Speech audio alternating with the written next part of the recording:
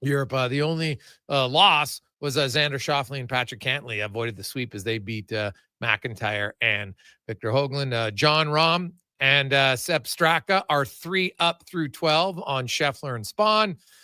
Fleetwood and Justin Rose are trailing Griffith and DeChambeau by 1 through 11. Also, Cameron Young, Justin Thomas for USA are 3 up through 10. And McIlroy and Shane Lowry are 1 up over Burns and Cantley through 10. So if the afternoon scores hold, it will be 5-3 today for Europe on the road. It's kind of like a road game, really, for Team Europe. You say, man, well, like when you watch the Ryder Cup, golf's just a little bit more exciting. I don't think anybody can deny that. It's pretty fun to watch. The crowds are a lot louder. Everybody's into it. It's great, and the players are right into it as they should be. It makes it a lot of fun. So. We'll monitor that throughout the afternoon. We're into the final weekend of Major League Baseball as the Blue Jays had a huge win last night just to get themselves feeling good. Varsho has the grand slam, and Springer hits a 2-run shot. But what about the pitching? Pitching gave up nothing, like nada, through the first 6 innings. They were spectacular as a bullpen mixed bag of pitchers, and they were great. And now they'll finish the season against Tampa Bay tonight, tomorrow, and Sunday.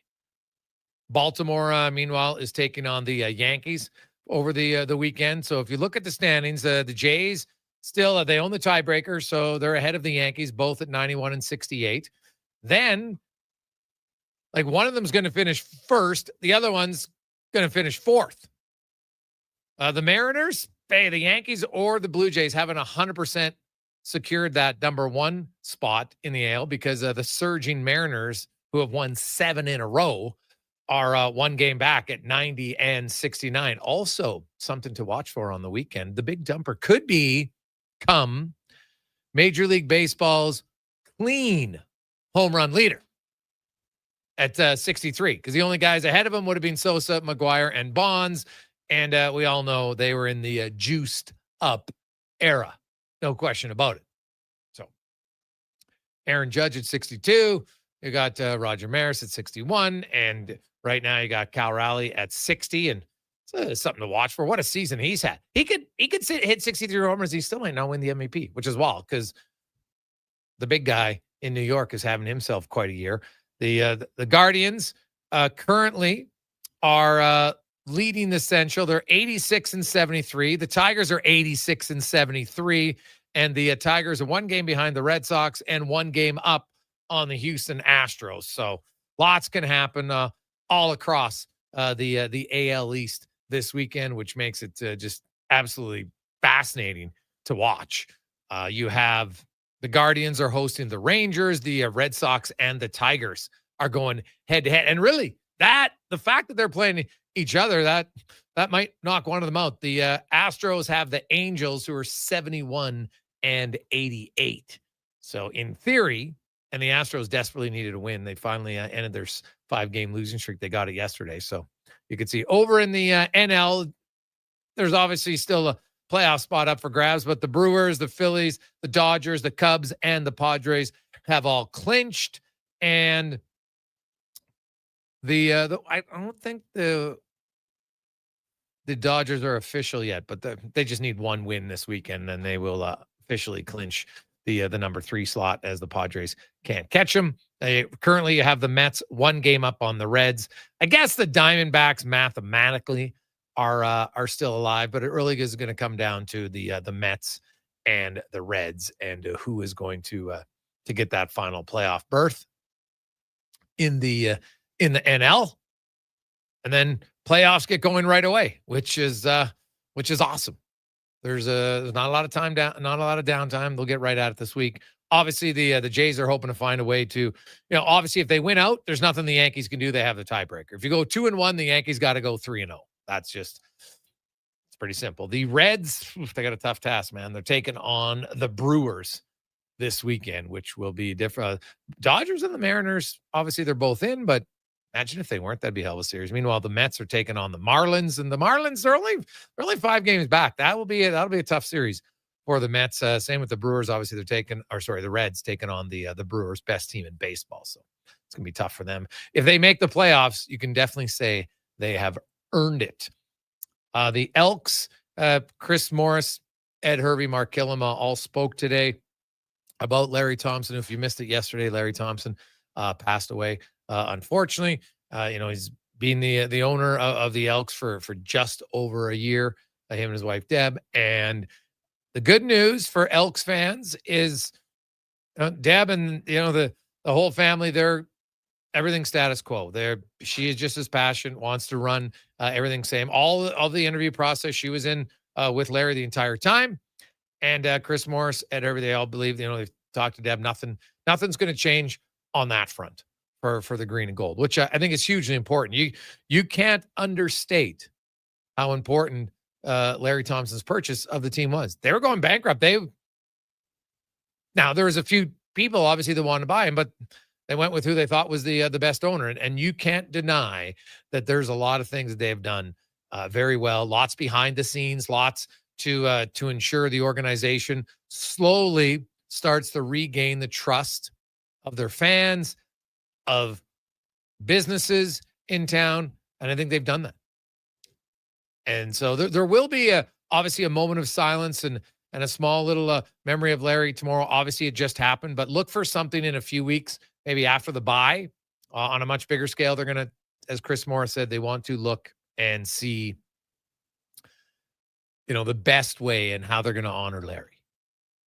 So that the Edmonton Oilers are in action tonight. The preseason continues on as they take on the Winnipeg Jets for the second time. Edmonton got the win Tuesday night. The Oilers lineup tonight: Henrique will center Savoy and Mangiapane, Tomasic with Kapanen and Howard, Philp with Hudson and Janmark, Szymanski will center Yarventi and Marhala on the back end, Nurse, Stetcher, Kulak, Regula, Deneen, and Brown, and Calvin Pickard is going to get the start. Look for Stu Skinner to start on Sunday night against the Canucks, and likely we'll see McDavid, Draisaitl, those guys again. They might play both of the games against Vancouver. We'll see what Chris Knobloch has in store. Keep in mind the Oilers play Sunday, then they wrap it up Wednesday and Friday. My understanding is, even though the Wednesday game's in Seattle and the Friday game is in Vancouver, the Oilers aren't like flying out and then staying in Seattle and Vancouver. They're flying out for the day and coming back on Wednesday, and then they'll do it again on Friday against the Canucks. So a little bit different, but obviously they've got some reason why they're doing that. And then, of course, they'll have Friday, then probably get a day off on Saturday.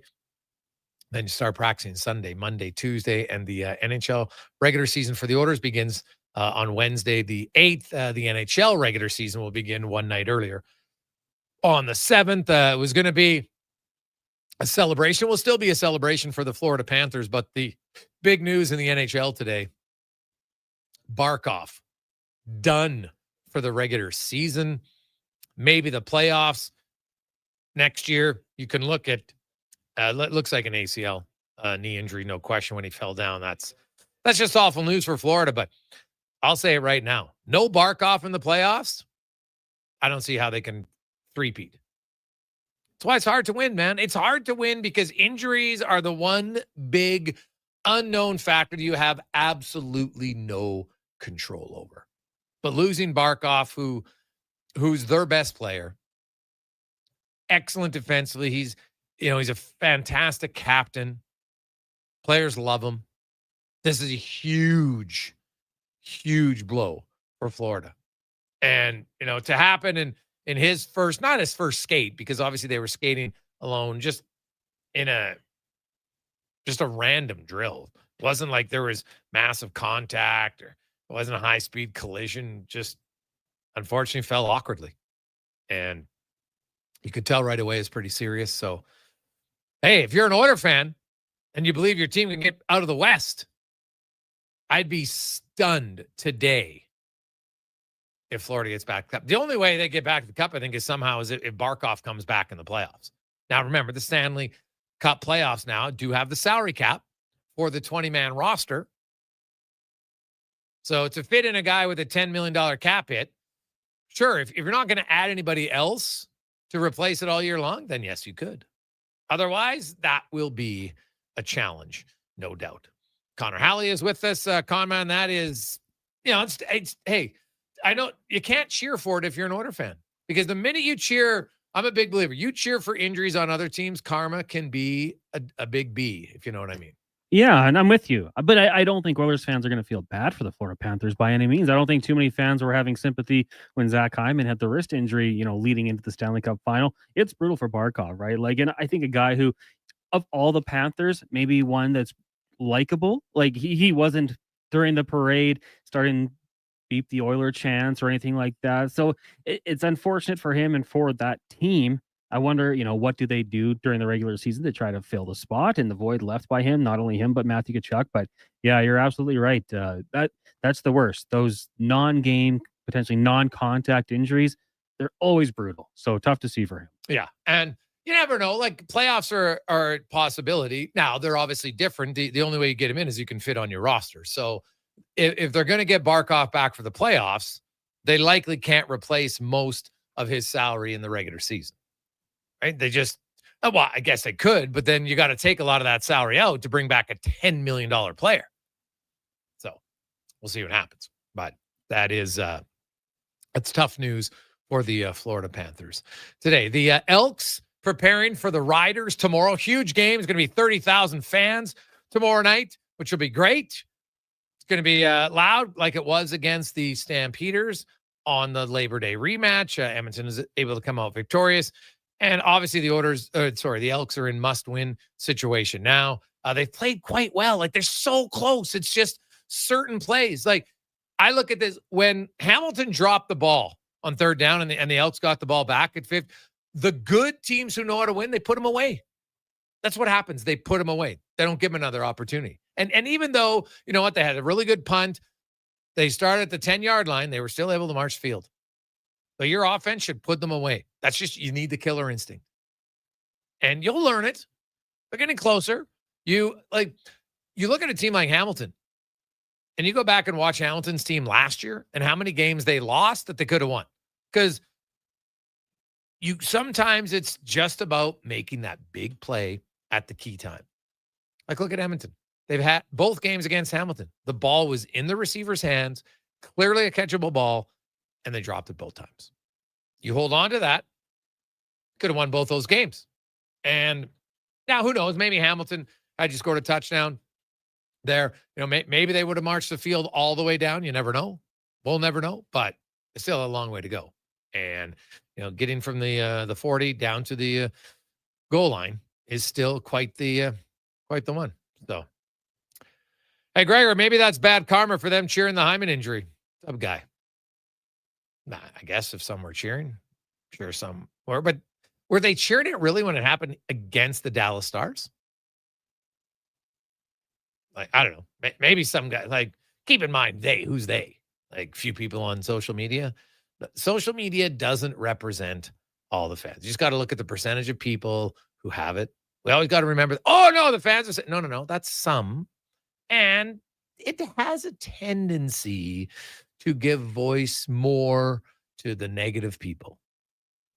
It just does. So I don't know if Florida fans were cheering openly for Zach Hyman, especially because it happened against Dallas. And it's just a terrible injury.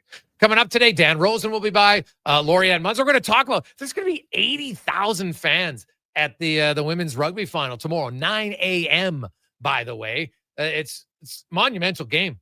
The Canadian women's rugby team, they're playing great. That to me is must watch tomorrow morning if you're a sports fan, because Canada's been great in that tournament thus far. Wanye Gretz will be by. Gabe Locke will join us, set up the weekend in the major leagues of baseball. 2-minute warning with Tater. John Hodge from Four Down Nation. Also, Spec will be by. Low Tide. So we got lots and lots to get to. Also hear from Chris Knobloch a little bit later on in the show. 833-401-1440, 833-401-1440. You can text us in our email inbox. And of course, it is the Gregor Show presented by PlayAlberta.ca. Tonight, a cool $10 million up for grabs playalberta.ca, or download the app. Easy to get it there for Lotto Max. We will return and go around the NHL next on the Gregor Show, presented by playalberta.ca.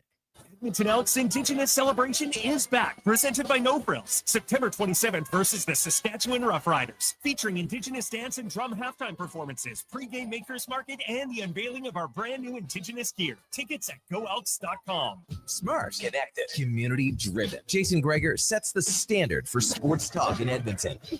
Join the conversation on Sports 1440. Text Gregor. 833-401-1440. Sports 1440, where Edmonton talks sports. Legacy Heating and Cooling is the #1 heating and cooling company for people who want heating and cooling, because you'll save a bundle by bundling. Then you can use hot, cold, Coming thermostat, do what you're told. Turn up the heat, turn up the cold, till the vents start pushing out tornadoes. Bundle my furnace with some AC. Gonna get a new from Legacy! Oh yeah, save a bundle when you bundle your new furnace and AC from Legacy today. Plus no payments and no interest for 1 year. That's how you build your legacy. Legacy Heating and Cooling.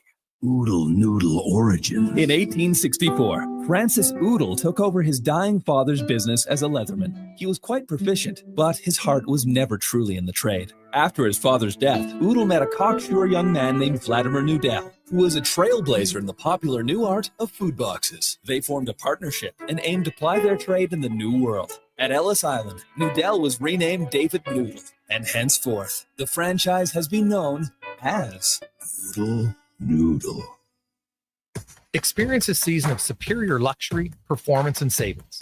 The Fall Experience event is on now at Volvo Cars Edmonton. The all-new redesigned 2026 XC90 is here. Come drive one today. You won't be disappointed. Finance or lease a 2026 XC40 from 1.99%.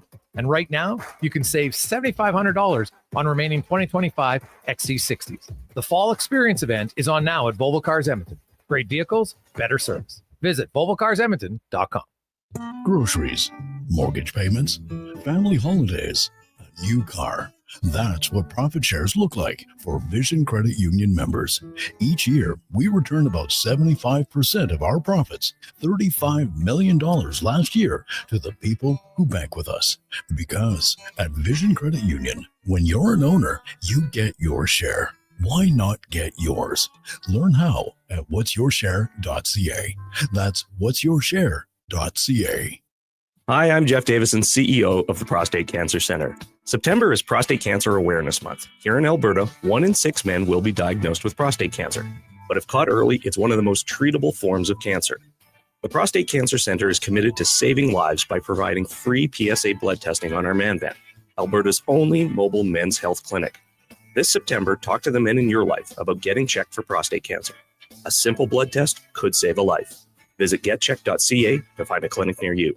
When you get into a new Tundra, you might find yourself hauling ATVs into the great outdoors, even if your last outdoor experience was a backyard barbecue. Because with this much towing capability, fun, it's a serious upgrade. All that's left to do is drive it home. Get in and go right now at Toyota, where you can lease a 2025 Tundra 4x4 double cab SR5 for $154 weekly for 60 months at 5.39% with $7,999 down. Visit shoptoyota.ca for your local Prairie Toyota dealer today. Stop juggling lowest bid contractors, because at Wetaskiwin Ready Mix, one call does it all. From concrete supply to cribbing and pumping, we've got your project covered. Locally owned and operated, Wetaskiwin Ready Mix is proud to deliver on spec and on time every time, because we know quality concrete isn't cheap, and cheap concrete isn't quality. Send Wetaskiwin Ready Mix your blueprint. We'll handle the rest. Wetaskiwin Ready Mix, 780-352-4301.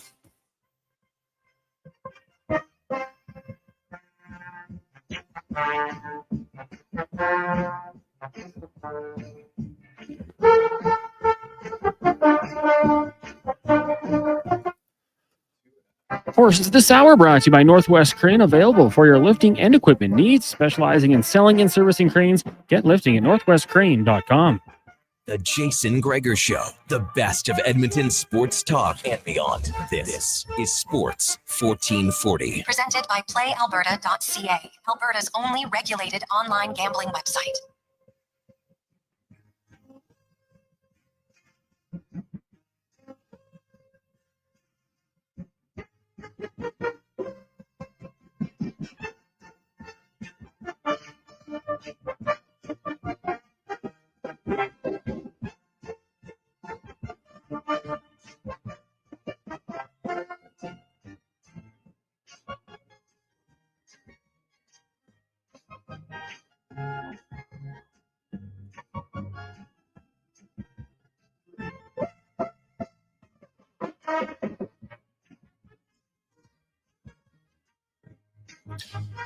222. How are you? Welcome back. Positive Friday. It's the Jason Gregor Show.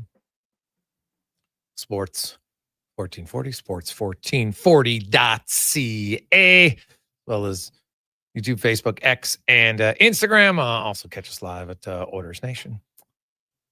Instagram and X as well. Thanks for listening. Thanks for watching. There is a whole boatload going on. Ooh, man.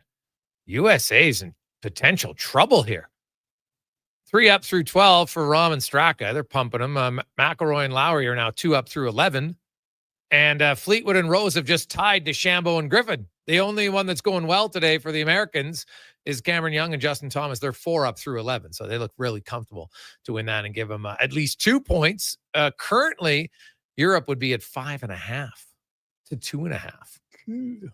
Ooh, mama. Let's see.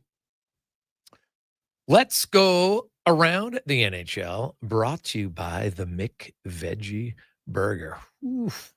Mix of veggies and McDonald's combined into one. Regular or, if you like spice, it's pretty nice. Try it right now, only at McDonald's. As we are joined talking all things NHL from the senior writer at NHL.com, Dan Rosen joins us. Dan, how you doing?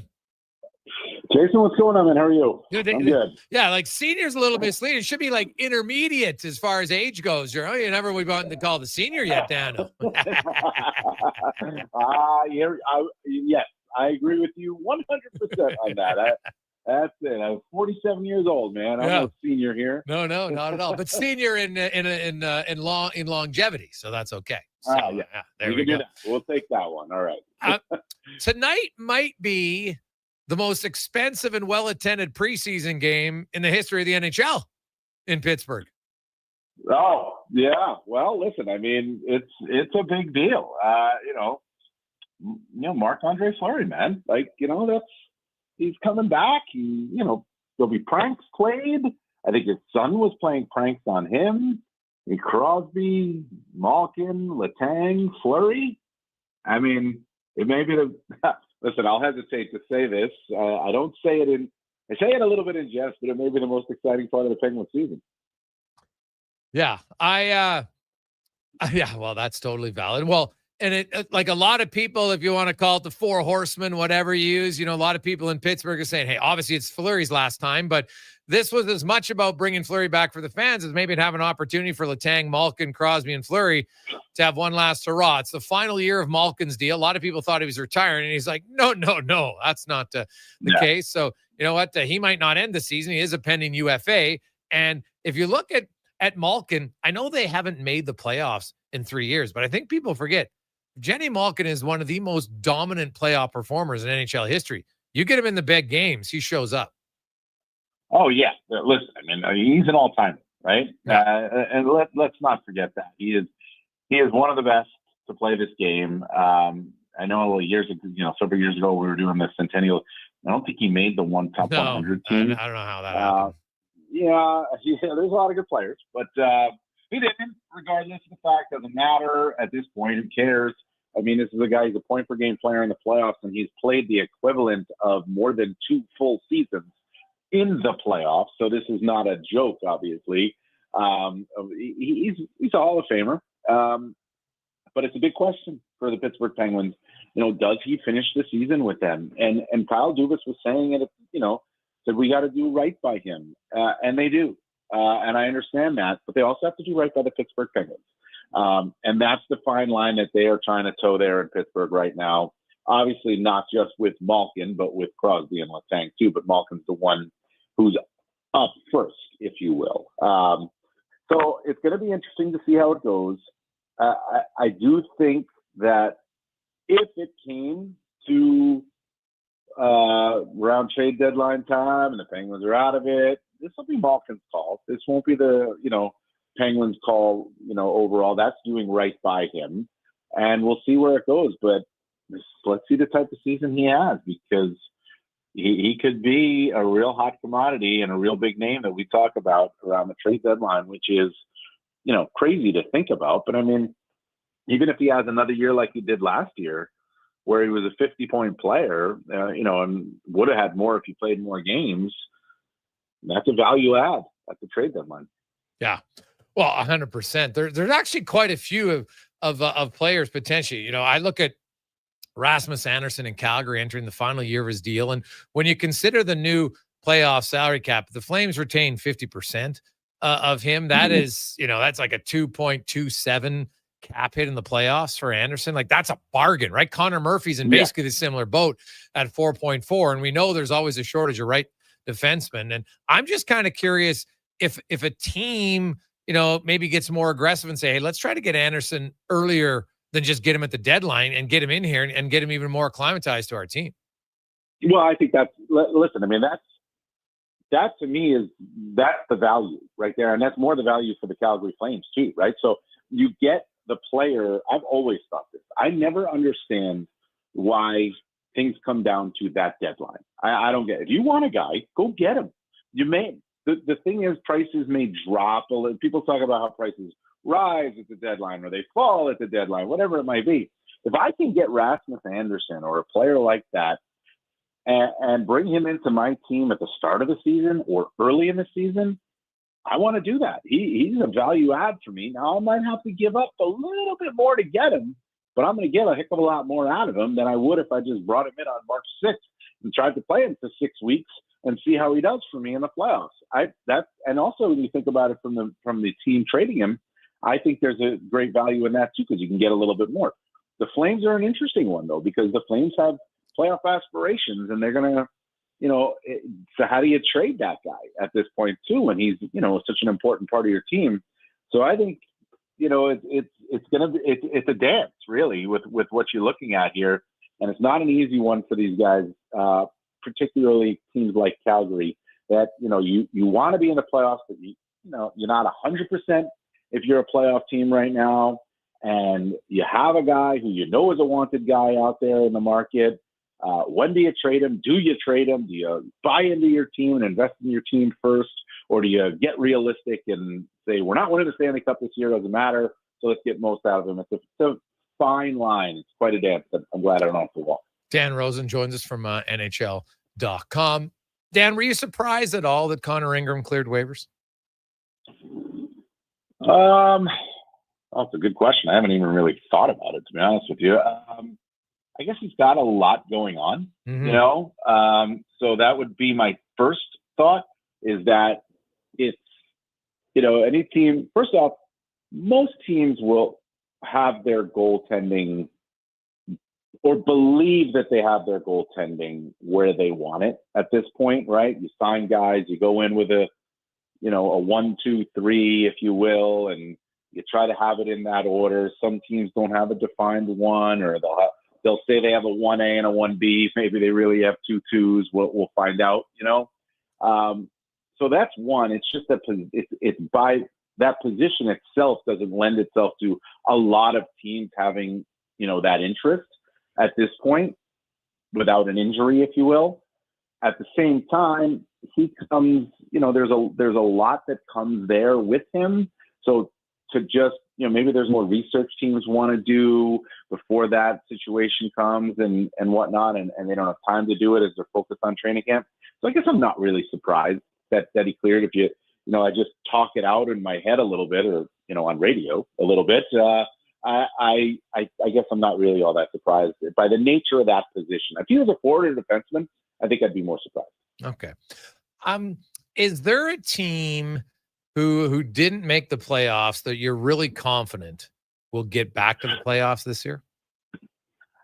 So the team I'm most confident in that didn't make it last year that to this year is the Rangers. Yeah. And here's why I say that. And by no means are they a lock or are they a guarantee, but there's new blood. There's a fresh outlook. It's a brand new system. Mike Sullivan is bringing in a brand new defensive zone system. They're going to play zone. They played man under Peter Laviolette. It's completely different. They're working on it right now. And I, having conversations because I'm around them more, geographically. Right. I spoke with Vincent Trocheck about this, and he was breaking it down a little bit, the differences. And he was saying, listen, if we do it right, it's going to give us more energy to go play offense. Like, get the puck back. We'll have more energy to go play offense. So you're not chasing a guy around the defensive zone. And he really broke it down, and I watched it a little. I was at their practice today, and I watched a little bit. There's a lot of, zone necessarily would obviously translate to less skating than man-to-man if you're chasing a guy around. But if it works for them, that does mean that they'll have a little bit more jump offensively. And maybe they were lacking that a little bit last season. And they're not exactly a young team. They've got a couple of young guys, but they're not exactly a young team. So to have a little bit of that extra energy, to be in the defensive zone, maybe a little bit less, playing a different system, I think that could go a long way for them. The addition of Sullivan, making JT Miller captain, you're seeing just a new culture that they're trying to create there, even with a lot of the same guys. They traded Kreider, they traded Keandre Miller. They're elevating a guy like Will Cooley, who I think deserves to be elevated. And it's not for a sure thing. Like, Gavrikov and Fox is a nice top pair. And it kind of, all right, we're going with Carson Soucy and Will Borgen, and then Braden Schneider and Urho Vakanainen. Like, kind of drops, right? But here's the thing, and I joked with Mike Sullivan about it on day one. I said, Mike, he did a whole 15-minute press conference. And I said, Mike, when was the last time on day one of training camp you talked for 15 minutes and you weren't asked about your goaltender? And he laughed. No. And he wasn't asked about his goaltender. You know why? Because they've got goaltending. Right. Yeah, they have a pretty good goaltender.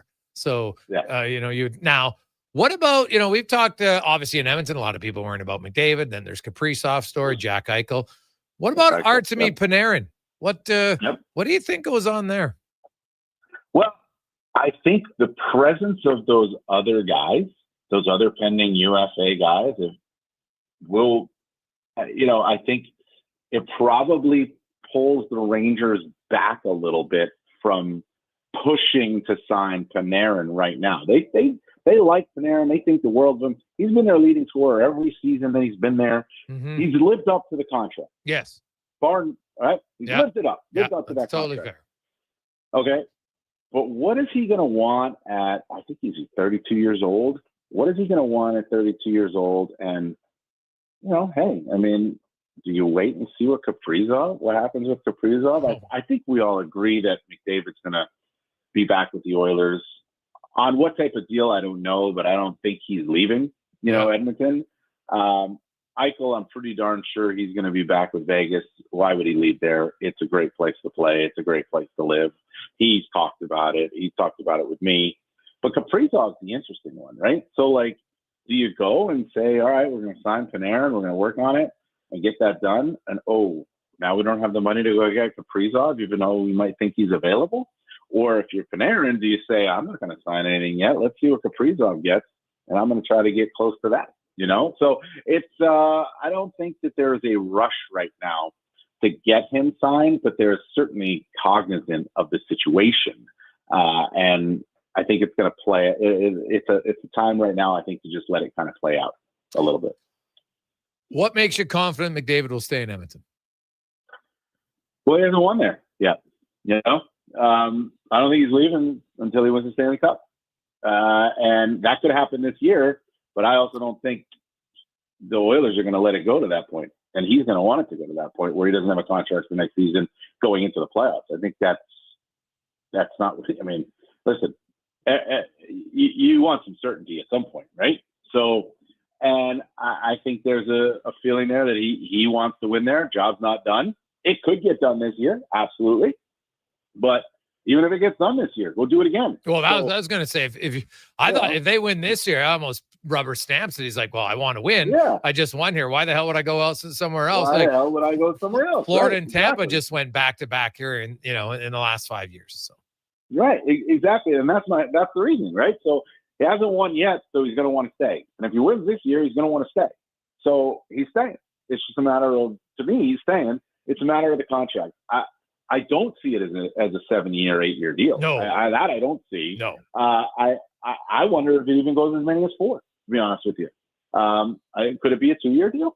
Wait till we know where the cap's going in 2 years, but we don't know where it's going after that. We know it's going up, right? So 2-year deal, you play off of the $113 million in 2 years, and then, hey, what's it going to be next year? What's it going to be the year after that? And I'm still very much in my prime, the best player in the league. Let me expand my earning potential. Makes a lot of sense. Do you think Sidney Crosby finishes this season with the Penguins? I do. I do think he finishes this season with the Penguins.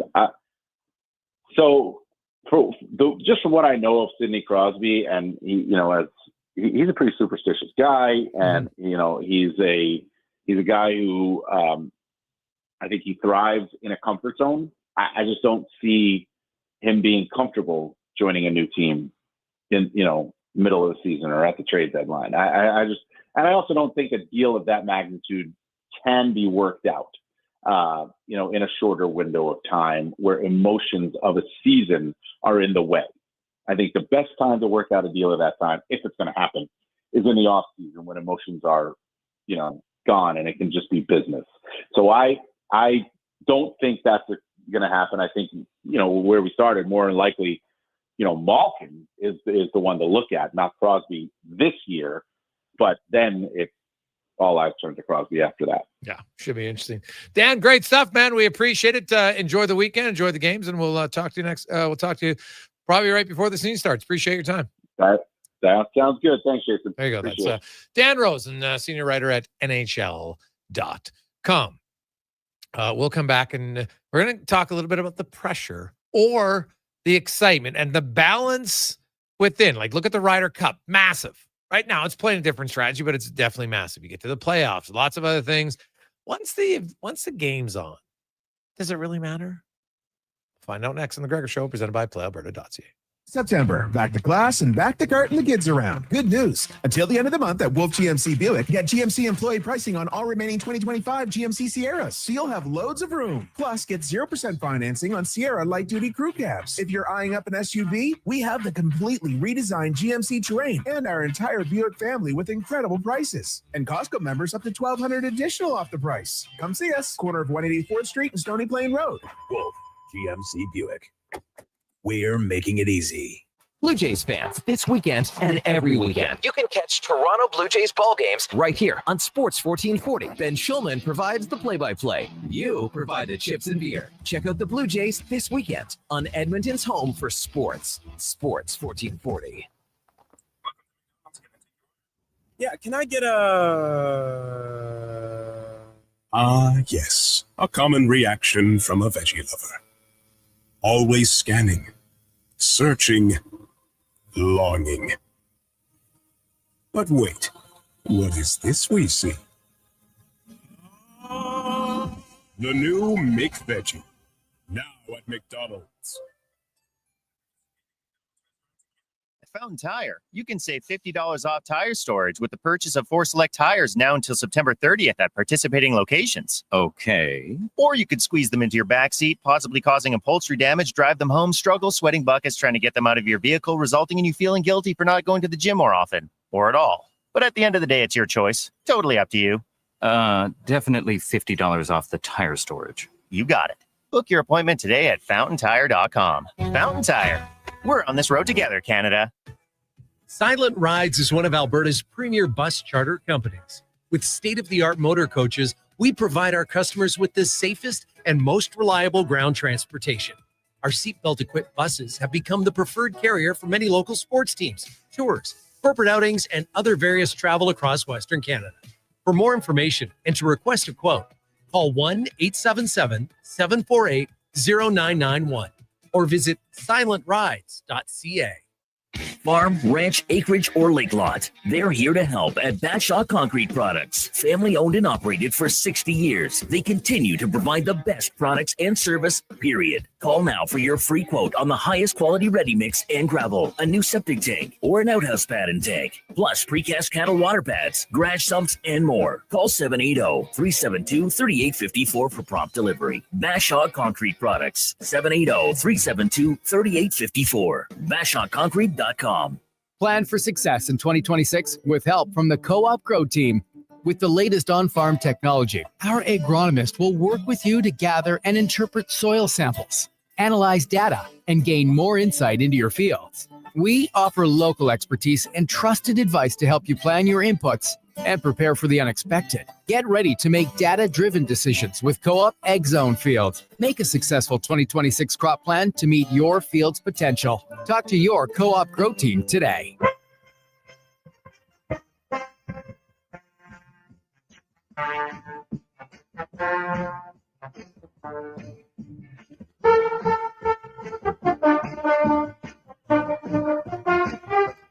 Portions of this hour brought to you by On the Rocks. The Oilers are back in action, and OTR is ready to be your hockey headquarters. $5.75 Molson Canadian and 60-cent wings, and play score and win every game. See more at ontherocksyeg.com. Hat tricks, touchdowns, and home runs. Get it all with the Jason Gregor Show on Sports 1440. Presented by PlayAlberta.ca, Alberta's only regulated online gambling website.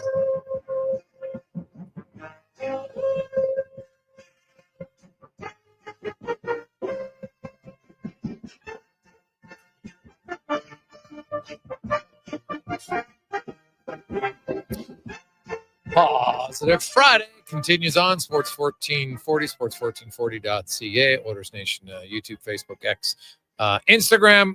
Lots to get to a little bit later on in the show. I know there was that investigative article. We'll get to it about the Oilers 50-50. Just to know how much money they've raised over the years, but obviously some questions on where the money's going. So dig into that a little bit.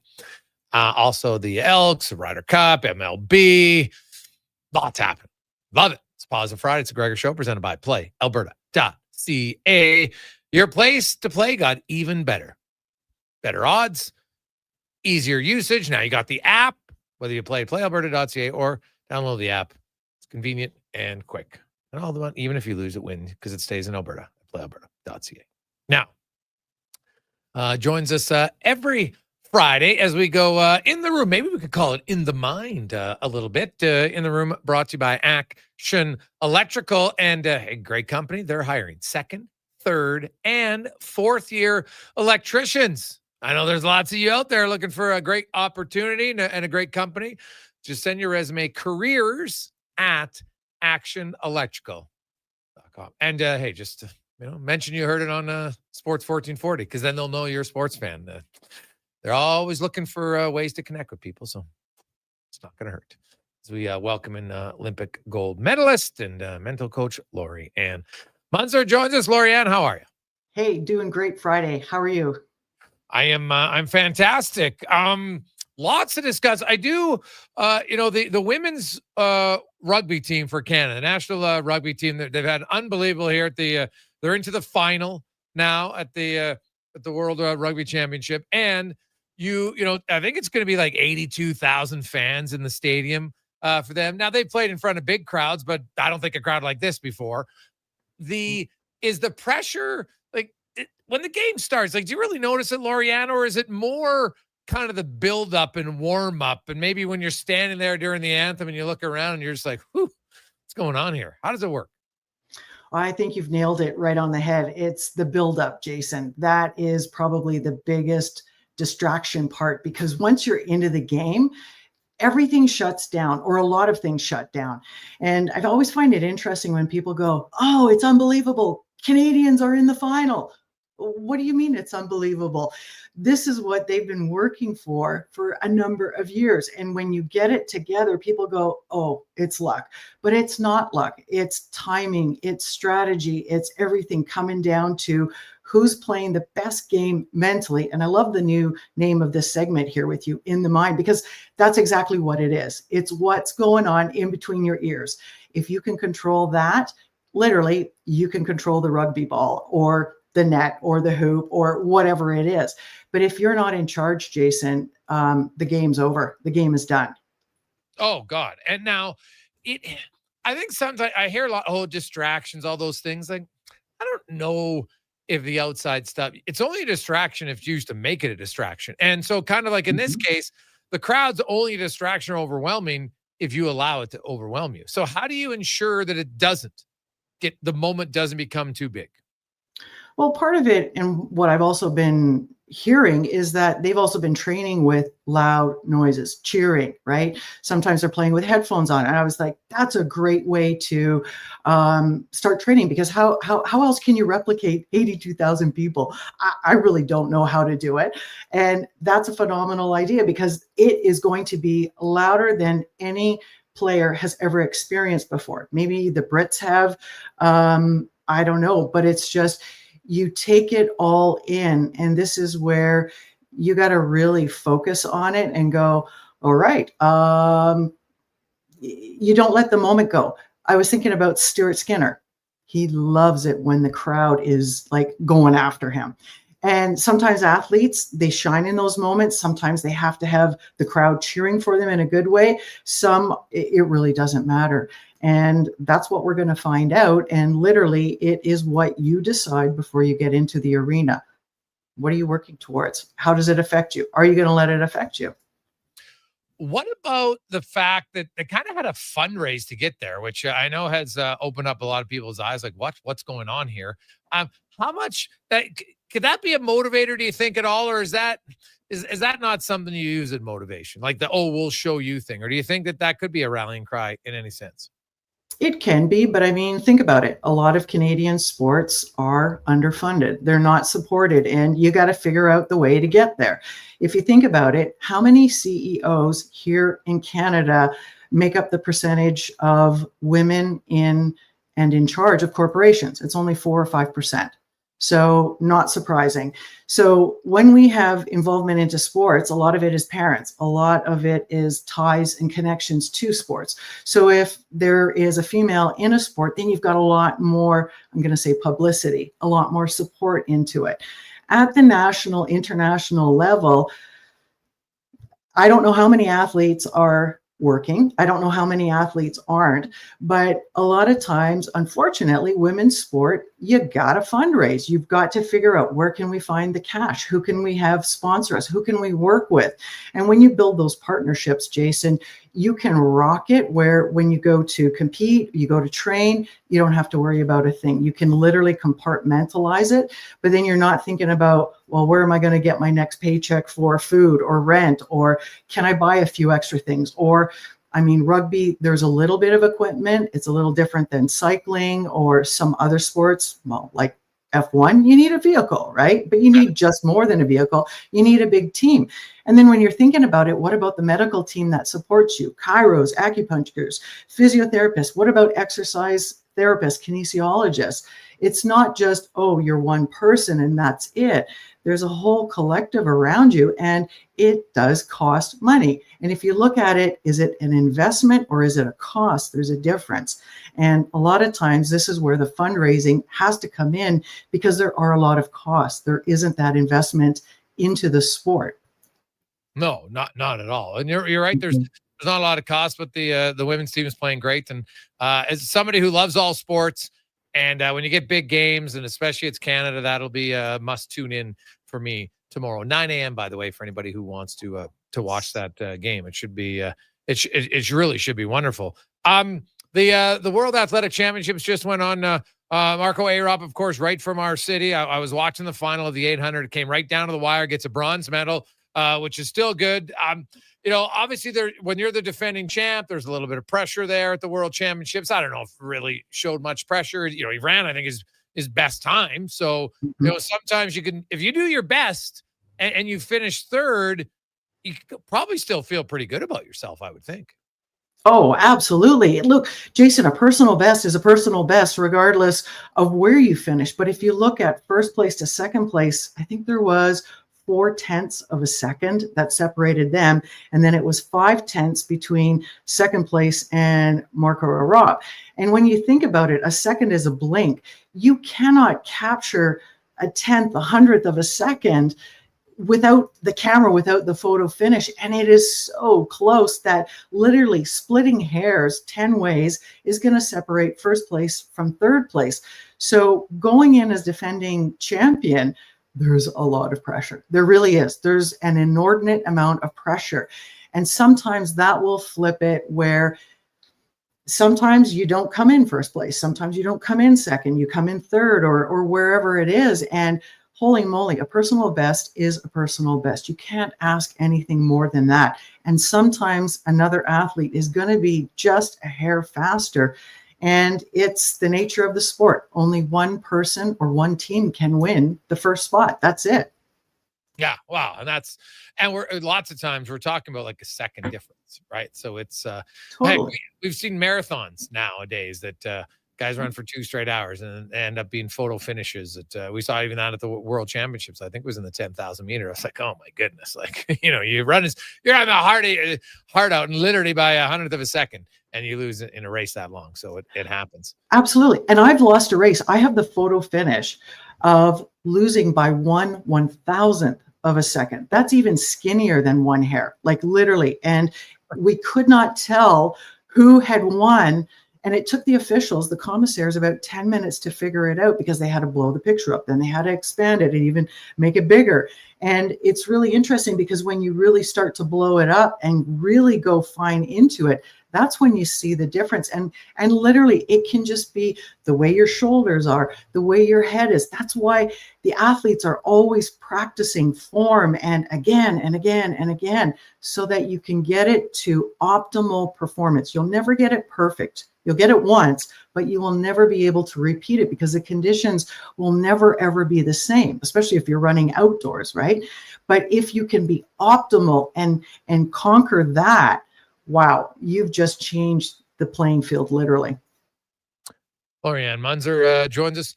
Lorianne, in team sports, in any sport, but when it's a team sport and you lose a key player, the Florida Panthers, they lost their best player today and looks like he's out for the regular season and maybe longer into the playoffs. Matthew Tkachuk's also out. Now they've won 2 in a row. So I don't think it's an organization that necessarily, feels like they can't compete. However, he's not just your best player. He's their captain. Like there's lots of intangibles that go around with it. And what's going to be the key to not all of a sudden let that injury kind of seep into your, maybe this isn't our year? It's 2 things, Jason. It's going to be the team coming together collectively as a whole, and it's going to be the mindset of the team, because you can either let this injury be a major, major setback that affects everybody, whether it's a veteran or it's the new rookie, right? But the way that you look at it, the way you set it up, this is a chance for the team to collectively come together and do something that they've never done before. Captain is out. Okay, what can we do, right? There's a few other players that are out. So what is it that we're going to do? And from a leadership point of view, each player is going to have to step up to a level they haven't yet experienced. I mean, that's why he's captain, right? So if you bring your leadership skills up, you're going to be playing at the best that you've ever played. You've got 82 games to get it right. You have 82 games to set it up so that when he comes back, you are sitting in the best possible place mentally, physically, collectively as a team. And the coach, he's always looking for different ways of winning, different ways of putting players together. And this is the time that it's like, okay, you have a job to do. Now it's gone even 10 times higher. Lorianne Munzer joins us. One last one for you, Lorianne. As we're into the new season, and there's lots of things like new environments in sports. People get traded, people change, free agents, all those sorts of things. And we do see some people that struggle the first year in the new environment. Now, they haven't lost their skill set at all. I don't know if it's a comfort zone. Maybe they're putting too much pressure on themselves. I don't know. But why do you think there's a lot of players, especially for someone first time traded, it takes them a while to just kind of get over that? And it's not like a while when I mean a week. It just seems like it's something that in a lot of cases lasts the whole year. It does. And some players, they won't be able to make that flip or that switch, Jason. It's like my very first coach. I was riding for one team. Next year, I got traded, literally, and I joined a new team there was 5 of us women. And it was the hardest thing for me to go, but I'm racing for somebody else. And my coach said, look, it's just another jersey. You are still a cyclist. You are still a champion. Go after it. And I don't think it's been, I guess that perspective has been taken. It doesn't matter what arena you're in, literally, when you go and play. So then why does it make a big difference when you come and you go, oh, well, this is my new home now, and it's a whole new team, it's a whole new environment? It's because the learning curve is as steep as it can be, because you got to learn quickly the dynamics of the players, your teammate. Which ones do you click and gel with? Which ones are like, well, maybe I'm going to check you out. We'll talk a little bit more. Do I like where I'm living? Do I like where I'm training? Do I love where I'm living? Do I love like what the team is about? And there's a thing called culture. And a lot of people get really messed up with the culture. If you go from the north to the south, the east to the west of our country, you're going to get different kinds of cultures. I mean, you go to the East Coast, they talk with a funny accent. You go to the West Coast, they're in shorts, in the wintertime normally because they don't have any snow. So it's how quick can you actually adapt? And we call that environment, conditions, or circumstances. And if you think about it, I'm just putting on another jersey. I'm still me. I've got great skills. I've got great experiences. And that's what I'm going to bring to the new team. And I'm going to play like my skates are on fire. Lorianne, have yourself a fantastic weekend. We'll chat with you next Friday. You bet. You too. Thanks, Jason. There you go. That's In the Mind, brought to you by Action Electrical, Jason Gregor, Connor Halley, Sports 1440, sports1440.ca, as well as YouTube, Facebook, X, and Instagram. Thanks for listening and watching. It's a positive Friday. I hope you got big plans for the weekend. Many of you will be heading back to the arena. Maybe your son or daughter, their first hockey game. There's some tryouts going on. So for all the kids, all the parents, relax, having fun, enjoy it. Don't get too caught up. Whatever tier they play on, that's the tier they're there. And sometimes, getting cut, we can go through the list. Lots of people get cut. Doesn't mean it's the end of the world. Always remind your son or daughter. It's okay for them to be disappointed for a bit, but always remember the kids should be more disappointed than the parents. If they're not, then there's maybe a time to rethink it. Let's get to the con man and a Sports 1440 update brought to you by Legacy Heating and Cooling. They are hiring. If you are looking to get a hiring bonus, also very competitive wage, RRSP matching, tuition reimbursement. They do it all. Apply today, legacyheating.ca. This is the Sports 1440 update. The Oilers back in action tonight, taking on Winnipeg. Gun at Rogers Place. Down gets going at 7 o'clock. Elsewhere, you got the Penguins, Red Wings. Canes meet the Lightning. Islanders, Devils, Golden Knights, and San Jose, and the Canucks hosting the Kraken. Bad news for the Panthers is their captain, Alexander Barkov, could miss the entire regular season due to a knee injury. Head coach Paul Maurice said Barkov was hurt yesterday in his first official practice of training camp and was undergoing surgery today. In the BCHL, you got the Saints in action taking on the Silverbacks from Salmon Arm. That one gets going out in Spruce Grove just after 7 o'clock. 4 games in the AJ, including Cranrose hosting GP, while Fort Mac is in Devon. 7 o'clock starts in that one. Blue Jays wrapping up their regular season with a series against the Tampa Bay Rays. Down gets going tonight at 5 o'clock. Shane Bieber on the mound for Toronto. Elsewhere, Yankees hosting the Orioles. You got the Mets and the Marlins. Guardians host the Rangers. The Reds taking on the Brewers. Padres, Diamondbacks, Mariners host the Dodgers. And earlier today, Cubs beating up on the Cards 12-1. Week 17 in the CFL gets going tonight with a doubleheader. Kicking off at 5 in Montreal with the Owls and the Stamps. Then you got the Argos and Lions at 8 o'clock. The Elks taking on the Roughriders tomorrow, 5 o'clock down at Commonwealth. In U Sports action, Bull Bears football at home tonight taking on UBC. Down gets going 6:30 from Foot Field. The hockey team is taking on Saskatchewan tonight and tomorrow out in Cold Lake and Ryder Cup. Europe this morning winning 3-1. Right now, Europe leading 3-2 with a few more pairings on the course. Still, college football this evening should be a fun one. Virginia hosting number 8 Florida State at 5. Then at 7 o'clock, number 24 TCU heads down to Tempe to take on the Arizona State Sun Devils. And in the WNBA, Fever Aces meeting at 5:30. At 7:30, you got the Mercury and the Lynx. Coming up in hour 2 of the Jason Gregor Show, we will be joined by our Friday co-host, Wanye Gretz. We'll also take a look around the majors with the K block of USA Today and hear another edition of Cam Tate's 2-Minute Warning. I'm Connor Halley. This has been a Sports 1440 update. It's Sports 1440, a Stingray radio station broadcasting on Treaty 6 territory. Download the free iHeartRadio app and listen to CKJR wherever you go. Work never gets done by standing around. You have to put your words into action. And that's exactly what GS Construction does every single day. Our priorities are safety first, quality second, efficiency third. GS Construction works hard. It's true. But first comes the care, the planning, and the people. Underground infrastructure isn't just about machines and trenches and some traffic inconveniences. It's about doing things right. Find out more on what we do. Visit gsconstruction.ca. Edmonton Elks Indigenous Celebration is back, presented by No Frills. September 27th versus the Saskatchewan Roughriders, featuring Indigenous dance and drum halftime performances, pre-game makers market, and the unveiling of our brand new Indigenous gear. Tickets at goelks.com.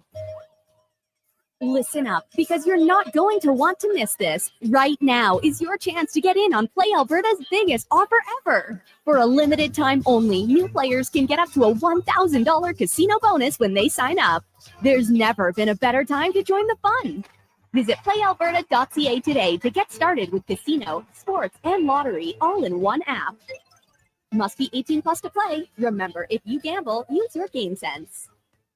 From the first face-off to the final, Sports 1440 is your home for hockey talk. With live coverage, expert analysis, and pre- and post-game shows, we bring you closer to the game. Tune in 24/7 only on Sports 1440, Edmonton's sports station. Ah, Hawaii. The warmth of a golden sunset as the waves roll in. The freshness of a waterfall. The lush scent of tropical flowers in the air. You don't need to travel to enjoy all Hawaii has to offer. You just need to order pizza. Bring Hawaii home with the Aloha Trio, available for a limited time at Papa John's. Try our classic Hawaiian, super Hawaiian, or Hawaiian barbecue chicken for just $19.99 each. Better ingredients, better pizza. Papa John's, proudly locally owned and operated. You got a go-to coffee spot, a trusted barber, even a lucky game day jersey. But when it's about looking your absolute best, there's only one name you need: Mr. Dirk. Family run since 1939, we're experts in crafting impeccable tailor-made suits and offering a wide variety of everyday styles. Pair that with personalized one-on-one fittings and the convenience of on-site tailoring. Mr. Dirk elevates your style game. Visit our Edmonton store or explore MrDirk.com. Score big on style with Mr. Dirk.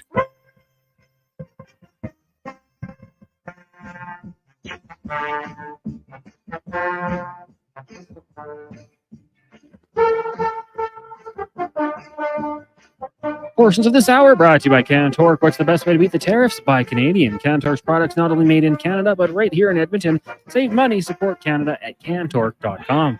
The Jason Gregor Show, the best of Edmonton sports talk and beyond. This is Sports 1440. Presented by PlayAlberta.ca, Alberta's only regulated online gambling website.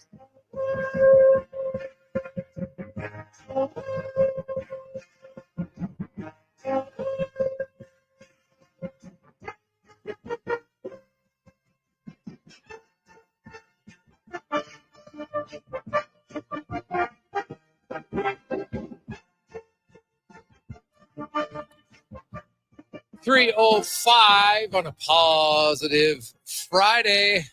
Welcome back to the show. Jason Gregor, Connor Halley, Declan Cougar running things. Say hi to him. Get in the chat. Orders Nation, Sports 1440 YouTubes. Also sports1440.ca. Many of you listen there. You get the podcast later on. We love it. And of course, all of you of the OG, the original, listening right here at Sports 1440. Thank you very much. Listening or watching.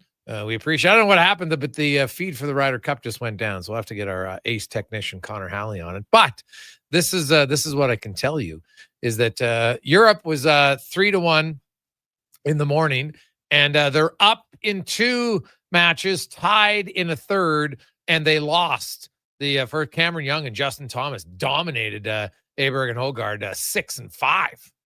So that's pretty much an ass kicking when it comes to golf. But Team Europe potentially, if these scores hold up, and it looks like Rahm and Straka, like they pretty much have to lose the last 3 holes. They're 3 up through 15, so they probably are going to win.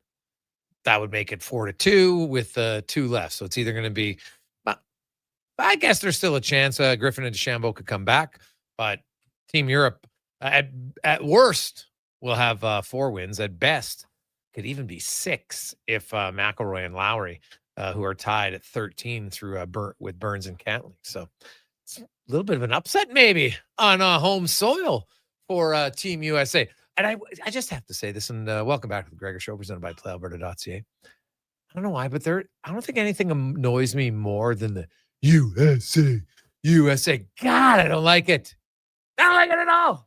So, and they were just chanting it all the time, right? There was Scheffler made this putt, and then they were chanting USA, USA, USA. But then John Rahm comes back and drains a huge one, and there's a big European crowd there. So it's pretty awesome. But I don't know. That's just the USA, the 3 letters. It's rather annoying. I'm just going to say that. 833-401-1440.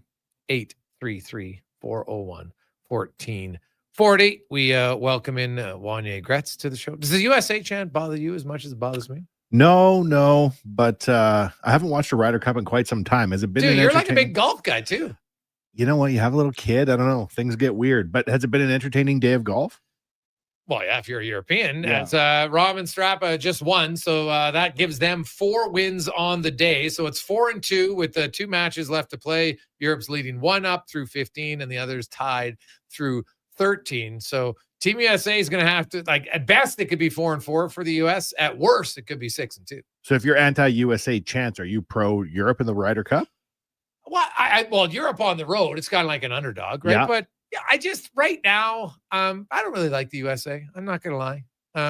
Everything that's going on there, the 51st state crap. I'm just kind of no, I don't have much of a enjoyment. Plus, 4 nations kind of fueled it a little bit. I'm looking forward to the Olympics and stuff. So yeah, I would I don't hate them by any stretch, but do I get a little bit more enjoyment out of seeing them lose? Yes, I do. I was a big Tiger Woods guy. When he fell off, I kind of lost interest in the game, to be totally honest, at the professional level, right? For so many years. But you grew up, you played golf a ton. Yeah. But watching on the PGA, during the Tiger Woods years when he was setting records and playing the game at a very high level, I know that there's a lot of great players in the game today, but I don't feel there's anyone as captivating as Tiger was in his heyday. That was must-see TV every Sunday. Oh, yeah. No, he's pretty dominant. Scotty Scheffler right now is pretty close, back-to-back years where he's won 6 tournaments and, he's won a lot of majors, and he's pretty good. But Tiger dominated. There's no question about it, right? He had he had a real good decade. And in a cinematic way, right? He was doing crazy things on key days, right? It was very. I thought you meant off of the golf course. Well, there's that, but it made for very compelling viewing. In a major when Tiger was in the hunt on a Sunday, it was great golf to watch. Yeah. Well, that's not if he was in the hunt. He had to be leading because for the longest time he never won a major coming from behind. That's true. Mm-hmm. I think his last major was the only major he won coming from behind. The Masters he won coming from behind. Yeah, I don't think he was leading on Sunday. Collins, you can look that up, but I'm pretty sure maybe it was his the one previous to that, but he had never won coming from behind in a major. Yeah, in a major prior to that. So that's kind of what made it even more special, really, for him and for all of his fans. But some sad news, of course. You start Elks Nation, and unfortunately, Larry Thompson passes away.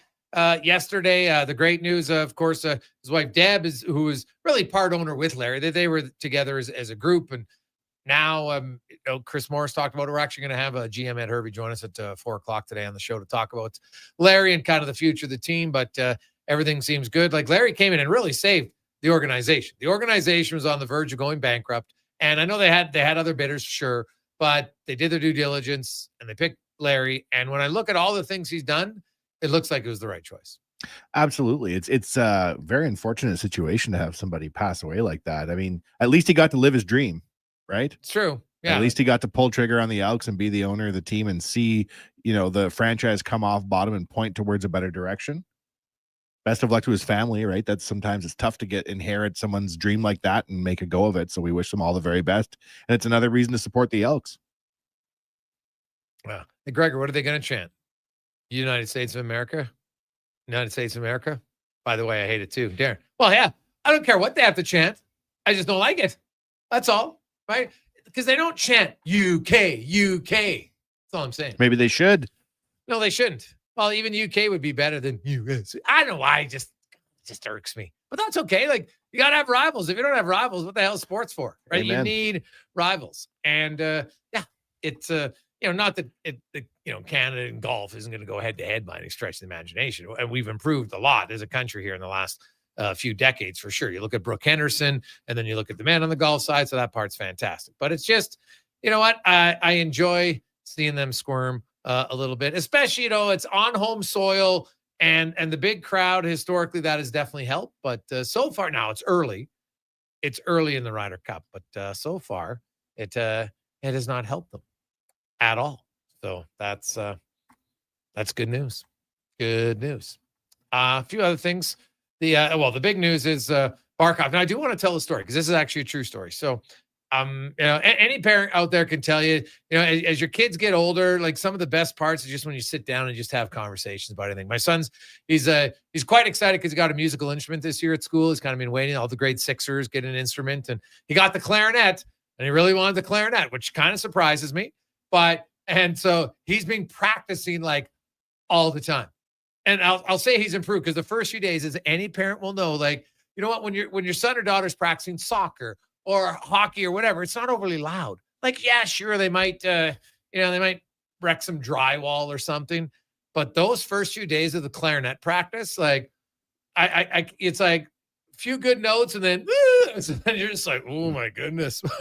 So, but you got to encourage him. It's just like, hey, you know what? You don't let him see him. And I'm like, geez, I might be sliding in some earplugs here right away just to lessen them. But now he's actually gotten pretty good. He's already playing one song. Like, he quite likes it, which is a little surprising to me because I remember asking him, like, hey, do you want to do any music lessons? No. But this year was his choice. And at their school, you kind of get to put your name in the hat for certain instruments you want. And he got the clarinet. He quite likes it. He plays it. His buddies come over and he's showing him how to build it and stuff. So, but anyway, so we talk about that lots. And then one more, it was Tuesday morning this week. We're just chatting about things. And he's obviously big into the playoffs. He's rattled because the Jays have lost a few games. And then we're talking about, because, he asked me, he's like, hey, Dad, how's your fantasy football leagues going? I'm like, oh, yeah, pretty good. Because I was explaining to him about the guillotine league. Now, I don't tell him that we put money on it. We're just playing a guillotine league. And as long as you're not last, you're okay. Right. And so he's like, are you still in? I'm like, yeah, I'm still in. And somehow he comes up to goes, you know what, Dad? I don't think Florida's going to make the playoffs this year. And I'm like, what do you mean, the Panthers? He's like, I'm like, yeah. And I go, why? He goes, wow, it's pretty hard to win 3 cups in a row. And he goes, who's the last one that's won 3? And I'm like, well, got to go back to the Islanders, right? They actually won 4 in a row. And he's always, young. What? 4 in a row? Jeez, it's great.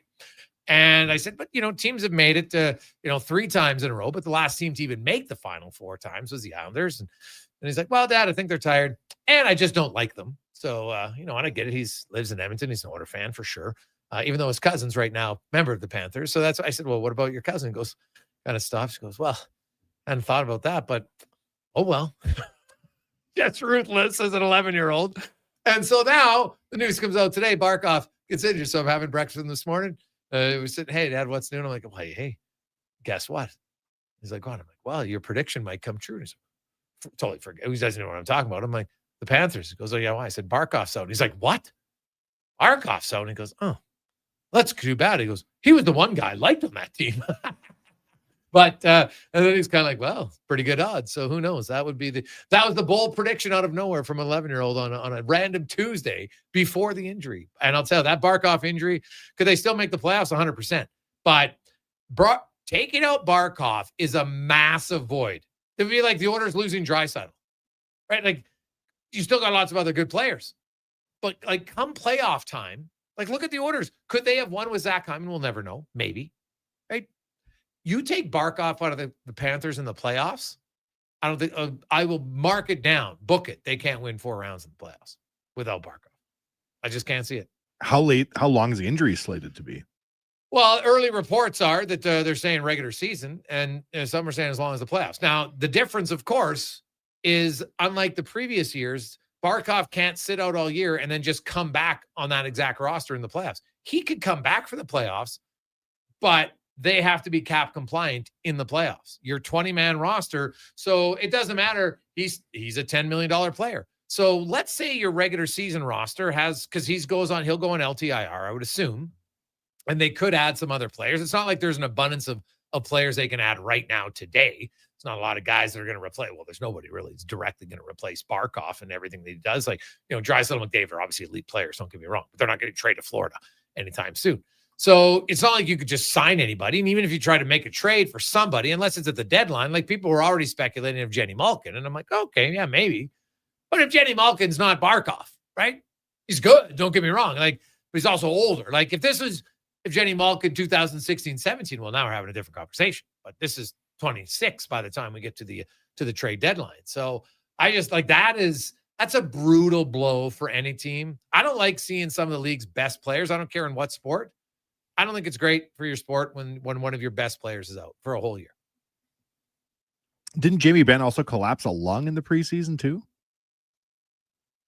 Like recently? Yeah, didn't he get hurt? I'd have to look that up. I haven't seen that. Oh, that's a costly preseason. I'm pretty sure. Jamie Benn? Yeah, he did. Yeah. He collapsed his lung? Yeah. When did that happen? Yesterday? Yesterday, yeah. Had surgery, I I haven't believe. even seen that. It's a costly preseason. This is a case Dude. against the 8 preseason games, right? Like these Hey. guys are exposed to injuries. Yeah, we were talking about this. Now, you can get hurt at any point, but I've been saying for a long time, this is the greatest preseason of my life because it'll be the last 8-game preseason of my life. It's never going to happen again. I never have to cover it again. You as a viewer, as a listener, you never have to hear 8 preseason games again. There's only going to be 4, and your veterans of 100+ games played in the NHL can only play 2 preseason games after this. Now, that's just unlucky because there's lots of veterans who play and don't get hurt. And Barkov didn't get hurt in the preseason game. He got hurt in practice. So it's just overall unfortunate for them. So it's good. Hey, Greg's, clarinet's a good starting woodwind instrument. Many great saxophonists started on the clarinet. Well, Smoky Link trumpet, thank you very much. I'll be sure to pass it along. Love it. At least he doesn't want to play the kettle drum. That'd be way worse. Maybe. We'll see. I don't know. Hey, guys, my son's grade 6. Just brought home his clarinet. His goalie said, can't believe he didn't pick drums like all crazy goalies. Chicano.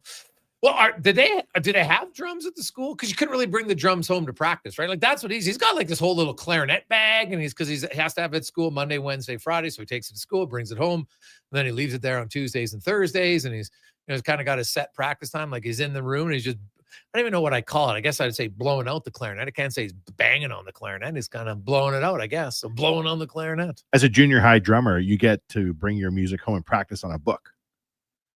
Like it's fine to just drum away on something that isn't a drum, and then you go get out of lunch and go practice in the band room theoretically. I remember my parents were brave. They bought me a drum set as a kid, and had the cymbals and the sit down, the big playing the drums. It was great until my sister stepped in one of them. She thought like she could. I think I would have been 12, 13, so she'd been like 6, and just 6-year-old thought she could play on it. Stepped on the top of it, bounced once, bounced twice, right through. That was the end of your drumming career? Well, for that one drum. And it just kind of, as not that I was Joe Drummer by any stretch of the imagination, but now the set was incomplete. And it wasn't the same. So it was not the same.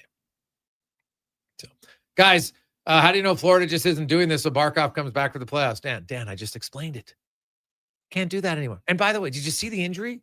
These guys are legitimately hurt. They don't just say, hey, let's fake an injury and hey, this guy's got a torn ACL. It's not that's how it works. The injury is legit. Now, could they come back 3 weeks earlier and play in the regular season? Yes, they probably could have. Could Evander Kane have played in the regular season last year? Maybe. We'll never know. But he didn't. Didn't play the first playoff game, and then he played the rest. But Barkov, because of the new salary cap, nowadays, you have to be cap compliant on your 20-man roster on playoff day. So you bring in a guy who's got a $10 million salary, that's fine. But that means the rest of your other 19 players have to be 85.5 combined. So if your regular season roster is 91, 92, 93, and then Barkov comes in, well, it doesn't work. You have to get rid of $7 or $8 million. So not as easy as it once was, as it should be in the NHL. It's the greatest rule change I think the NHL has ever done. It's long overdue. So talk about that. Also, we'll update you on the Ryder Cup and big games this weekend, babe. If you're a sports fan, there is lots of reasons to be kind of on the edge of your seat. We'll discuss it next on The Gregor Show, presented by PlayAlberta.ca. Legacy Heating and Cooling is sounding the call. Don't struggle through winter with a furnace you can't trust. For maintenance before winter strikes, call Legacy. Call Legacy. For furnace tune-ups and repairs to give peace of mind. Call Legacy. Call Legacy. Or to scrap your old furnace for a brand new high-efficiency one. Call Legacy. Call Legacy. And with no payments, no interest for 1 year on your new furnace, it's gotta be Legacy Heating and Cooling. I'm Colin Livingston, president of Cantork. Since 2016, we've been at the forefront of hydraulic torque wrenches in Canada. I'm delighted to share our latest venture, in-house production for quicker turnaround, superior quality, and heightened versatility. Experience excellence at cantorque.com. When you have lifting and material handling needs, Northwest Crane delivers. Western Canada's Sandy dealer, backed by the industry's toughest one. 3 years, 3,000 hours, no compromises. They service all crane makes and models with skilled technicians and deep industry expertise. Alberta owned with locations in Leduc and Grand Prairie and fully equipped service trucks. Northwest Crane keeps your operation lifting. For more information on sales or service, visit northwestcrane.com or call today. Noodle, noodle, noodle, noodle, noodle, noodle, noodle, noodle, noodle, noodle. Noodle, noodle, noodle, noodle, noodle, noodle, noodle, noodle, noodle,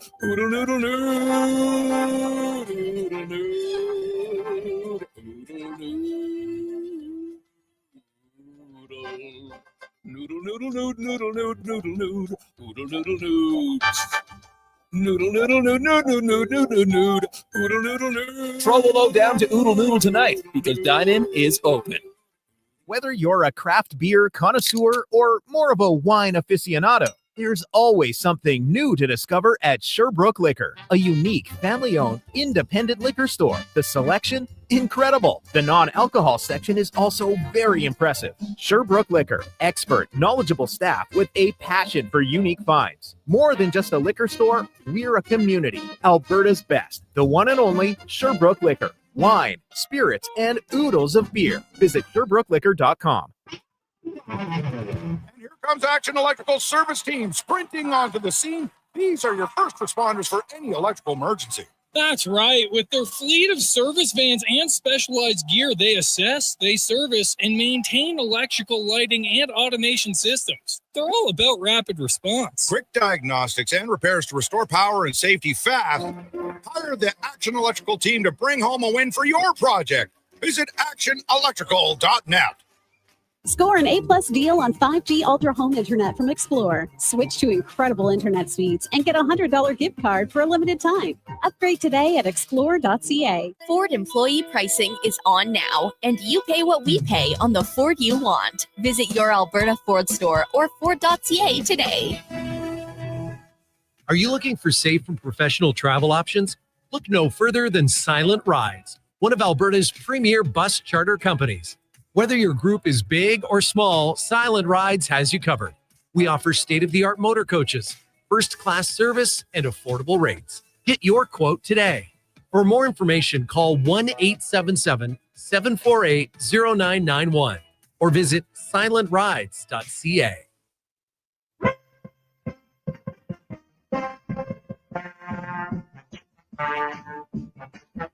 Portions of this hour brought to you by Japa Machinery. Japa is digging deep on their 50-year history of supporting Alberta's construction industry with their line of special edition blackout excavators. Visit japamachinery.com for all the details. The Jason Gregor Show, the best of Edmonton sports talk and beyond.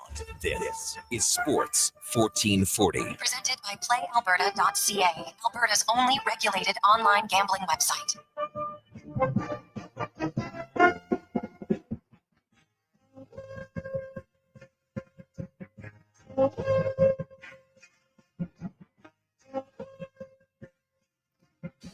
Tommy Fleetwood, woo! That was a big putt for Tommy. Remember, and hey, I get everybody was cheering hard for him when he finally won.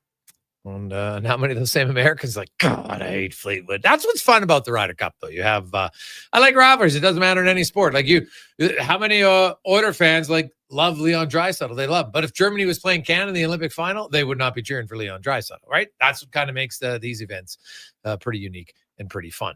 Let's get to our big guest of the day, brought to you by the Spruce Grove Saints. Exciting BCHL action tonight out at the Thompson Family Arena. It was sold out barn. Many of you couldn't get in. Well, here's your chance. Get down there. Fantastic facility. Check out some great BCHL action. Get your tickets at sgsaints.ca. And it won't be playoff action, but there's playoff spots on the line in the final weekend of the Major League Baseball season. The American League, man, the Central Division's up for grabs. The fall. Well, really, I guess the final two wild card spots still, because Boston hasn't punched their ticket yet. either. You got the final wildcard spot in the National League also up for grabs as Gabe Locke from USA Today joins us. And man, Gabe, MLB's got to be pretty happy. You couldn't ask for much more excitement coming into the final 3 days of the regular season. Yeah, it's I believe it's 10 of 15 series have some sort of connection to either obviously significant playoff qualification ramifications or seeding ramifications, which is no small thing either. What with first round buys and to a lesser extent home field advantage. So yeah, it's pretty interesting. It kind of creates this effect that you sort of have to keep an eye on everywhere. So and it's going to take at least a couple days to sort almost all of this out, just because everybody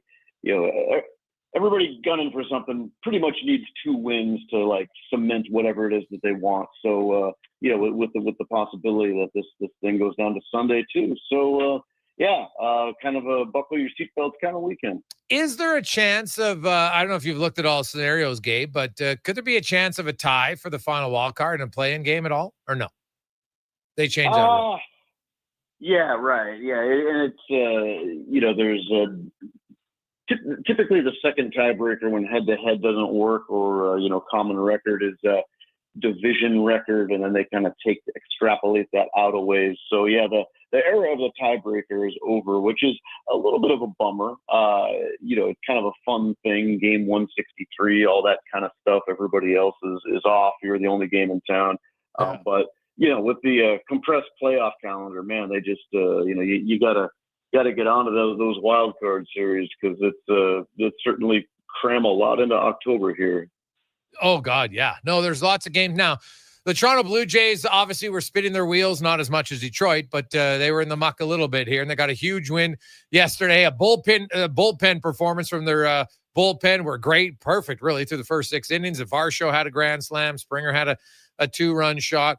What do you make of the Jays, and can they win without Bichette, or do you think they need him because he's basically got the most hits in baseball, even though he's been out basically the entire month and he's still atop there? Do they need him to really go far in the postseason? Yeah, I mean, it's possible that they can get by without him, but I feel like there's just hasn't been enough attention on this injury. I mean, it was so big. He's playing so remarkably well, especially in the second half, especially down the stretch. So it's a really unfortunate bit of timing and cracked the door open for the Yankees. And beyond that, yeah, certainly within October baseball, it's a really big factor. But there's also so many other things, so many unforeseen things that can occur. Guys that can step up and be heroes, others that kind of disappear.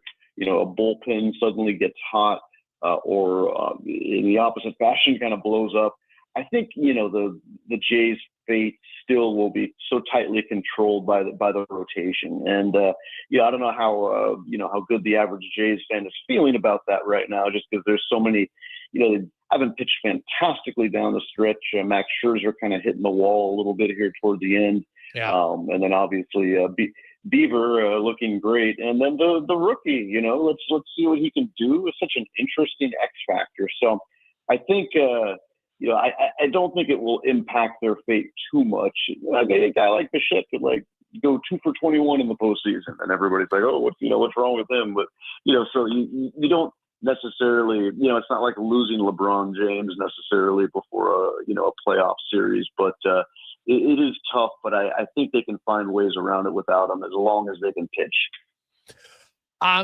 Looking at the Detroit Tigers and the Cleveland Guardians are on the verge of the greatest comeback in Major League Baseball history, as they trail by 15.5 games on July 9th. Something we've never seen, Gabe. And really, I know as Fangraphs on September 10th, they had like a 0.1% chance of winning the division. And then nobody thought Detroit would go 1-12 and they would go 12-1, but that's why you play the games. But you look at them, and let's start with Detroit. Are you worried at all that they're going to slide out, or do you think a game like that finally might regroup them a bit? Possibly. And this is the thing. It's never too late to kind of, stabilize and solidify your chances and start to play better. But man, from what I watched of them in the Cleveland series, it was just a lot of really bad at bats, a lot of chase, a lot of early swings. Kind of indicates a little bit of panic. A couple of those plays they made, Tarek Skubel's ill-advised, hike through his legs to try to get a guy out on a bunt. The catcher dropping a pop fly. All these are really, really bad signs. And, it's interesting. You talk so much about, the operative word is collapse when it comes to the Mets and Tigers. My thing with them is both of those teams have been playing very poorly for 2 and 3 months respectively. So it's, at the very least, the Tigers weren't playing up to their previous standard, and the Mets have just been really bad. So it's, is it a collapse, or are these guys just playing, reaching the level that they're actually at? So, but all that stuff doesn't matter. It's suddenly it's 3 games, and can you win a couple of them? To either win the division in the Tigers' case, or for both of those teams to make it into a playoff derby that everybody long assumed they would be in. It's a great mental test, especially for the Tigers, because they were getting their roses right around midseason, and now it's like, wow, we're not even going to make it to the party, perhaps. Well, Gabe Locke joins us, but Gabe, the other thing is, well, they are struggling for sure, but the Cleveland Guardians, not only are they winning games, like they're pitching, like they gave up 4 runs last night, which puts them at, I think it's 41 runs that they've allowed in the month of September. The next closest team is Seattle, and Seattle's been really good, and they gave up 2 last night, so they're at 76. Like, it's not even really close, and that's just the second best team to the best. Like, Cleveland's pitching is unreal, and we always hear about, hey, if you got pitching, Cleveland gets in. Would they be the team that scares you the most because of how good they pitch down the stretch? It certainly helps. I'm not entirely sure if that's the case. It's not. These guys are really good and very precise, and strike throwers and controlling the strike zone, all that kind of stuff.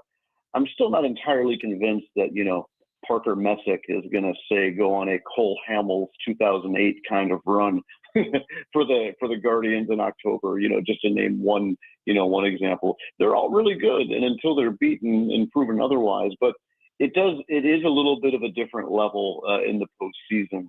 And I think those guys might be tested a bit more than they have in September baseball, which is a really, really funny time of year, which isn't to take anything away from those guys, let alone going 5-1 against the Tigers in the last, 8 to 10 days. That's remarkable.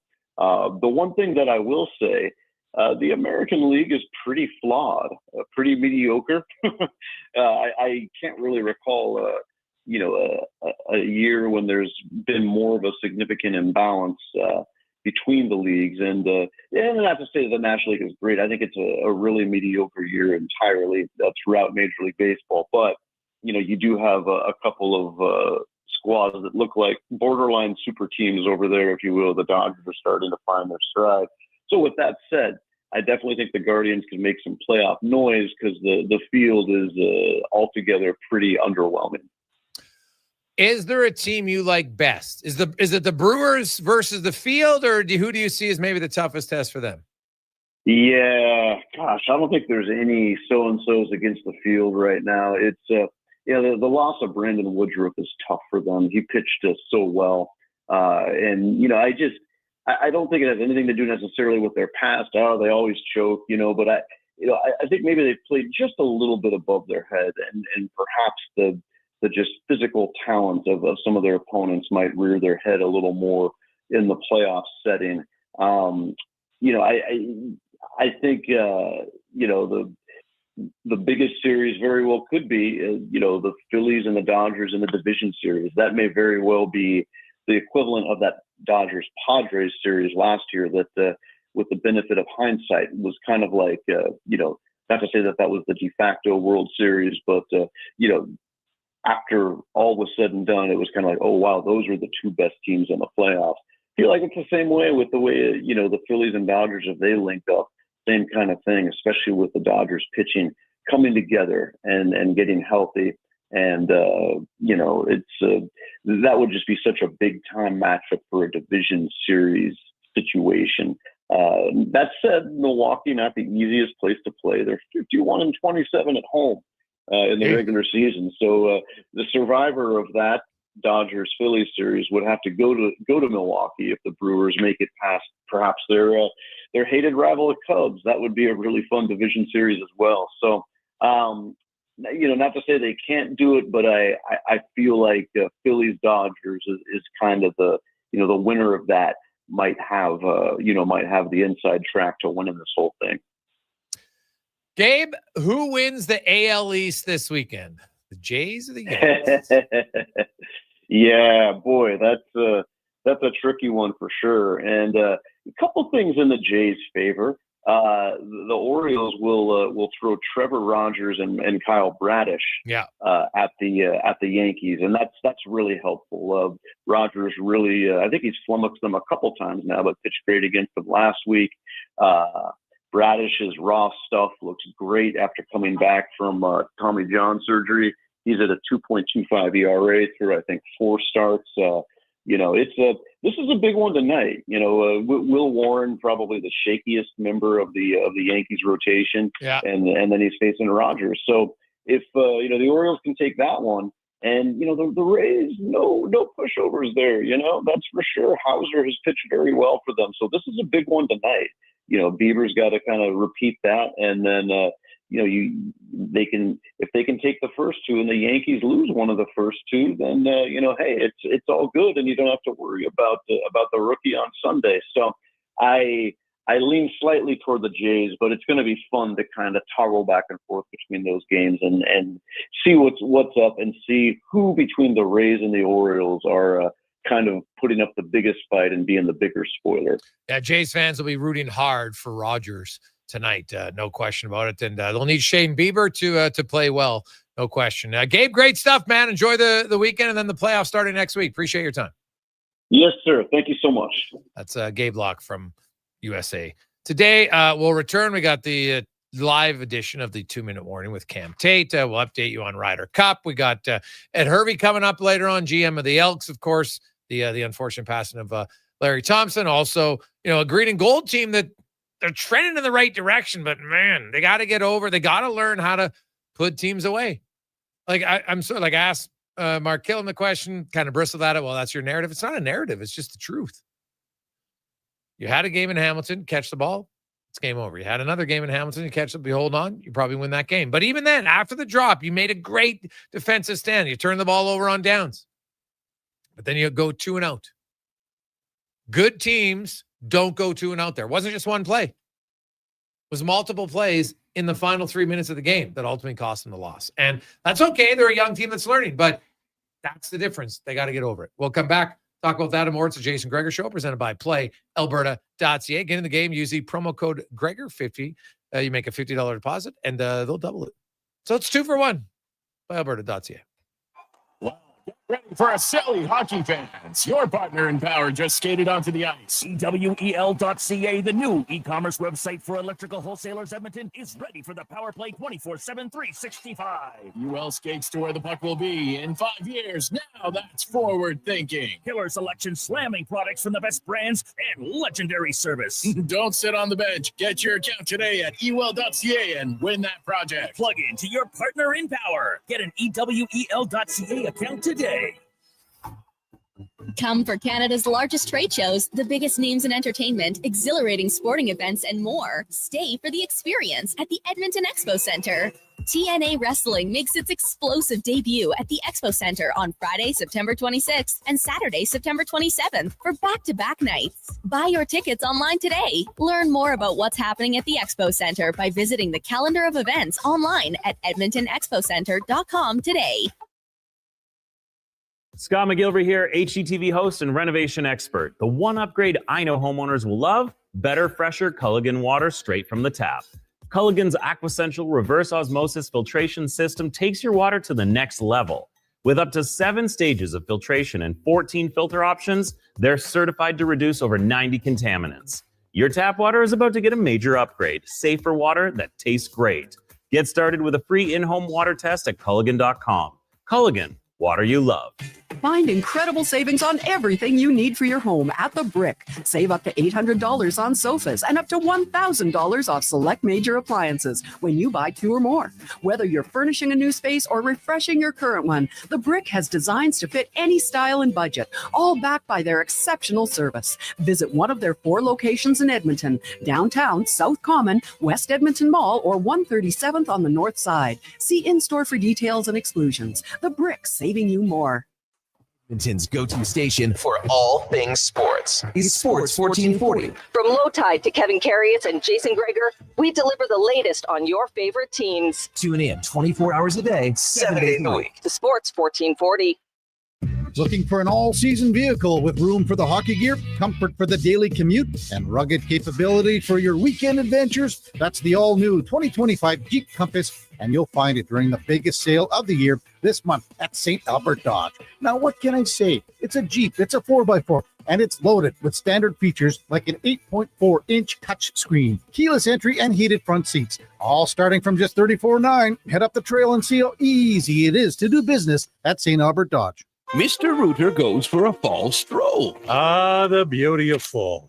These leaves are crunchier than that calcified shower head I replaced this morning. And the earthy yellow oranges and browns are as colorful as the wad of hair I pulled out of the shower drain. Ugh, Mr. Rooter, can we talk about something else? Well, I'm sorry. I didn't realize you didn't like fall. You look about as sour as the sewer line I unclogged yesterday. For a plumber you'll truly fall for, call Mr. Rooter. Yeah, can I get a... Yes. A common reaction from a veggie lover. Always scanning, searching, longing. But wait, what is this we see? The new McVeggie. Now at McDonald's. Farm, ranch, acreage, or lake lot. They're here to help at Bashaw Concrete Products. Family owned and operated for 60 years. They continue to provide the best products and service, period. Call now for your free quote on the highest quality ready mix and gravel, a new septic tank, or an outhouse pad and tank, plus precast cattle water pads, garage sumps, and more. Call 780-372-3854 for prompt delivery. Bashaw Concrete Products, 780-372-3854. BashawConcrete.com.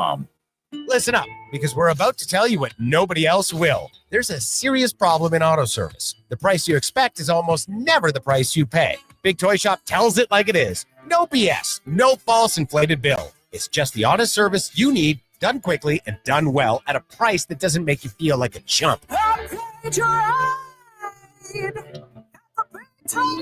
Take your ride to Big Toy Shop, 8315 Argyle Road. Call 780-298-2797.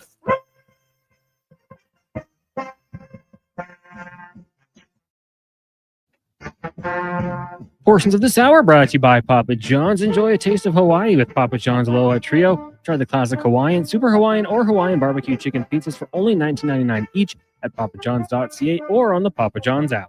Jason Gregor Show, the best of Edmonton sports talk and beyond. This is Sports 1440. Presented by PlayAlberta.ca, Alberta's only regulated online gambling website.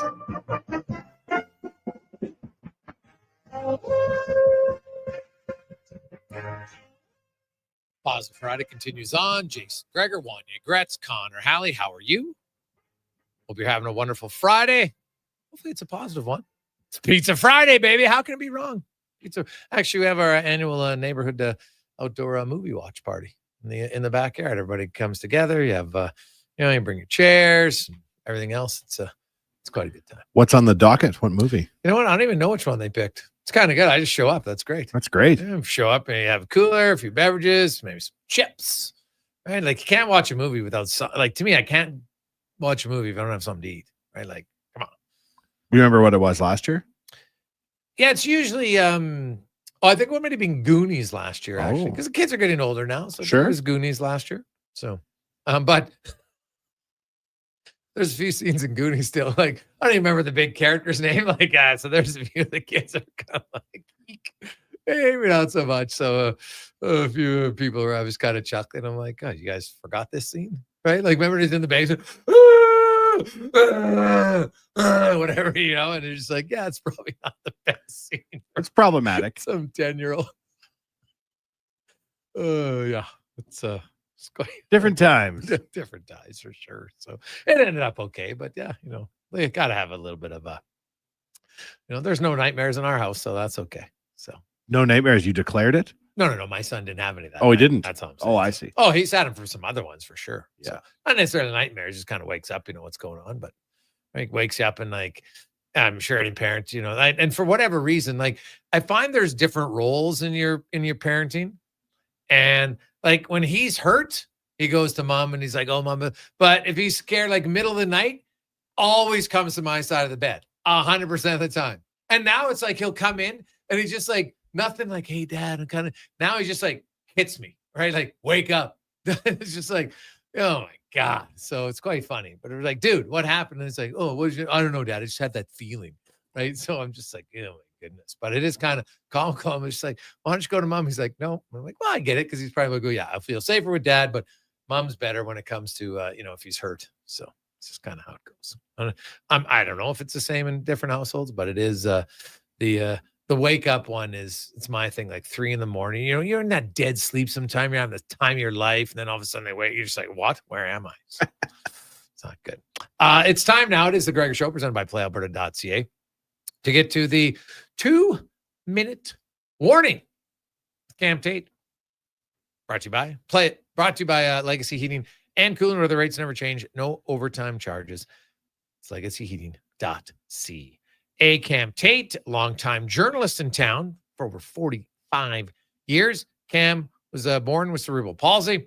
Is in a wheelchair. Due to his disability, he always wanted to be on radio. Was never able to until now. Where Cam's words come to life in the 2-minute warning. On Friday, Taters asked me to always read his 2-minute warning.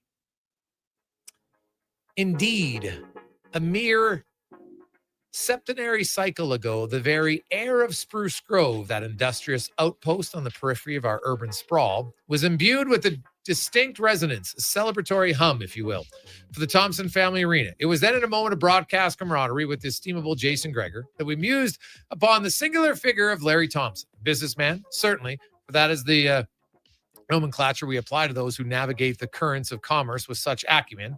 Yet he was far more, much more than a mere ledger keeper. He was a man by God, imprinting his very footprint in an indelible mark upon the sporting landscape of Edmonton. The proprietor, mind you, of the Edmonton Elks, and now the epitome of that glistening, newly minted arena. A testament, we then conjectured, to a life not merely lived, but profoundly experienced, and a legacy even then in the very act of its making. Now, with the cruel irony that only the passage of so few days can inflict, a mere 7 sunrises and sunsets later, the discourse, alas, turns once more to Mr. Thompson. But this time, the cadences are altered. The very timbre of our voices weighted with hearts oh so heavy.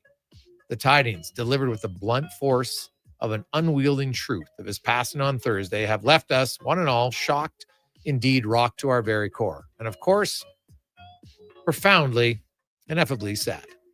I confess I never had the distinct privilege of a personal audience with Mr. Thompson, yet I admired him, I respected him, and with the depth of that often eludes the casual acquaintance.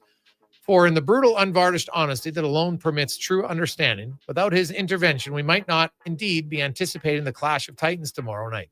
The Elks against the Saskatchewan Roughriders. The Elks' financial situation, you see, was then to employ a vivid, if perhaps undignified metaphor, rolling down Bellamy Hill. Precipitous incline, with an abandon that defied all control, hurtling towards a fiscal abyss. They were, to put it with a bluntness that permits no equivocation, broke.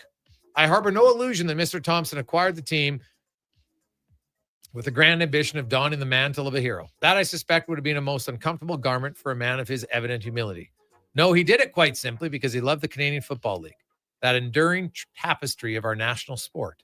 And he loved Edmonton, the city of ours, even more. This Friday, designated by some as Positive Friday, presents a profound paradox, for it is utterly impossible to unearth any scintilla of positivity for the Thompson family in the raw, unyielding grip of their grief. We cannot, and indeed we should not, seek it there, for such a quest would be both futile and frankly indecent. So there, So where then is the elusive positive stuff? It resides, my friend, precisely here in the undeniable fact that Edmonton was blessed with the leader of the caliber of Larry Thompson, a man with an unwavering conviction, pursued his dream, who came to own the very team that had captured his boyhood imagination, and who, with a grace so profound, it bordered on the eloquent, had his wife Deb ever by his side. A constant, gentle reminder to all of us of the profound, indeed, the sacred importance of family and the enduring, luminous example of doing everything, absolutely everything, with the one you love. That, my friend, is a challenge, a noble aspiration that each and every one of us can and indeed should embrace. Deepest condolences then from the Tate family to the Thompson family. 2-minute warning, weekdays, Gregor Halley Tate, Sports 1440. Tater is quite the wordsmith and a very good way to honor Larry Thompson. My pleasure to read Cam's words today in the 2-minute warning. I think he purposely dug deep into his dictionary today to read that one.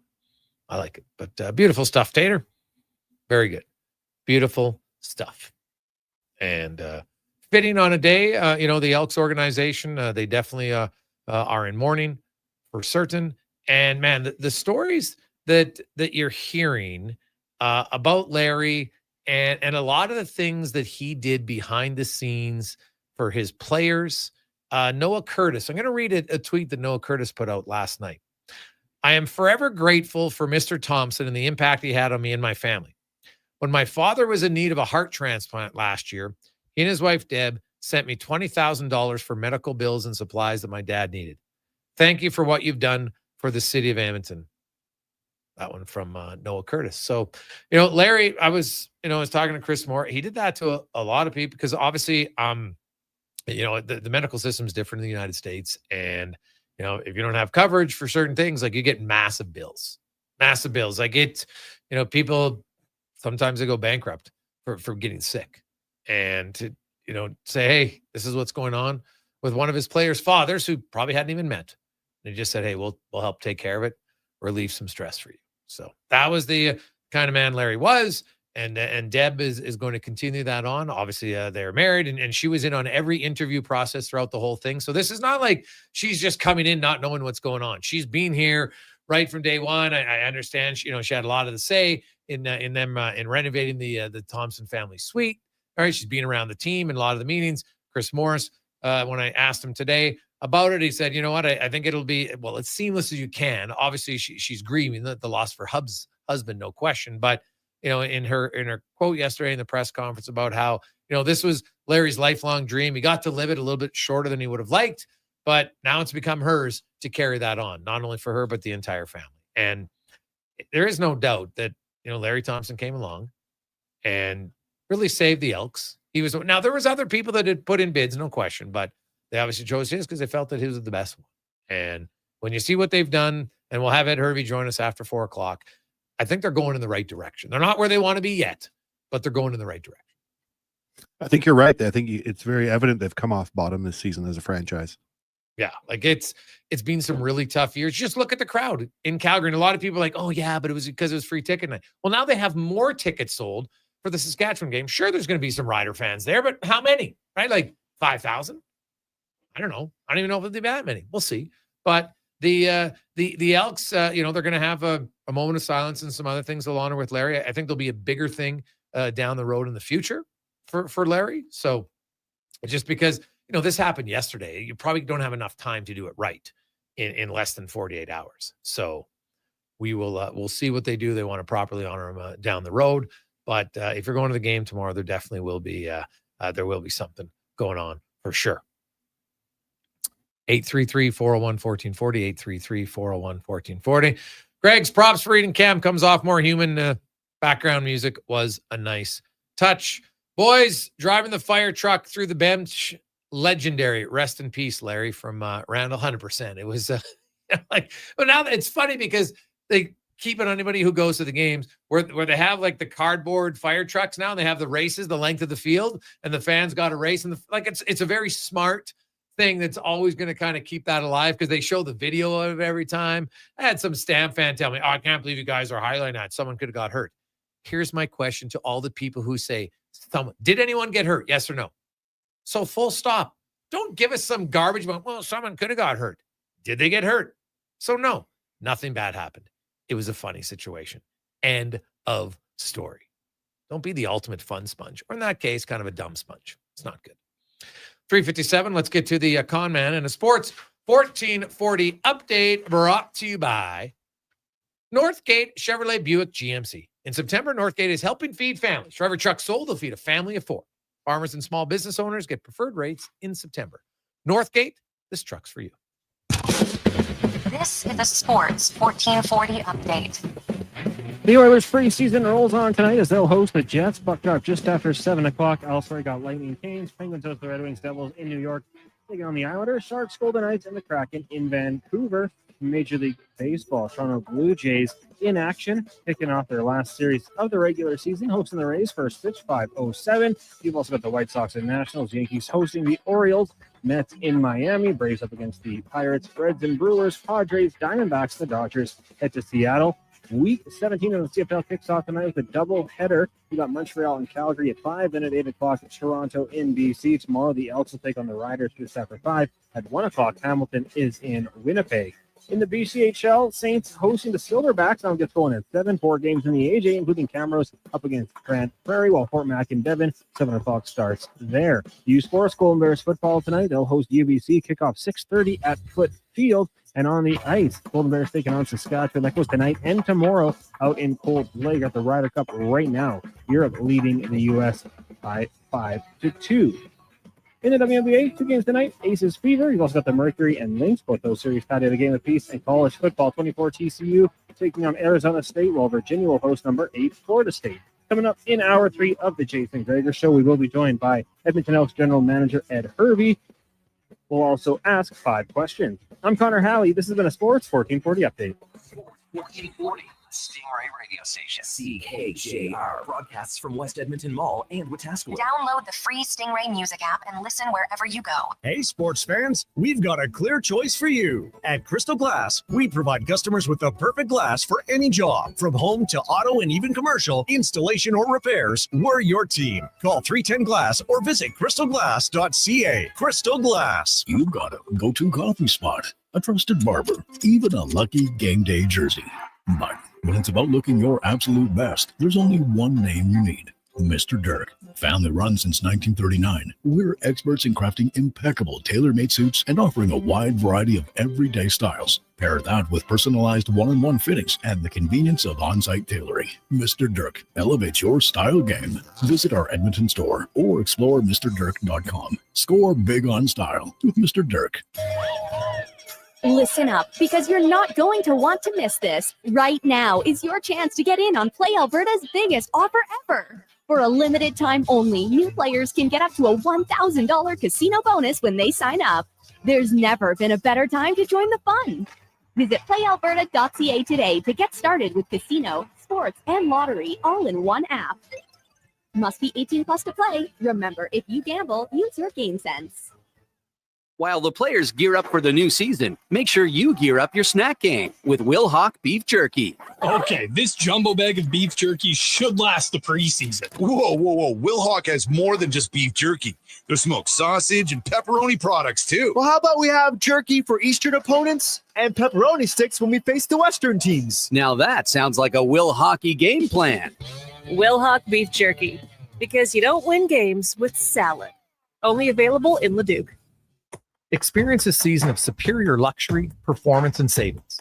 The Fall Experience event is on now at Volvo Cars at 305 on a 2026 XC90 is here. Come drive one today. You won't be disappointed.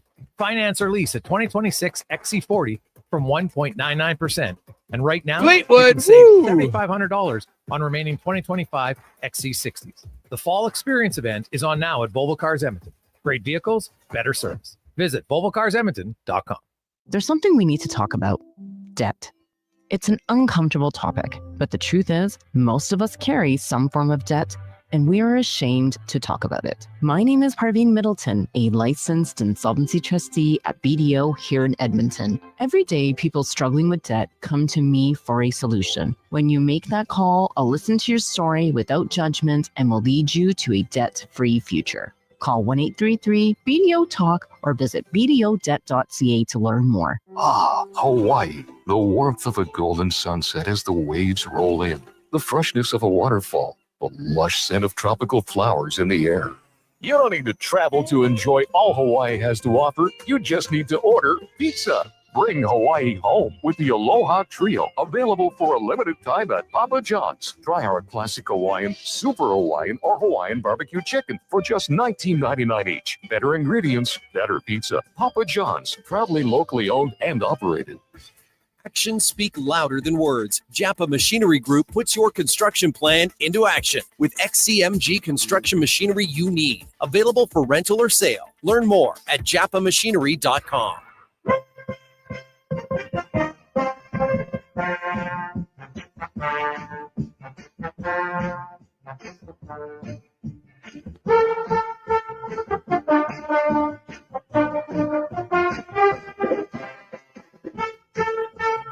Portions of this hour brought to you by Leading Edge Physio. From weekend warriors to professional athletes, kids playing soccer to grandparents in the garden, rotator cuff tears and tendonitis to post-surgical knees and hips, we fix your body. Life shouldn't hurt. LeadingEdgePhysio.com. The Jason Gregor Show, the best of Edmonton sports talk and beyond. This is Sports 1440. Presented by PlayAlberta.ca, Alberta's only regulated online gambling website.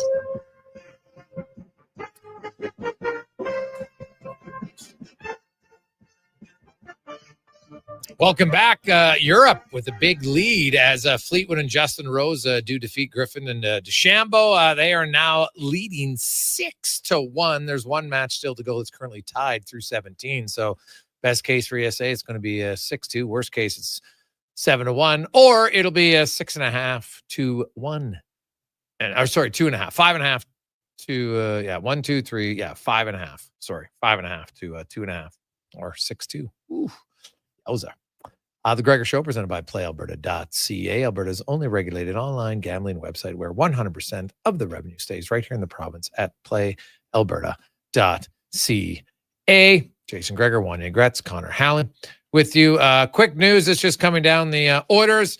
I have basically sent, whether it's through reassignment or releasing or placed on waivers, 14 players down to Bakersfield. James Hamlin goes down. He requires waivers first. But then Connor Clattenburg, Jaden Gruby, Matt Bay, Petrov, James Steffen, Brody Stonehouse, Bo Akey, Nathaniel Day are all going to Bakersfield. They've been loaned, released because they're on AHL-only contracts, and then they're going to report to Bakersfield: Matt Capone, Seth Griffith, Rem Pitlick, Rhett Pitlick, Mason Millman, and Luke Prokop. So orders will get down to some numbers here, and they'll probably have a few more releases, I would think, after Sunday night.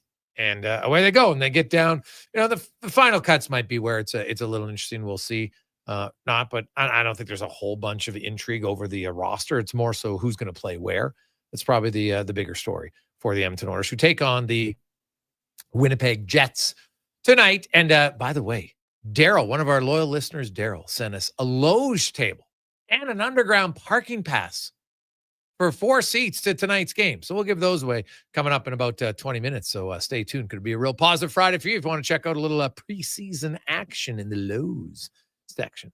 But first, let's get to our CFL report, brought to you by Legacy Heating and Cooling, home of the no payments, no interest for 1 year on your furnace.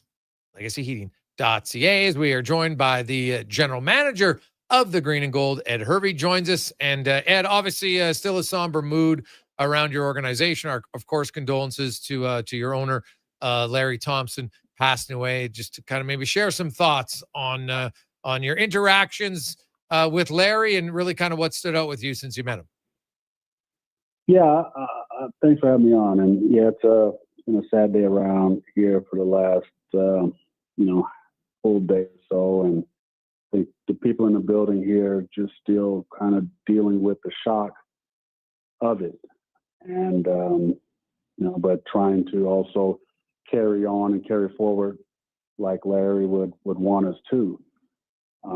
my interaction with him, obviously, having the opportunity to meet him and talk with him, and the times that he's come to the facility and visited, and seeing him on the road and having a chance to chat with him, just the one of the things that sticks out of the many things is just how passionate he was about this football team, the CFL, the people, the players, and just his love of just the game itself. And it's just unfortunate that this is life, right? I know he loved this team and he was very excited about owning it. I know in my conversations with him, it was something that he had longed for, in recent years, and to have finally had the opportunity to get the approval on being the owner of this team.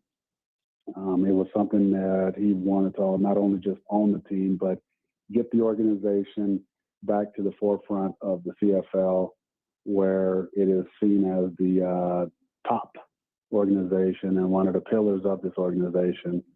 And with that, we're going to continue to push forward to be that and honor his legacy in that way. And, the great news, Deb's seamless is probably maybe the wrong word, but there's not going to be any changes. Talking to Chris Morris and, her passion for the team. And, Larry came in and really kind of saved the organization. Let's call a spade here, right? He came in and he just, from a GM's perspective, who just sees a lot of the little things behind the scenes. Can you kind of describe just how important Larry's been since coming in the past 12 months? Yeah, no question. Yeah, and that is the only way you can explain it, that Larry and Deb Thompson saved the Edmonton Elks from bankruptcy and from someone buying it and possibly moving it, or the team not existing. I think that's what people need to kind of really wrap their head around with respect to the impact that Larry and Deb have on this organization and why it's continuing to press forward. Those are things you can take for granted because the sale was seamless and all the other things. But his impact behind the scenes, again, just how important it was for him to have the right people in the building, to have a culture that's positive.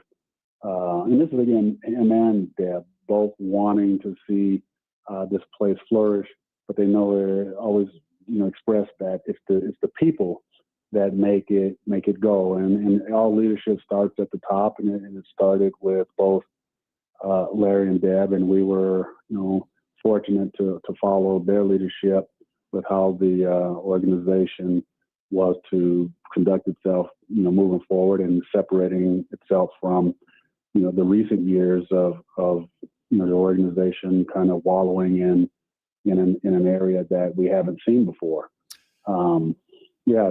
It's unfortunate that we're going through this and dealing with this and talking about Larry in the past tense, because many of the people in this city may not know of him and may not know much about him, but he's just as passionate as the people who come here every day to cheer this team on. And he loved this team, and just it's a sad day here where we just don't really just get the chance to have the opportunity to see him see this through to where it gets back to where he intended it to be. Added motivation at all, Ed, to ensure that because I think it's fair to say the organization is on the right path. Obviously, you haven't reached your destination yet of getting back to being a dominant organization, but it's no longer kind of the laughing stock of the league right now from an ownership standpoint, all the way down to how they treat their players, so many different things, that it's at least it's trending in the right direction. And in a way, this could be fuel to make sure that you get to the end where Larry wanted it to go. Absolutely. I think it's I think that's one thing we can take pride in knowing, and Deb, also knowing and seeing, having a chance to see, and obviously we'll continue to have a chance to see that. We're working very hard in here in the building to build something that's really special for our fan base, but also our reputation within the community and league wide. And, I don't think we'll waver from that at all. Just the points of really just trying to, process what's going on. I think that's the downside of, having a game. So, in the next couple of days is that it almost comes across like it's like business as usual and things are happening and you kind of move forward. But, we have to take a step back and pause for a moment and realize how fortunate we are to have our health but also realize that, things around us that happen and we have to kind of take notice that, there are people affected as a family, affected by this. And, it's just really sad when you have to go through that. And then also going into a game where the emotions are gonna, the importance of the game pales in comparison to the importance of life and the emotions that are going to come with this game this weekend. It's kind of mixed for me personally, and just trying to balance the two going into the game. But I know Larry would want us to fight hard. We want the players and the coaches to go out there and give it their all. And and we have we still have a mission ahead of us. But there's no question that he's going to be on the top of all of our minds as we're going through the game and finishing out the year. And really, our time here is going to always be a form of dedication to Larry.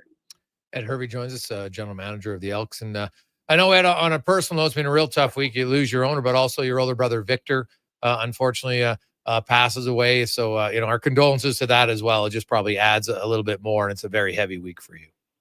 Yeah, no, I appreciate that. It's, again, right, it's one of those situations where,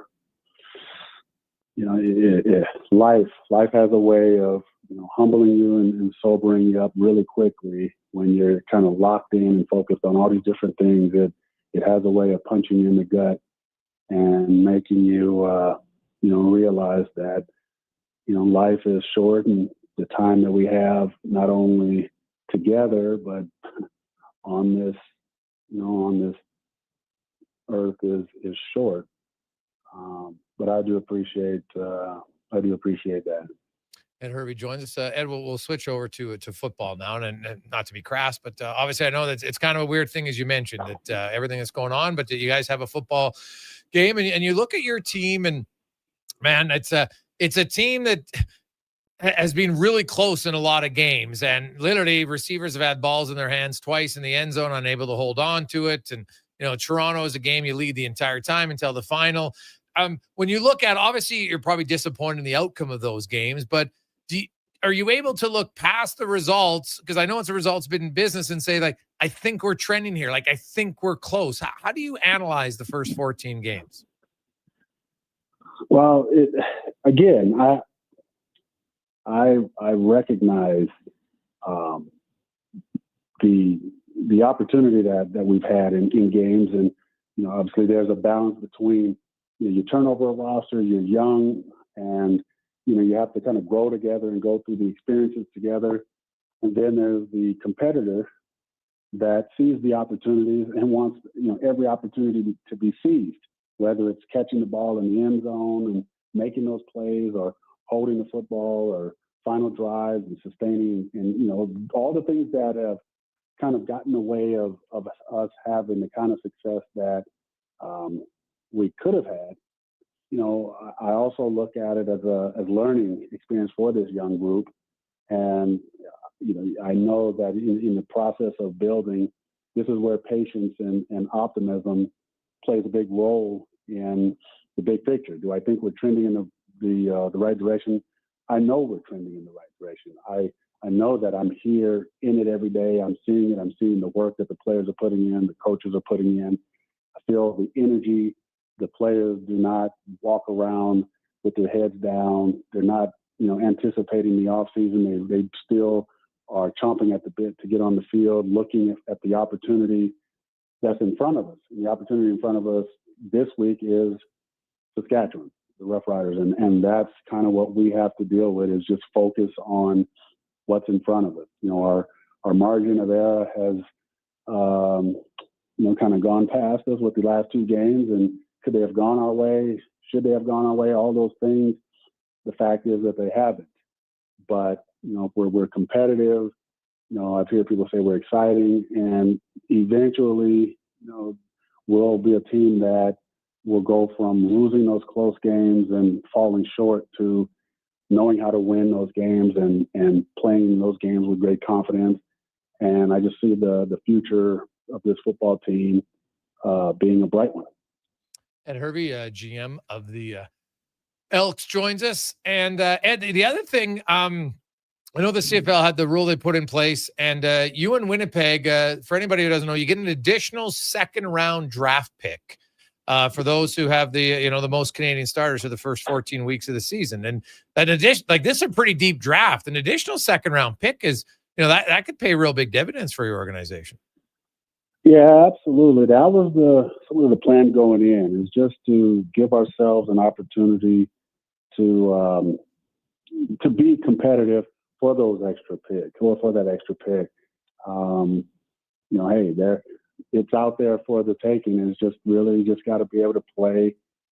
You're finishing the top two in the league in the first 14 games of playing, the most national snaps of your players. And that was something that we strategically wanted to do because of, next year's, players, next year's draft, just the strength of it. And, our objective here is to continue to build through the draft and build through, having Canadians that can contribute, and with the hope of them contributing early in their career. So I'm glad that part is done. The 14 games are done, and we're kind of chalking that up as one of our short-term goals this season to accomplish. And I know our staff and our personnel guys are really excited about that. Looking at the makeup of your team, Ed, you couldn't change everything in the first year, obviously. You had a pretty young team. Do you feel confident that you'll have a fair amount of continuity on both sides of the ball next season from this year? Like lots of guys you feel confident you come back with? Yeah, I think that the continuity and the experience of the team playing together will give us an opportunity to be more selective in who we choose to go after in free agency. It is now,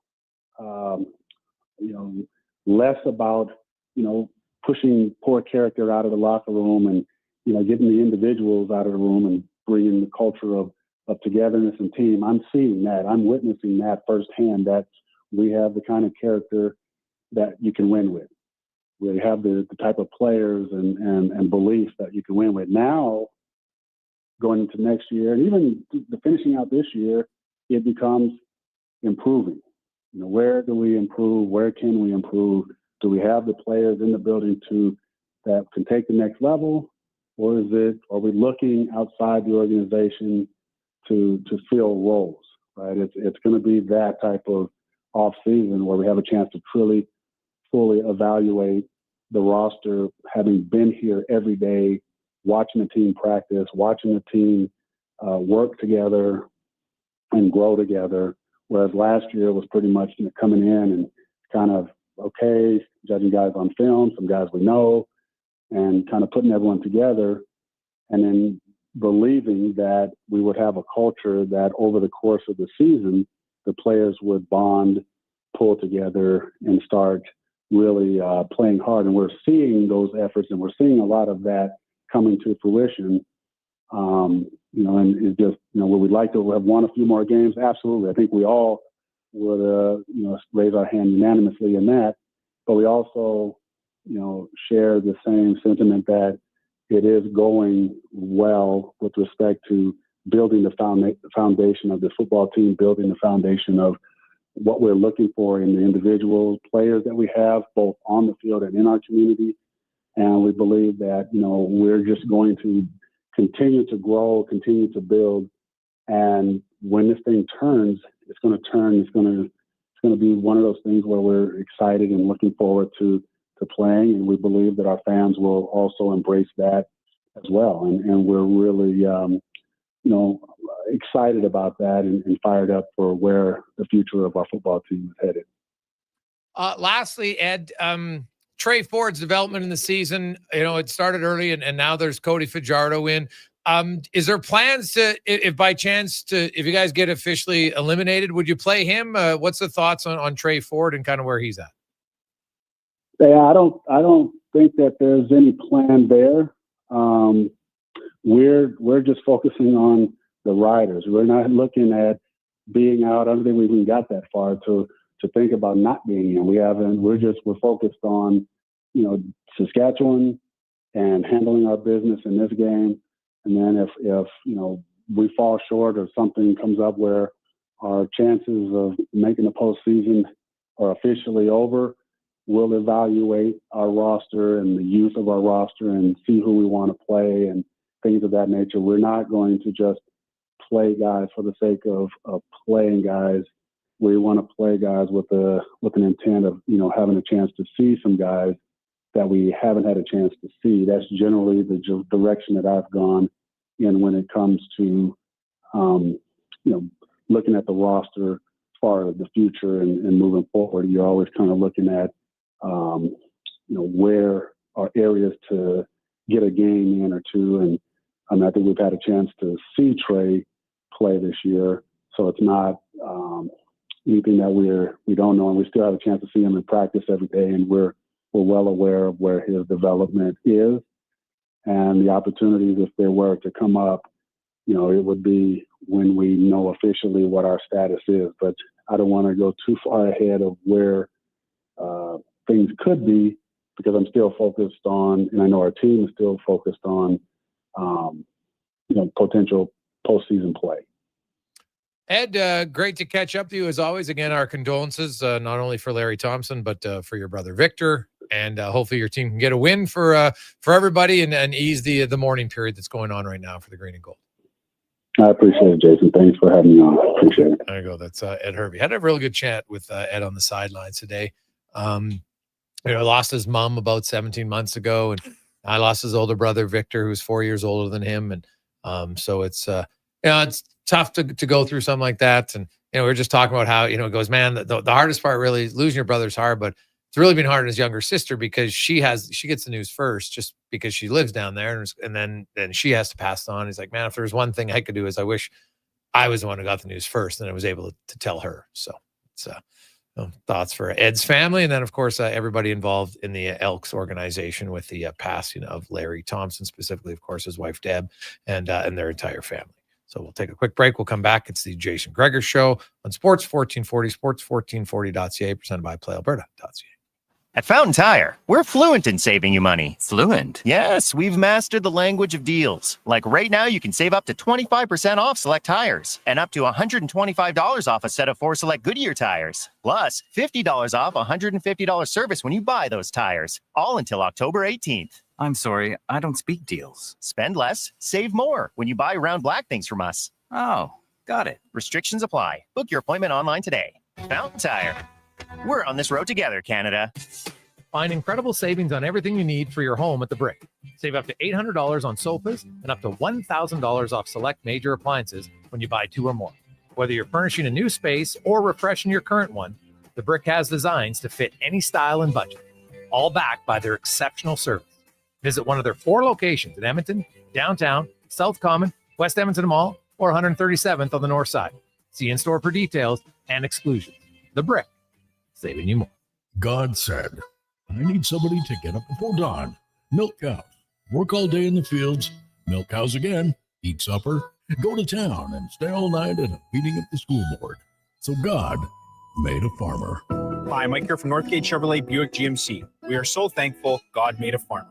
For the month of September, it is our goal to feed 500 families. With every vehicle sold, we will feed a family of 4. So please help us reach our goal. Visit us online at northgategm.com.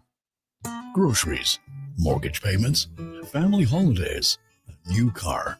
That's what profit shares look like for Vision Credit Union members. Each year, we return about 75% of our profits, $35 million last year, to the people who bank with us. Because at Vision Credit Union, when you're an owner, you get your share. Why not get yours? Learn how at whatsyourshare.ca. That's whatsyourshare.ca.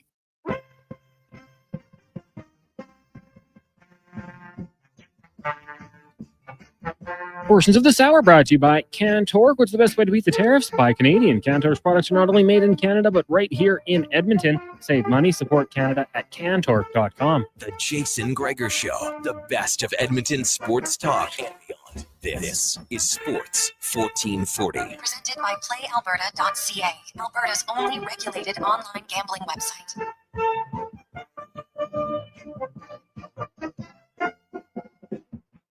427. Welcome back, Jason Gregor. Wanye Gretz, Connor Halley, Sports 1440, sports1440.ca, Orders Nation, YouTube, Facebook, X, and Instagram. Thanks for listening. Thanks for watching the show. It's a positive Friday. Ryder Cup is done for day one. Team Europe, 3-1 in the morning and 2.5 to 1.5 in the afternoon. So they lead 5.5 to 2.5 through day one, but obviously that can change quickly, but a very good start for Team Europe on the road in the United States today. Also, if you missed it, the Edmonton Oilers have made some roster moves today. They put James Hamlin on waivers for the purpose of assignment to Bakersfield. I would expect him to clear. Going to Bakersfield, Connor Clattenburg, Jaden Gruby, Matvey Petrov, James Stephen, Brady Stonehouse, Bo Akey, Nathaniel Day, also released because they're on American League only contracts and will report to Bakersfield. Matt Capone, Seth Griffith, Rem and Rhett Pitlick, Mason Millman, and the local guy, Luke Prokop. So the Oilers, of course, in action tonight as they wind down preseason. This is game 5 of 8.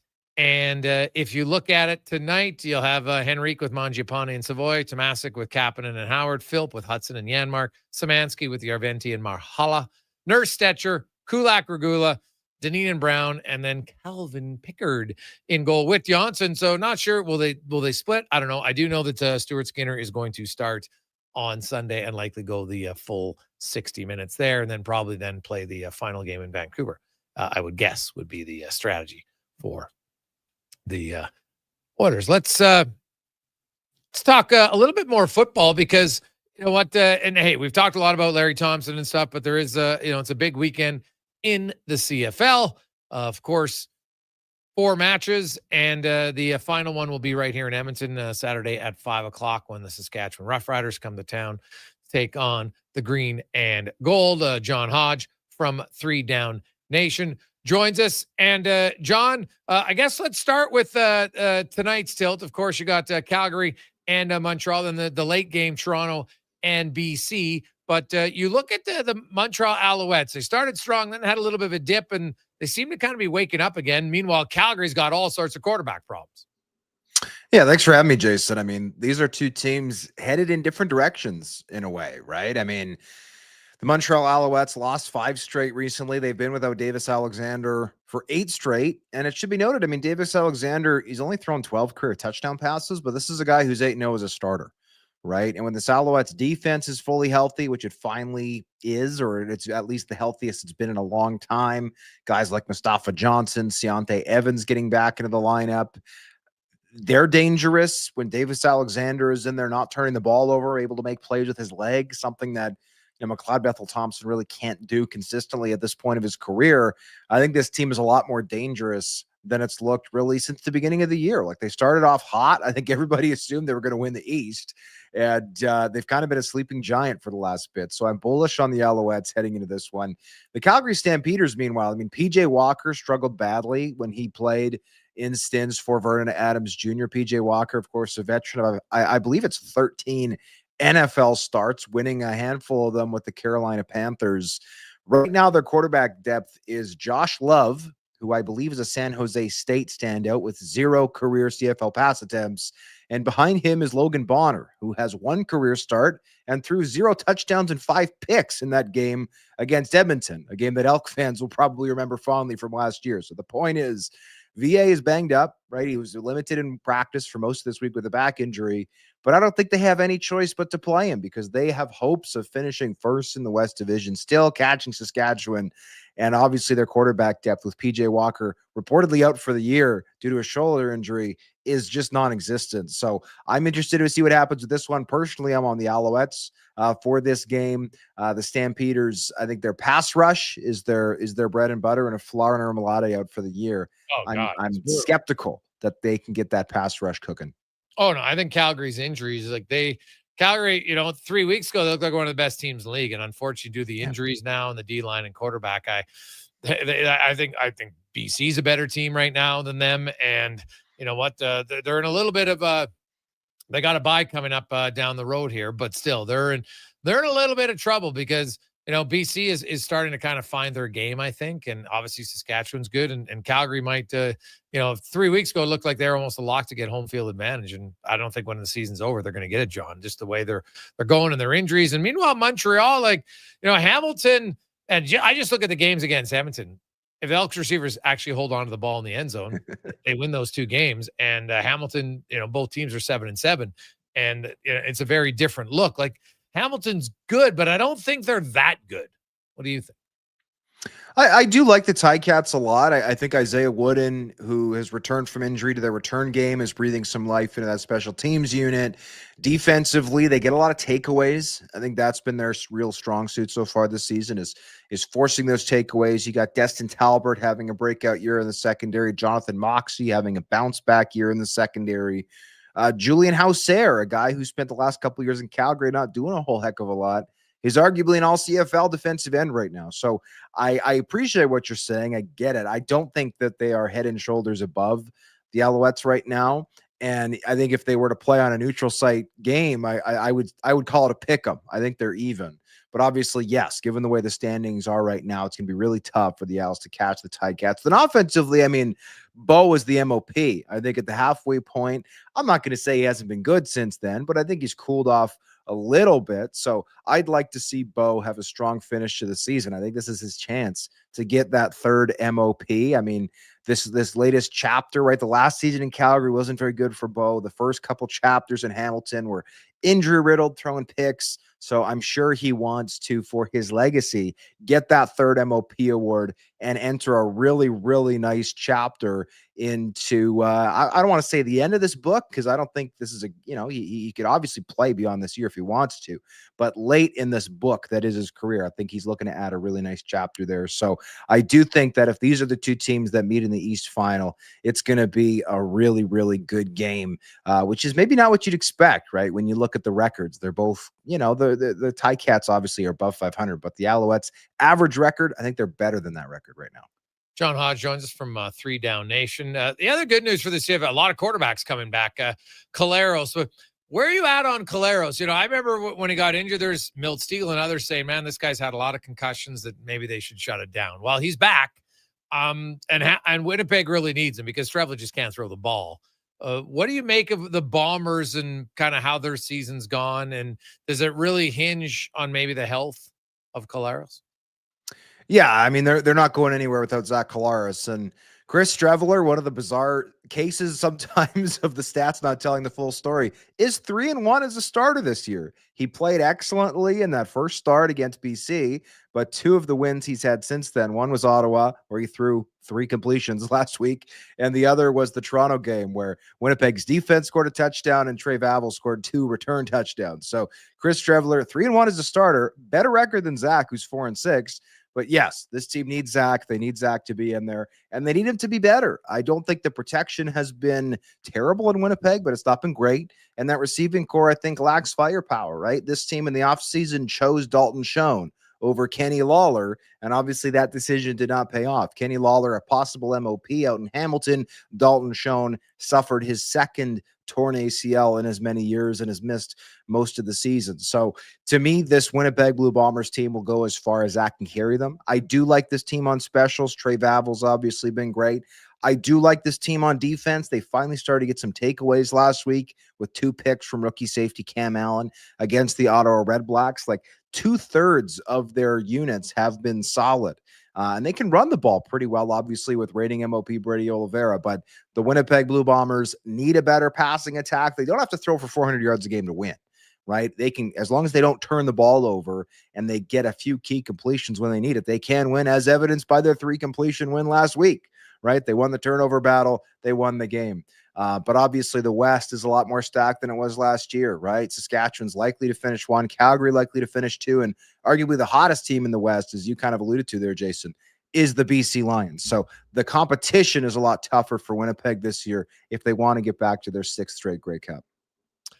John Hodge joins it. Yeah, well, that would be, man, 6 in a row. I know you don't win them all, but just being there 6 in a row. Now you get to Edmonton, who, man, they went out east in 2 games and probably should have won both of those games. They were in control for a lot of it. I think right now they're still a team that when they got the turnovers on down, a winning team doesn't give them the ball back. And the Elks went 2 and out in a punt. And yeah, it was a great punt, but you still gave them time to come back the field goal, which they did.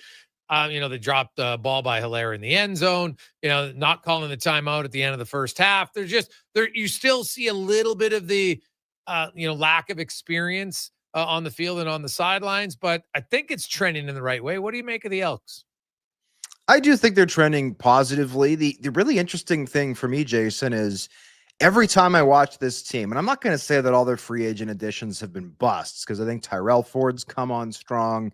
Cody Fajardo, more a trade acquisition, not a free agent addition, but he's been solid. But when I look across this team, when I see the guys making plays, like I'm watching JJ Ross, he's making plays. I'm looking at Jonathan Kongbo, he's making plays. When I look at the offensively, Justin Rankin's obviously having a career year, right? Steven Dunbar Jr., I know he's hurt right now, but has been their best receiver.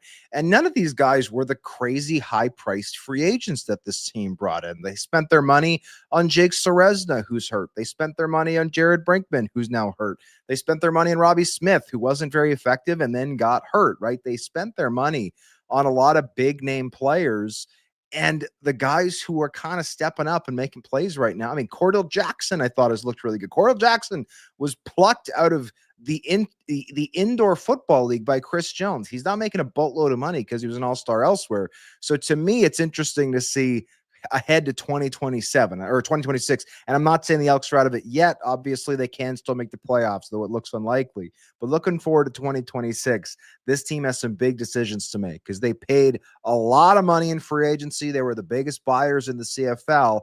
And of those additions, a lot of them have not worked out, or at the very least, they might be getting decent play from a player, but they're not getting the value relative to what they paid, right? They're getting $120,000 play from a $200,000 guy. So I'm really interested to see how the Elks reshape their cap situation between 2025 to 2026. Because under Mark Killam, I think this team's going to be really competitive next year. I think this team's going to continue to improve. I think he's a great coach, but they're not getting as much as they should, given what they're paying to some of their top priced guys.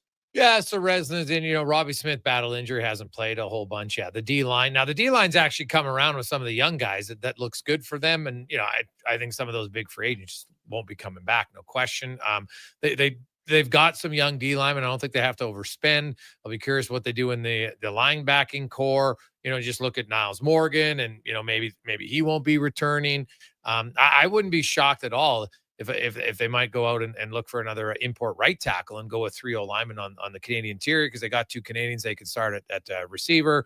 And, you have 1 Canadian D lineman. You got the DeBlanco and Ford. So then you have you can go 5 and 3 as your starters and be in a pretty good spot if you want to do that next year. Well, and maybe the biggest question, of course, and I caught the very end of your segment there with Ed Hervey, is what do you do with Trey Ford? Trey Ford's on a 3-year contract. He's entering year 2 next year. and he's making too much money to be a backup quarterback. So is he willing to renegotiate and come back as a 2? Is Cody Fajardo back as the 1? I don't believe he's under contract beyond this year. So there's big questions, obviously, to settle the quarterback position.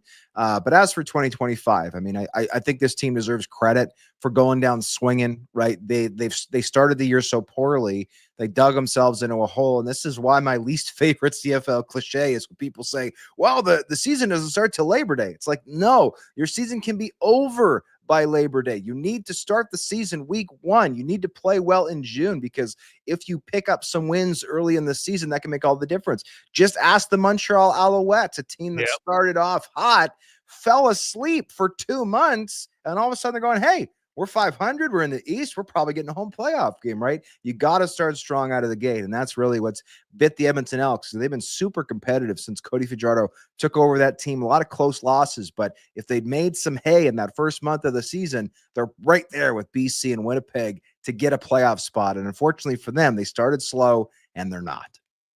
John, great stuff, man. Enjoy the weekend. We'll talk to you again soon. Thanks for having me, Jason. Anytime.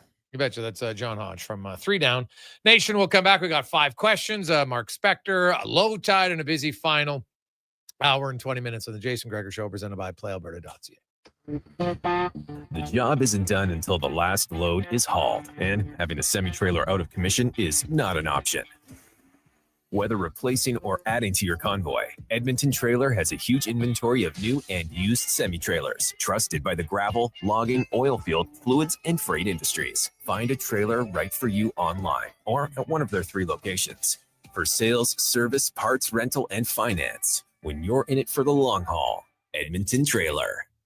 Experience a season of superior luxury, performance, and savings. The Fall Experience event is on now at Volvo Cars Edmonton. The all-new redesigned 2026 XC90 is here. Come drive one today. You won't be disappointed. Finance or lease a 2026 XC40 from 1.99%. And right now, you can save $7,500 on remaining 2025 XC60s. The Fall Experience event is on now at Volvo Cars Edmonton. Great vehicles, better service. Visit VolvoCarsEdmonton.com. From the locker room to your radio, Sports 1440 is Edmonton's sports leader. Real talk, big personalities, and your texts. It's interactive. It's fun. It's where Edmonton talks sports. Sports 1440. Ah, Hawaii. The warmth of a golden sunset as the waves roll in. The freshness of a waterfall. The lush scent of tropical flowers in the air. You don't need to travel to enjoy all Hawaii has to offer. You just need to order pizza. Bring Hawaii home with the Aloha Trio, available for a limited time at Papa John's. Try our classic Hawaiian, super Hawaiian, or Hawaiian barbecue chicken for just $19.99 each. Better ingredients, better pizza. Papa John's, proudly locally owned and operated. Listen up, because you're not going to want to miss this. Right now is your chance to get in on Play Alberta's biggest offer ever. For a limited time only, new players can get up to a $1,000 casino bonus when they sign up. There's never been a better time to join the fun. Visit playalberta.ca today to get started with casino, sports, and lottery all in one app. Must be 18 plus to play. Remember, if you gamble, use your game sense. Farm, ranch, acreage, or lake lot. They're here to help at Bashaw Concrete Products. Family owned and operated for 60 years. They continue to provide the best products and service, period. Call now for your free quote on the highest quality ready mix and gravel, a new septic tank, or an outhouse pad and tank, plus precast cattle water pads, garage sumps, and more. Call 780-372-3854 for prompt delivery. Bashaw Concrete Products, 780-372-3854. BashawConcrete.com.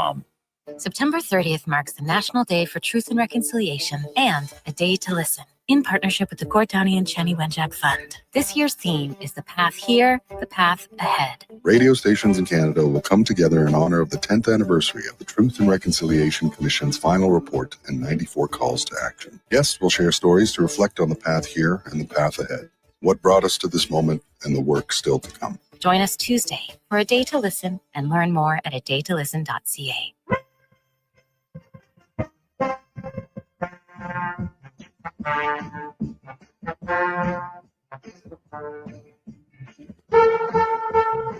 Portions of this hour brought to you by Northwest Crane, available for all your lifting and equipment needs, specializing in selling and servicing cranes, Get lifting at northwestcrane.com. The Jason Gregor Show, the best of Edmonton sports talk and beyond. This is Sports 1440. Presented by PlayAlberta.ca, Alberta's only regulated online gambling website.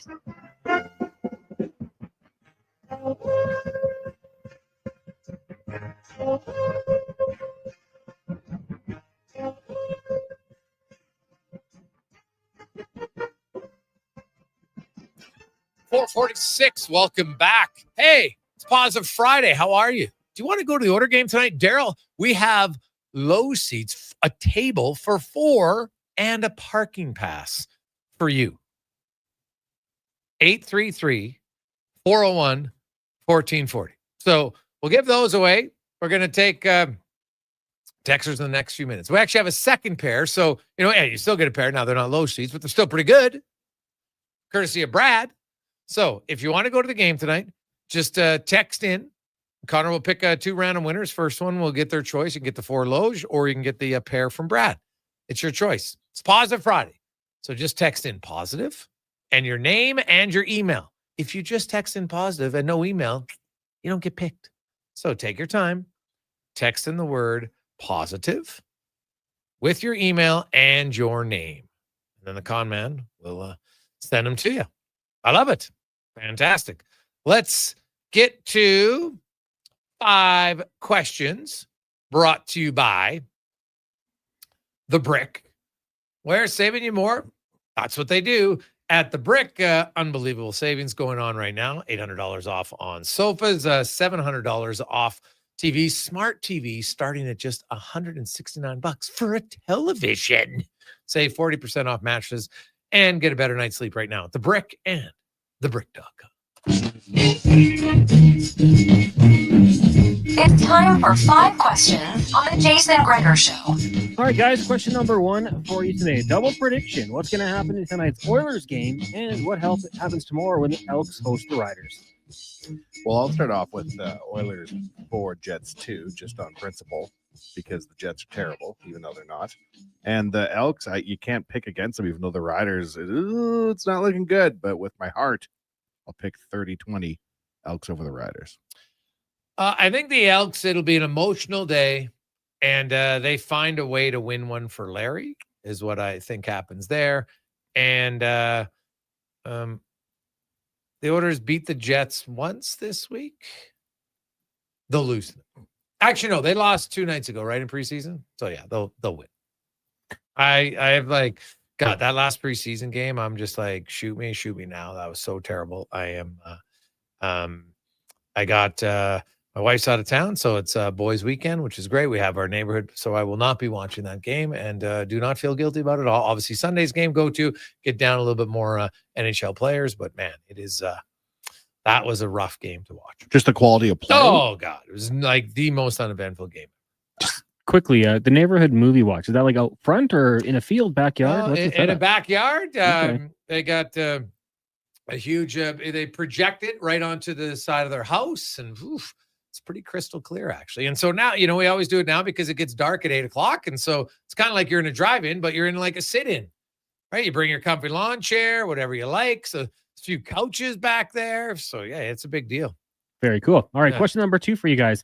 Sticking with the CFL, the Elks tomorrow. Which position group do you think has the most pressure going into this game? No question. To me, it's offensive line. You can win this game if you can block the Riders. And then, so 2-factor. Can you block them to get some, not as much pressure on your quarterback? And then not only the O-line coach, please, for the love of everything, stop trying to power block. That's not what they do. Zone blocking with this group of offensive linemen. They're athletic, but they're not a power group. They're not going to run over you. It's just like he just keeps trying to smash that square peg in the round hole. I don't understand it. So I'm going to go with the offensive line. You think I'm going to disagree with my colleague after all that, Connor? Come on. Well, I'll say receivers catch the damn ball when you can win a game. That's very very valid point. Twice in the last little while here is too much. Question number 3. We haven't really addressed this on air, but what do you guys think of the Oilers' new jersey this year? It always takes me a minute when I first see them. I really like the font logo. I really like the numbers. I like the name. I like all that. I'm not too fussy on the actual logo itself, but maybe it'll change after we see it in action?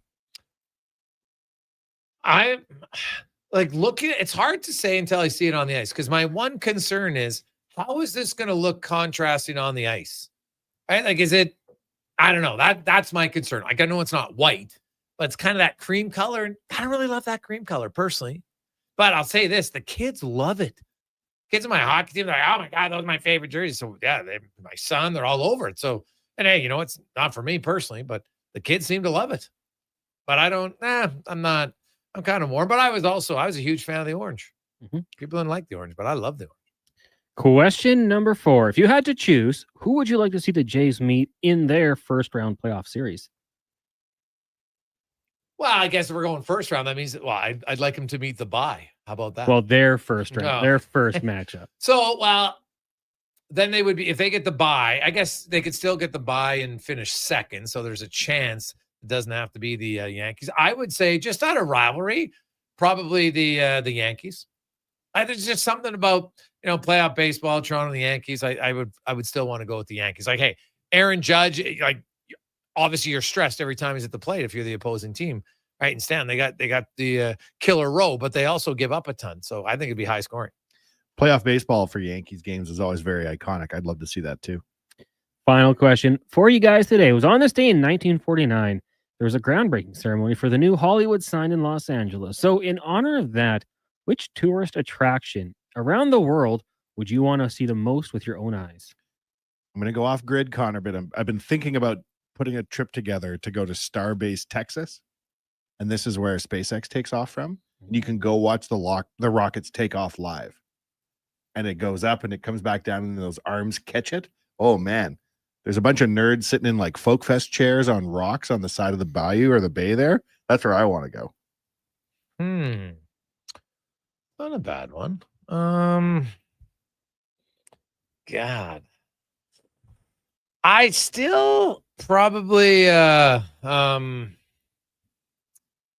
what's it called? Is it Machu Picchu? I think I want to see that. The pyramid? No, like the history and the landscape, the ancient citadel. The citadel there in Machu Picchu. Yeah, that's what I would go. That's cool. Yeah. Cons? What about you?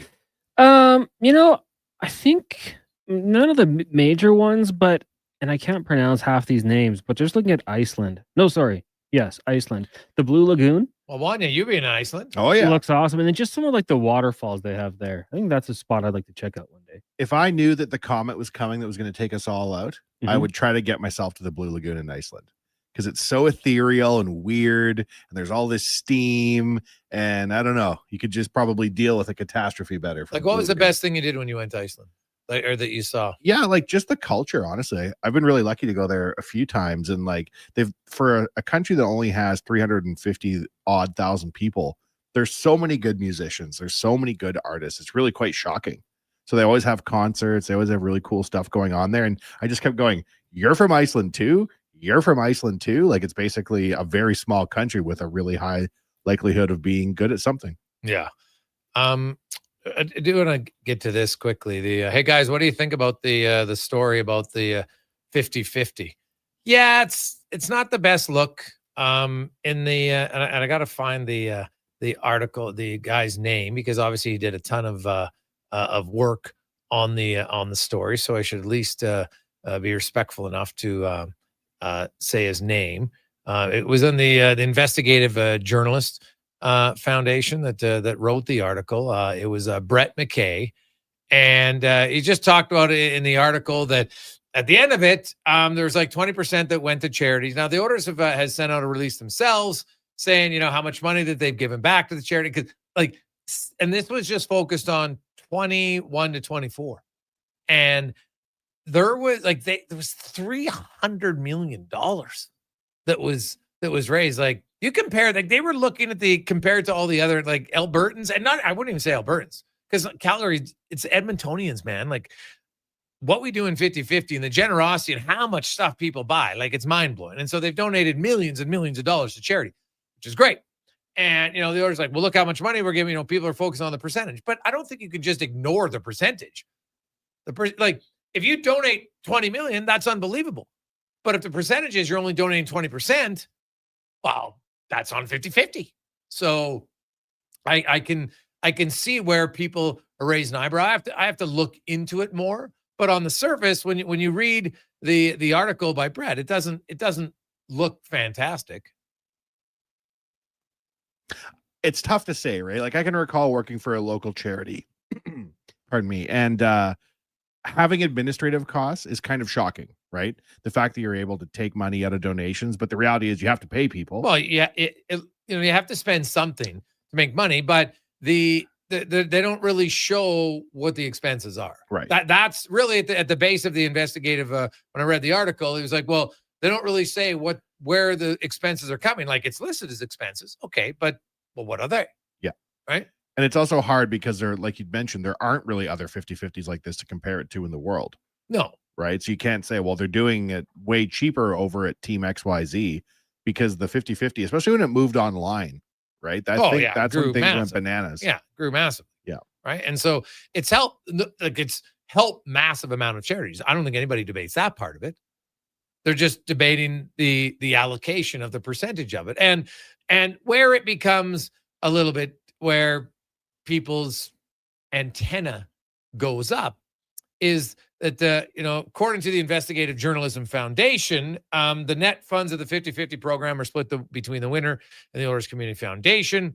The Community Foundation then pays money to Win 50 because they run it, right? And people are like, yeah, but Cates owns Win 50, this company. So they're like, well, you're taking from A and he owns this and it's two separate entities. And so not just because you have two separate entities doesn't mean it's anything shady. But when it comes to charitable stuff, people like to know where the money's going. Like, hey, I'm doing the 50-50 because I feel like, well, guess what? You know what? The winner's going to get some. Maybe I can win. That's part of it. But the charity's going to get a lot too. And the charities are getting a lot.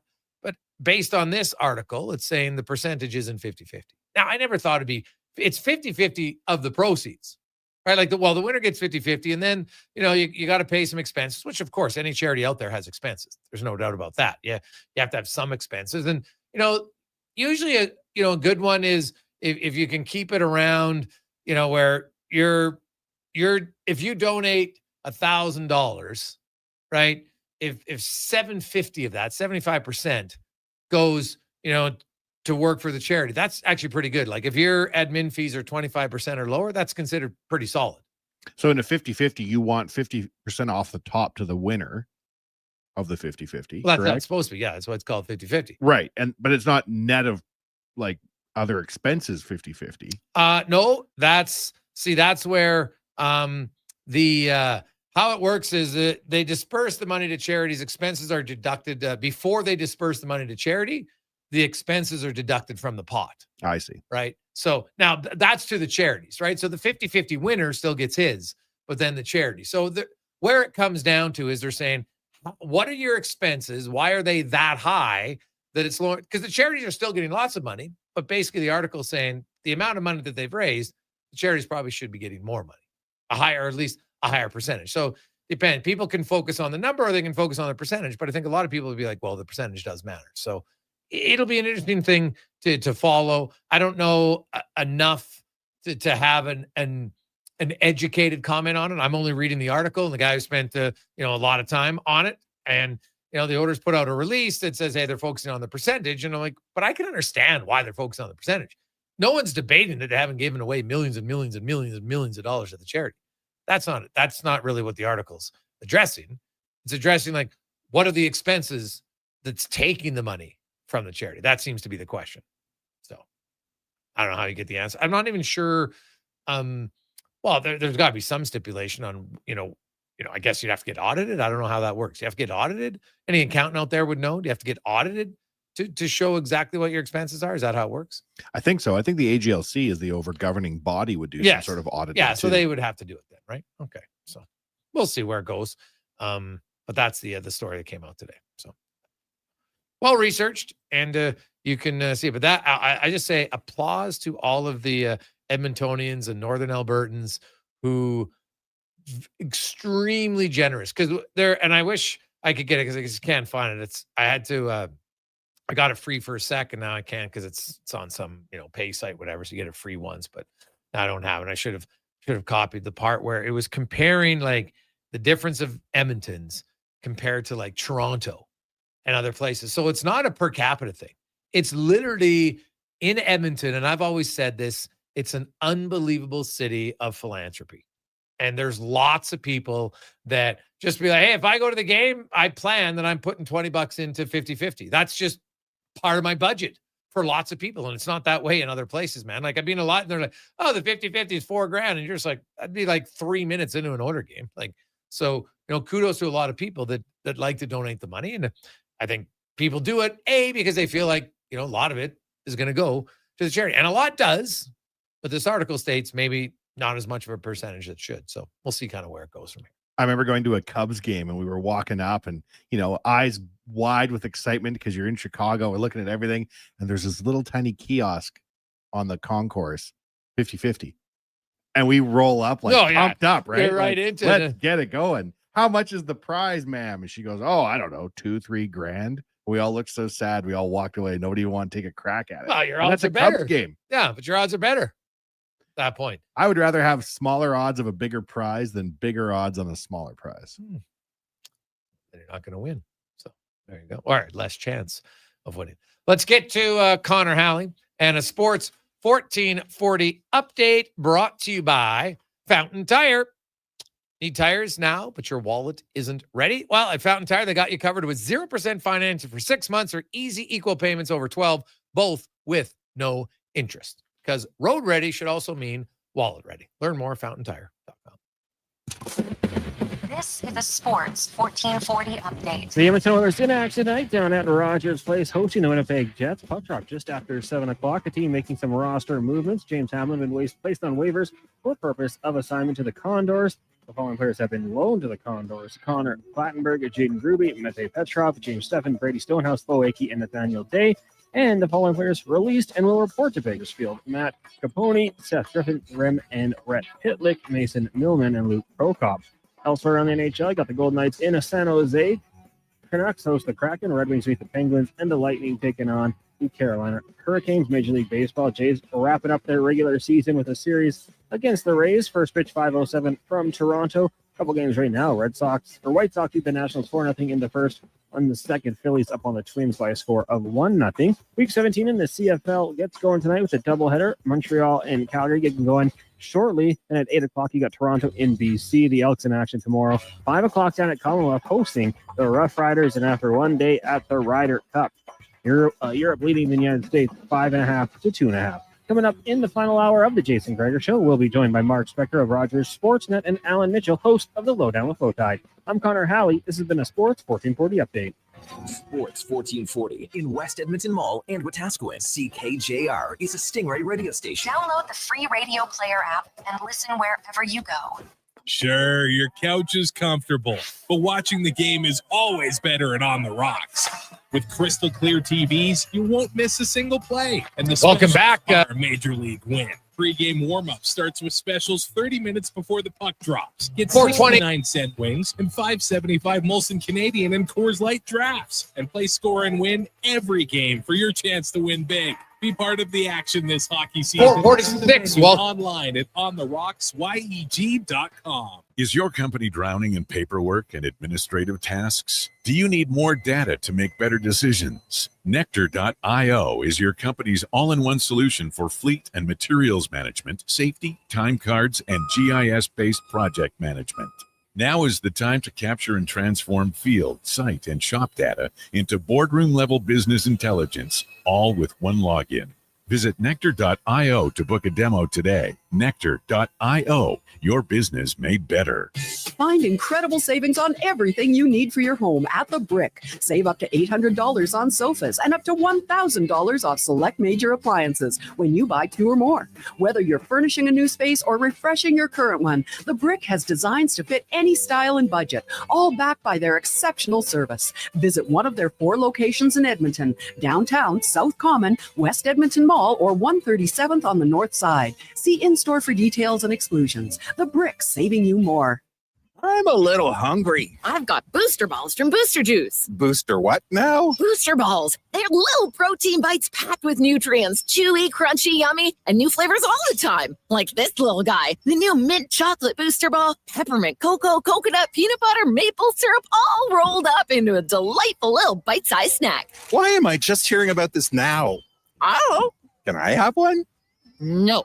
Booster Juice, Canadian born, blending since 1999. At Leading Edge Physiotherapy, we believe that life shouldn't hurt. Now, that doesn't mean that we don't know that sometimes it really hurts. I mean, we've seen people at their worst moments in life, when they feel they have nowhere to turn, or at a time when they felt like their problem just wouldn't ever go away. We've also seen people who thought to themselves, it'll just go away on its own, or this is no big deal. I don't want to bother anyone about this. Don't know where to turn to, or think it's no big deal. Either way, we have the technology, techniques, and skills to help you get back to it, whatever your it may be. Life shouldn't hurt. LeadingEdgePhysio.com. At Fountain Tire, get up to 25% off select tires, up to $125 off a set of 4 select Goodyear tires, and $50 off $150 service until October 18th. Restrictions apply. Book today. Fountain Tire. We're on this road together, Canada. The bad news, winter will be here in a flash. But the really good news, right now during the Nissan Flash Sale, you can get a set of free winter tires. You might just look forward to winter coming back, and you still get 0% financing and $500 Nissan bonus. September 23rd to 27th only. Act fast. This flash won't last. See your local Nissan dealer or Nissan.ca for details. Offer available on select 2025 models. Conditions apply. Visit your local Edmonton and area Nissan dealer for more information. To a child, a new bike means everything. Freedom, mobility. It's a big step forward. You can help by donating your gently used bike during Sports Central's 3rd annual bike drive. Every Saturday in September, Sports Central will be collecting bikes in Edmonton and area. Don't have a bike to give? You can donate $175 for a new bike and helmet. Drop off at Bonnie Doon Mall, participating Fountain Tire locations, and at United Sport and Cycle Gateway. Visit sportscentral.org. Brought to you in part by Sports 1440.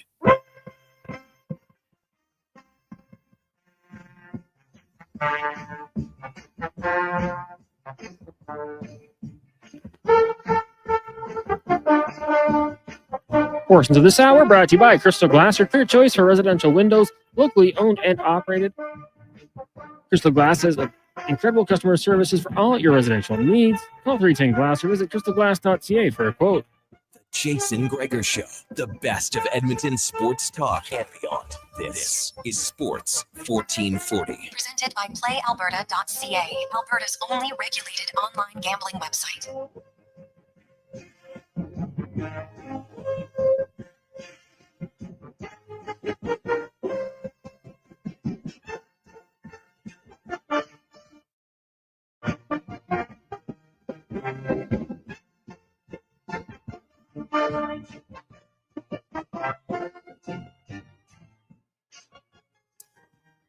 509. Hey, big shout out to producer Brad, who donated his tickets tonight. Attaboy Bradley. Love it. It is the Gregor Show, presented by PlayAlberta.ca. Cons, I think he got the winner, or he's waiting. I know he got one winner. He's just waiting for a return from the other one to go to the games tonight. It is the Jason Gregor Show, presented by PlayAlberta.ca. It's Positive Friday. Your work week officially done. Now you're set up. Lots going on this weekend. Golf fans, you got a lot of time to luge on the couch to watch a few battles at the Ryder Cup. As Team USA getting spanked right now, they trail 5.5 to 2.5 to Team Europe. You got Jays games tonight, tomorrow, Sunday. Of course, Yankees, you'll be watching out of town scoreboard there, even as well with Boston and Detroit, because that could have some impact depending on what happens. It's a fascinating final weekend. Of course, you have the Mets and the Reds, both some pretty, the Reds definitely have tough competition taking on Milwaukee. Baltimore's ace is on the mound. Dare to dream, Jays fans. If he wins tonight, he wins for Baltimore and the Jays win, then they're up by 1. And really, they're up by 2. And then at that point, all they got to do is win one of their final 2 games, and they would secure first place in the American League East and a pretty good chance to win the entire American League, as Seattle is also 1 game back of them. I think the Jays have the tiebreaker over Seattle as well, if I'm not mistaken. So you got Elks action tomorrow. Be a little bit more of an emotional game with the passing of Larry Thompson. If you're a preseason hockey fan, tonight and Sunday night, Oilers are at home against Winnipeg and then Vancouver. Look for, I would think, with all the cuts they made and guys playing tonight, probably going to see McDavid and them again, maybe in their second preseason game on Sunday night against the Canucks. And then they'll wrap up the preseason next week. You got a big weekend of NFL. You got college ball. So there is lots and lots to talk about. And hey, you know what? Lots of great odds at playalberta.ca. New improved odds and even easier to navigate. Just get the app, and it is quick and easy. The other big news, if you're just joining us, Barkov will require knee surgery, and initial reports are, man, if that's ACL, that could be done for the regular season for sure. And, you know, maybe with the playoffs, we'll see. But obviously with the new playoff salary cap, it won't be as easy to have somebody just come out of the regular season and into the playoffs. So that's a huge, huge blow for the Florida Panthers. Let's get to the spec report brought to you by GS Construction, your underground infrastructure specialists. And they are hiring lots of different roles. And when they hire, though, they look for careers, not just someone to just look for a job. If you want a career that you can start, they love promoting. They do it from within. Go to Indeed.com and look up GS Construction as we welcome to the show from Rogers Sportsnet, Mark Spector. Spec, good afternoon. How you doing? What's going on? The Florida's just put out about 10 minutes ago a tweet. Did you see that tweet, Jason? I have not seen it. No. What did it say? I know he was having knee surgery, correct? Yeah, he suffered injuries to his anterior cruciate, his ACL, his MCL at yesterday's practice. So he's today, he underwent successful surgery. He will be reevaluated. The expected recovery timeline for these injuries is 7 to 9 months. 7 months is the end of April. 9 months is the end of June. Yeah. So the end of April would be midway through the playoffs, Spec. So because the first round usually starts in the middle of April, right? That's basically right. End of the season or end of the playoffs is 7 to 9 months, right? Yeah. Give or take. Yeah. So that's and with the now, hey, maybe the Panthers, they don't use his cap space all year long. Then, of course, you can add him to the roster. But if you use his cap space because he's on LTIR, and it's not like they can just snap their fingers and use it right away because there's not, well, I guess you could use it right away for a bottom end guy for $1 million, but you're not going to replace the 10 million right away. So this is a huge blow, Spec. Like I think the three-peat without Barkov, no chance. He's their best player. Yes. Right? He's the best player. So pick any team you want and take the best player away and tell me how you like their chances anymore. So, it's a huge blow. It's a really good player blowing his knee right out here. And remember, they're without Tkachuk till halfway through the season too. That has got to be a very tired team. Let's face it. They've been to 3 consecutive Stanley Cups. They've played 12 playoff rounds the last 3 years. That stuff takes a toll, man. It just takes a toll. And no one wants injuries. I think there's 31 teams in the NHL would love to see somebody else come out of the East other than Florida. It's particularly the one in our town. But no one's looking for it to happen because somebody gets hurt like this. That is for sure. Yeah, well, especially in the fact that he got hurt just in a practice in just a very innocent looking, like normal drill that guys do all the time. And so that's just really unfortunate for it. And I will say, no surprise, I respect all the Oilers fans. I know Oilers fans are texting, oh, this is great. A lot of them are like, God, Barkov's the one guy I really like on that team. So you know what? It's brutal. So that's a tough blow for the Florida Panthers. The Oilers, Spec, going at it tonight. They released 14 players. No surprise in any of those. Hamlin's the only one who requires waivers. I would expect him to clear waivers. Now we're starting to get down here a little bit. We're into the second half of preseason, and I would expect a lot of the guys who aren't playing tonight to probably play on Sunday and just kind of rotate some games here down the stretch. What do you anybody you're looking at tonight? Because it seems like a lot of the guys kind of battling for spots in the lineup. Tomasic and Howard, they're all playing tonight. So I think there's some internal competition going on in the lineup tonight for the Oilers. Yeah, there's for instance, their fourth line, Marjala, Szymanski, and Yarventi. I think it's a victory for all three of those guys to still be here after the first set of cuts, right? I listen, nobody's thinking that any of those guys are making the team, but they're hanging around. Szymanski in particular is a young guy, first time over here. He's doing okay. So, but those guys aren't going to be part of the picture, long term. The guys that we're wondering about here, a guy like Noah Philp, right? He's got a shot to make this team. Yeah, Thomas, well, right? Tomasic has a shot to make this team. Howard has a shot to make this team. Do they all get to make it? I'm not so sure about that. So this is when you get to the point where there's going to, we're going to boil this down to sort of 6 guys hanging around for 4 jobs. And that's when preseason kind of gets a little more meaningful, right? Yeah, no, it's very true. Mark Spector joins us here on Sports 1440.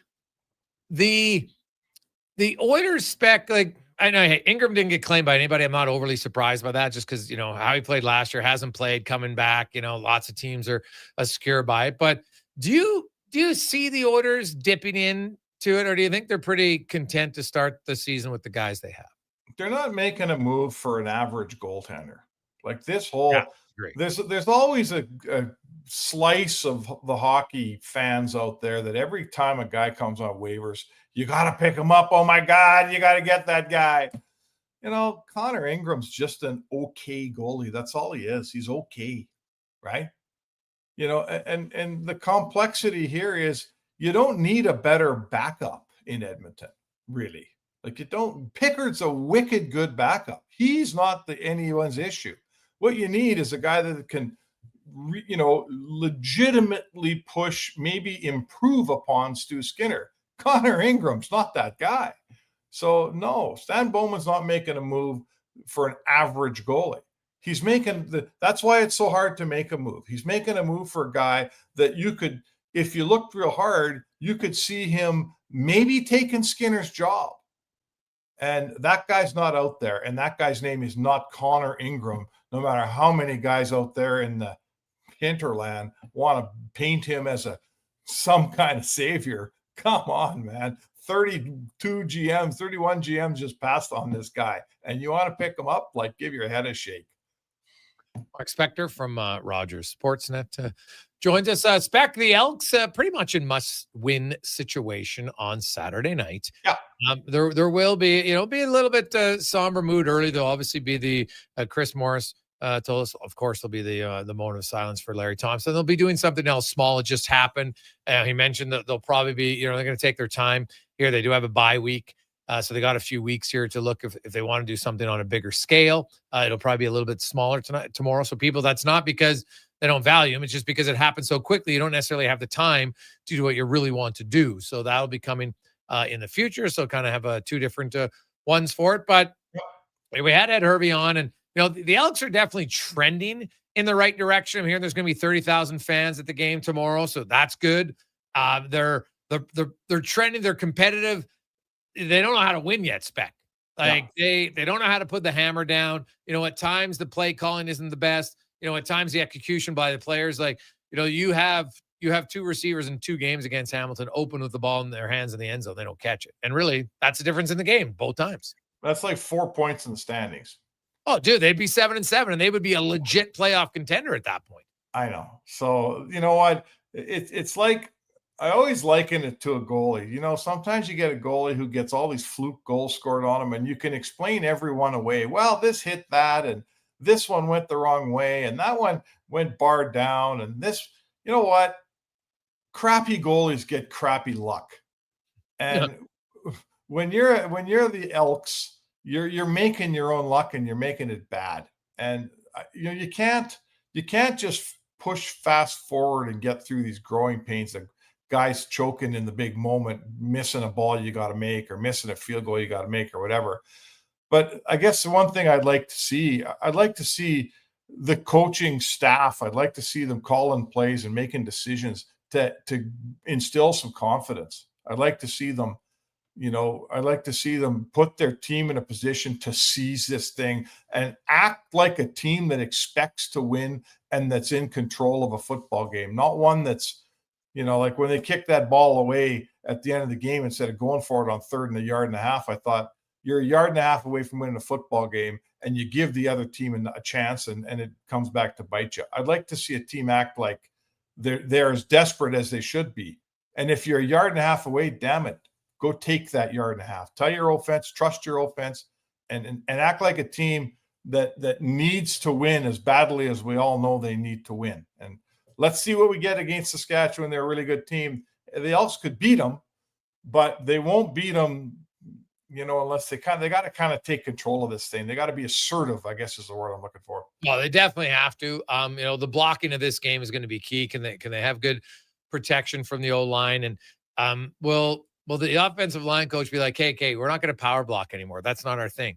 Zone blocking works way better. A few slide blocks here, I think would really help this offensive line. I definitely think that they're athletic enough, but they're not a power blocking group for the most part. They're just not. And that's what you got to play to your strength of your players. You can't say, well, we want to play this way and you guys just do it. Well, if they're not capable of doing it because that's not their skill set, it's not going to work. So I would like to see a change there.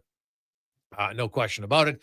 The Blue Jays score a run in the first inning, Lucas, with a single to drive in George Springer. They had that game last night, Spec. But, yeah, what about the bullpen last night? The old bullpen start, and they were perfect through 6 innings.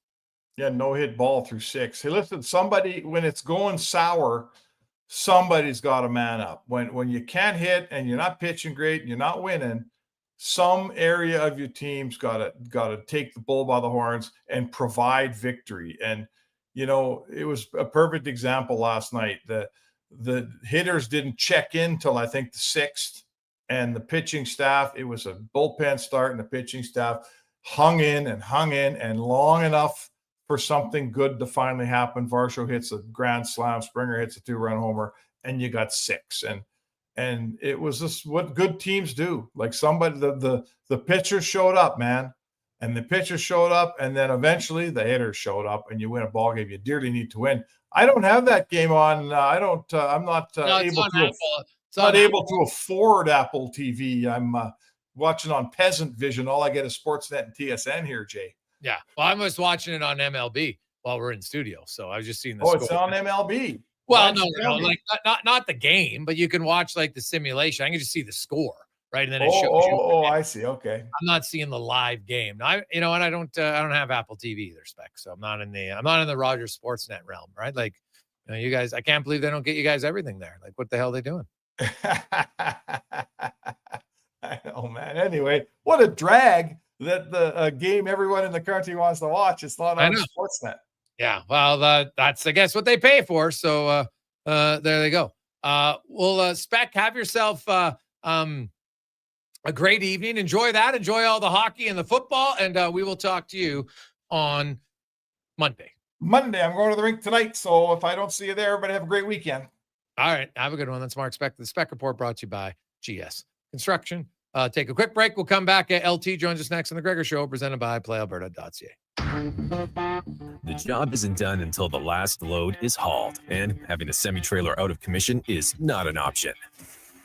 Whether replacing or adding to your convoy, Edmonton Trailer has a huge inventory of new and used semi-trailers, trusted by the gravel, logging, oil field, fluids, and freight industries. Find a trailer right for you online or at one of their 3 locations. For sales, service, parts, rental, and finance, when you're in it for the long haul, Edmonton Trailer. Electrical Solar Team is now making a play for sustainability and savings. They're specialists in powering up for a greener future. That's the strategy, designing and installing high-efficiency solar panels. They're helping homes and businesses combat rising utility costs by harnessing the power of the sun. A smart move for efficiency and the environment. Hire the Action Electrical Team to bring home a win for your project. Visit actionelectrical.net. Bringing every project to life requires the right team. By joining the Japa Machinery Group service or sales teams, you can be part of setting a new industry standard. Celebrating a legacy of excellence with Japa. Learn more at japamachinery.com. Summit Restaurant, located in the heart of the Silent Ice Center and just minutes from South Edmonton Common. Summit is your destination for exceptional house-made pizza, delicious entrees, and expertly crafted cocktails. Experience the perfect blend of flavor and ambiance in a modern setting. Join us for a straightforward yet elevated dining experience where our commitment to quality speaks to every bite and sip. Make Summit Restaurant your next night on the town. Listen up, because you're not going to want to miss this. Right now is your chance to get in on Play Alberta's biggest offer ever. For a limited time only, new players can get up to a $1,000 casino bonus when they sign up. There's never been a better time to join the fun. Visit playalberta.ca today to get started with casino, sports, and lottery all in one app. Must be 18 plus to play. Remember, if you gamble, use your game sense. Legacy Heating and Cooling is the #1 heating and cooling company for people who want heating and cooling, because you'll save a bundle by bundling. Then you can use hot, cold, coming thermostat, do what you're told. Turn up the heat, turn up the cold, to the vents start pushing out tornadoes. Bundle my furnace with some AC, gonna get a new from Legacy! Oh yeah, save a bundle when you bundle your new furnace and AC from Legacy today. Plus no payments and no interest for 1 year. That's how you build your legacy. Legacy Heating and Cooling. Ford employee pricing is on now, and you pay what we pay on the Ford you want. Visit your Alberta Ford store or Ford.ca today. Score an A+ deal on 5G Ultra Home Internet from Explore. Switch to incredible internet speeds and get a $100 gift card for a limited time. Upgrade today at Explore.ca. Are you relying on credit cards to make ends meet? Are you making just the minimum payment and carrying a balance month after month? It's time to break free from the debt spiral and take control of your finances. I'm Parveen Middleton, licensed insolvency trustee at BDO here in Edmonton. During a free consultation, I can explain all your debt relief options and stop your credit card bills from piling up.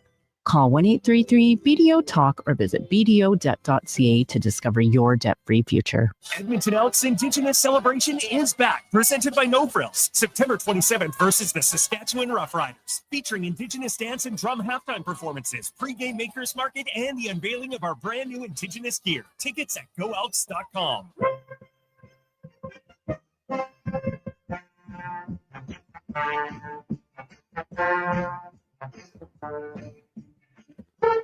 Portions of this hour brought to you by Papa John's. Get the Gregor special. Enjoy 20% off any regular priced menu order when you use promo code Gregor at papajohns.ca or on the Papa John's app. The Jason Gregor Show, the best of Edmonton sports talk and beyond. This is Sports 1440. Presented by playalberta.ca, Alberta's only regulated online gambling website.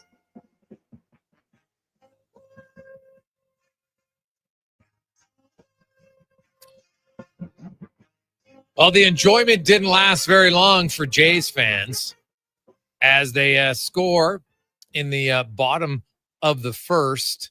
Then Tampa Bay comes up. Junior Caminero rips his 45th of the season. And then the next batter, Jonathan Aranda, no doubter, for his 13th. And Shane Bieber allows back-to-back home runs in back-to-back starts for the first time in his Major League Baseball career. Jays fans getting stressed. I could see it.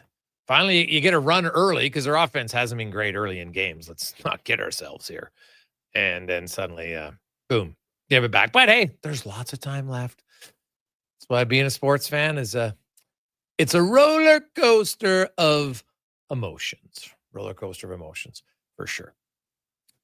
Jason Gregor, Connor Halley with you, Sports 1440. Sports1440.ca is always presented by playalberta.ca, your one-stop shop for all sorts of fun. If you like it, casinos, lotteries, sports, instants, and more. Check it out, playalberta.ca online, or just download the app, even easier. As we get to the oil report, brought to you by Volvo Cars. Edmonton, stop in. The 2026 XC90 is in, and it is glorious. Test drive one this weekend. It's going to be great weather at playalberta.ca. As the host of the Lowdown, noon to 2 on Sports 1440. And with, of course, hey, newly married, got his new, that's when you knew it was serious. That's when I knew Al was in love, because he got a haircut for the wedding. Al, how you doing? I got a haircut and I took a day off. It's Yes. It was one of the most important days, ever. So yeah, I'm sporting the new. I don't know if I'm going to let it grow out again. I might because I'm really cheap, but I really like the short hair. It's so much easier. You wash it. Oh yeah. And then it's just not in your way.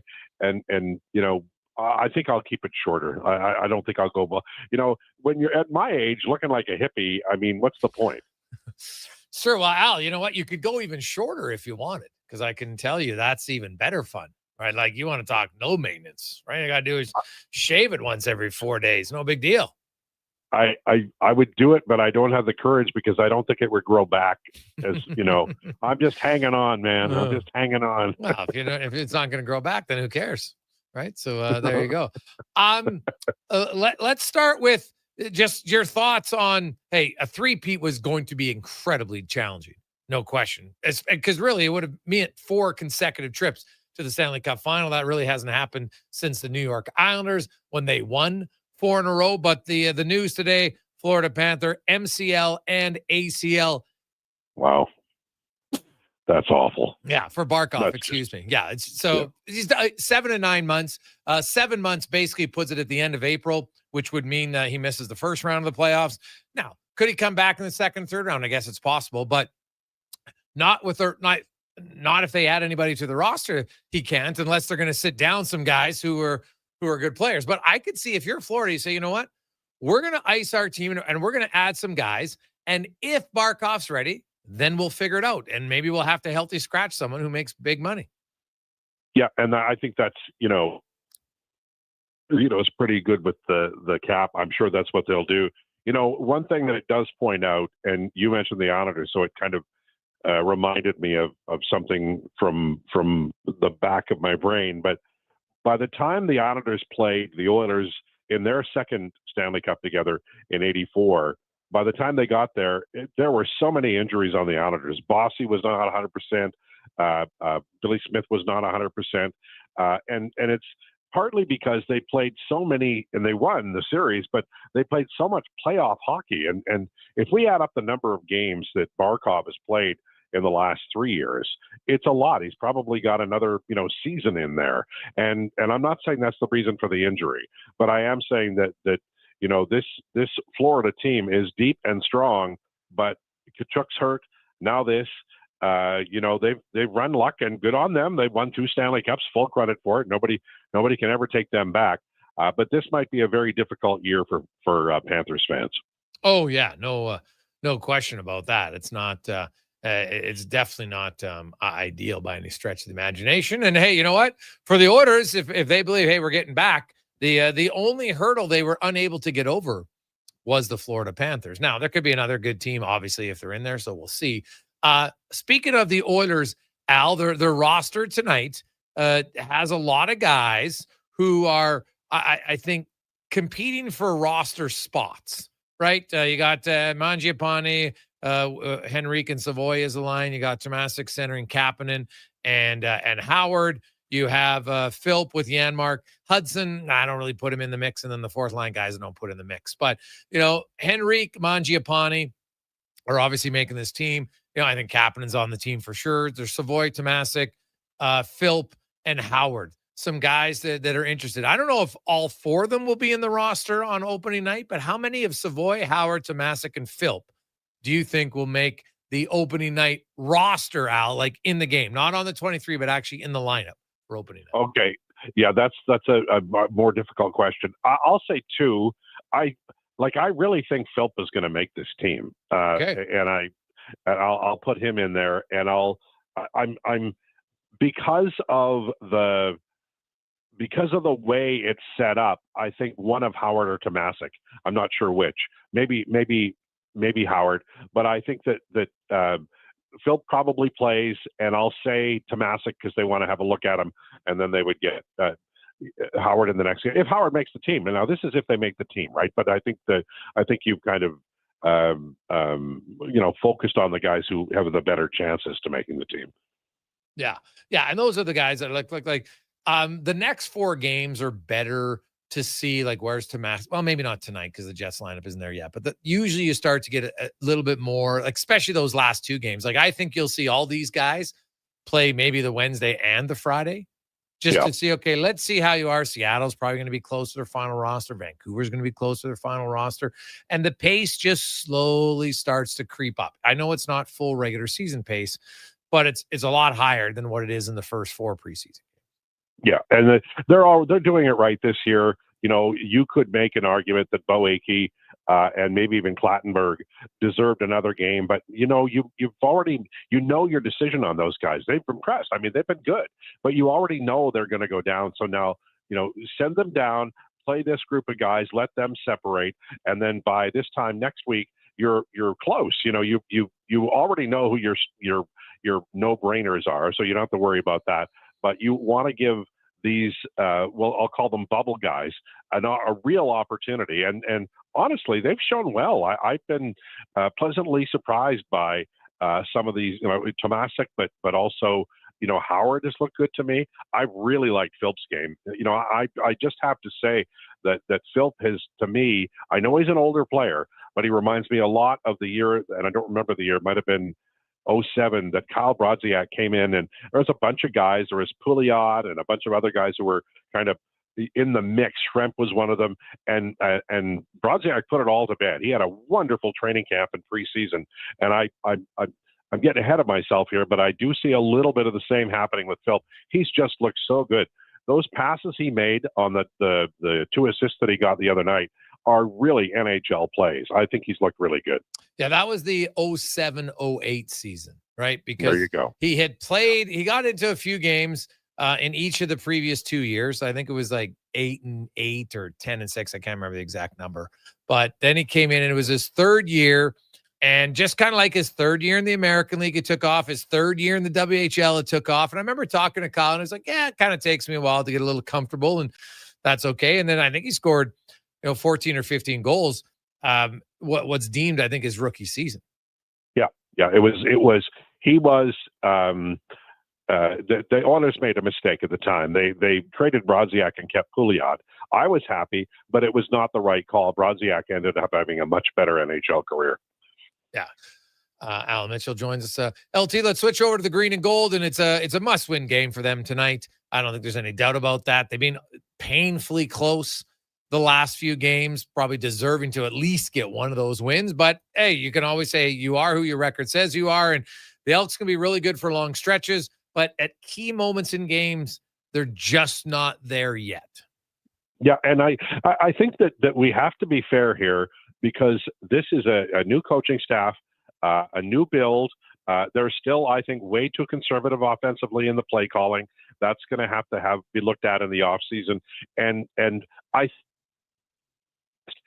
think they're really battling it now. They needed a couple of wins on both ends of that nice little streak they had. And now you're really battling. And, if they win tonight, then they gain a little bit of confidence. But I do think that there's so much good in this roster that and I'm encouraged by so many things. Keep the coaching staff together, bring back the really good players for next year. No, I'm not saying they're out of it, but I think that they've bled a little bit too much here for us to be really confident they're going to make it to the postseason. Yeah, it would be very difficult to do. But, you're not out of it till you're fishy out of it. You win. And if Winnipeg loses, then you're still in it, right? Because now you're one game back, and then you get a bye, and guess who you play? The Winnipeg Blue it's Bombers. True. Yeah, and all of these teams are flawed, too. That's the one thing the Elks fans, should feel good about. The teams that they're chasing all have flaws. There are strengths on the teams that they're chasing, but they also have issues, and so tonight's big because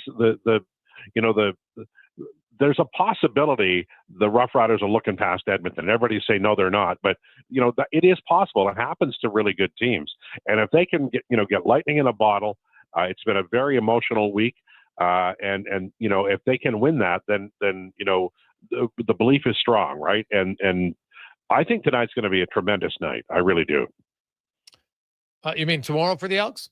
Yeah, sorry. Oh, sorry, yeah, okay. Yeah. I was like, are you talking about the Oilers preseason game? What the hell's going on here? It's going to be amazing. Al coming out of with the hot take of the week tonight's going to be amazing. I'm like, are you going to Pittsburgh for watch the Marc-Andre Fleury game against Detroit? We'll see. Al, what about you said? Go ahead. I thought you said it was tonight at the beginning of this, and that got my brain going. Oh. But I'm probably wrong. No, so don't worry. maybe I did. Who knows? Looking ahead to your team and the Eagles, a big battle this weekend of the undefeated, the Eagles and the Bucks. What's your thoughts? Well, I told Declan today, and I do, as you know, teams that I cheer for, I have a tendency to worry and fret about them. But I think the Eagles are, they got a great record, but they have done a little ugly winning so far, and so I'm a little bit worried about this because based on performance, they're probably not an unbeaten quality team, even this early in the season. That said, the fact that they can win ugly, I think is a credit to them, and the fact that they can win it in the trenches. So I think it's going to be close, but I probably incorrectly, I feel like the Eagles will win this one. For fun out, when we talk on Monday, which Edmonton Oiler bubble player will have had the most impactful weekend? I'm gonna say it's Howard. I feel like coming in here there was some question about him, and there certainly still is, but they're giving him a little bit of power play time, and I think that he does have a good shot, and so I think he's the guy who's going to probably have the. I don't know if it means he's going to make the team, but I think that he'll get enough done this weekend that we'll be talking about on Monday when you and I chat. All right, buddy. We'll look forward to it. I thought for sure you was going to say Noah Philp, but I already. You did. I went on and on about him, so I didn't want to make it the Noah Philp show, okay. But I'm very impressed with Noah Philp, man. I'm telling you, he really looks like I'm not saying he's going to take Lazar's job, but I think they both probably make the team. What about the Ryder Cup, Al? Can USA come back? They're down 5.5 to 2.5. Or is Team Europe winning on the road?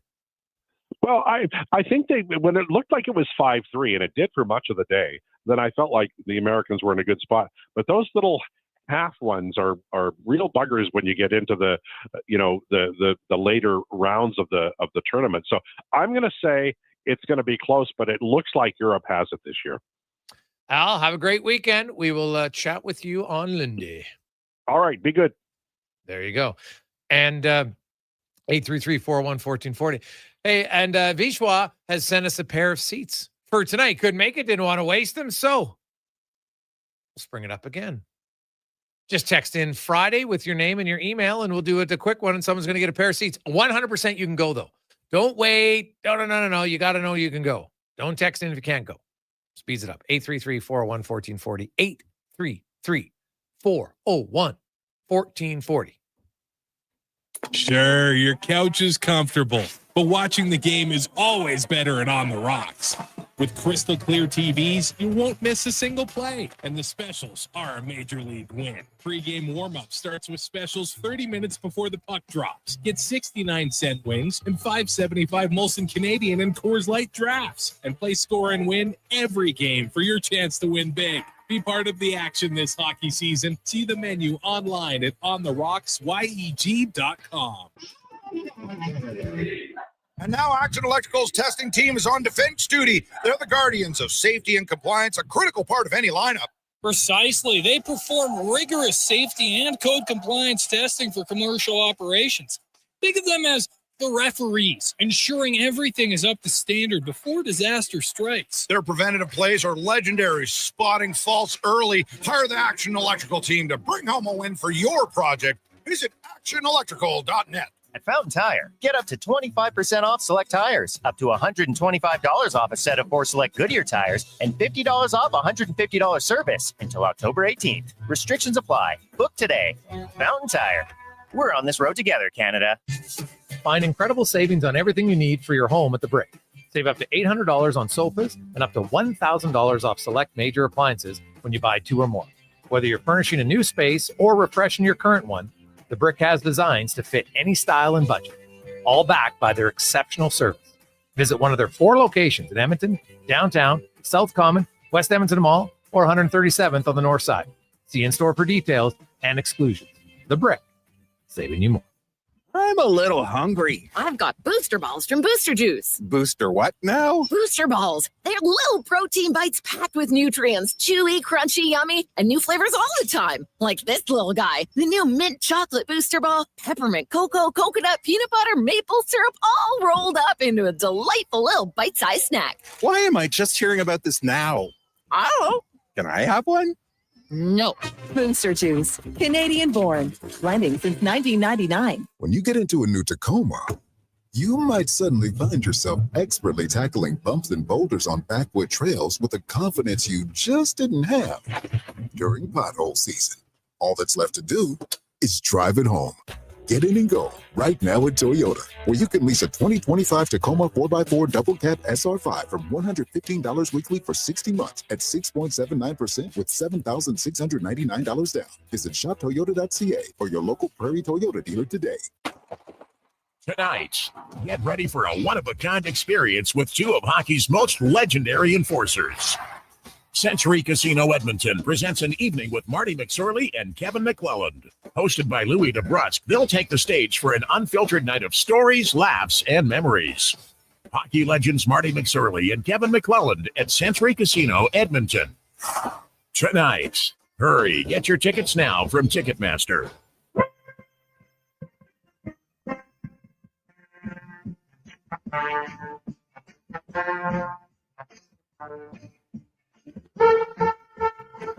Portions of this hour brought to you by UL. Get your power play amped up with UL, supplying the city of champions and Alberta with quality electrical gear since 1975. UL.ca is your partner in power. The Jason Gregor Show, the best of Edmonton sports talk and beyond. This is Sports 1440. Presented by PlayAlberta.ca, Alberta's only regulated online gambling website.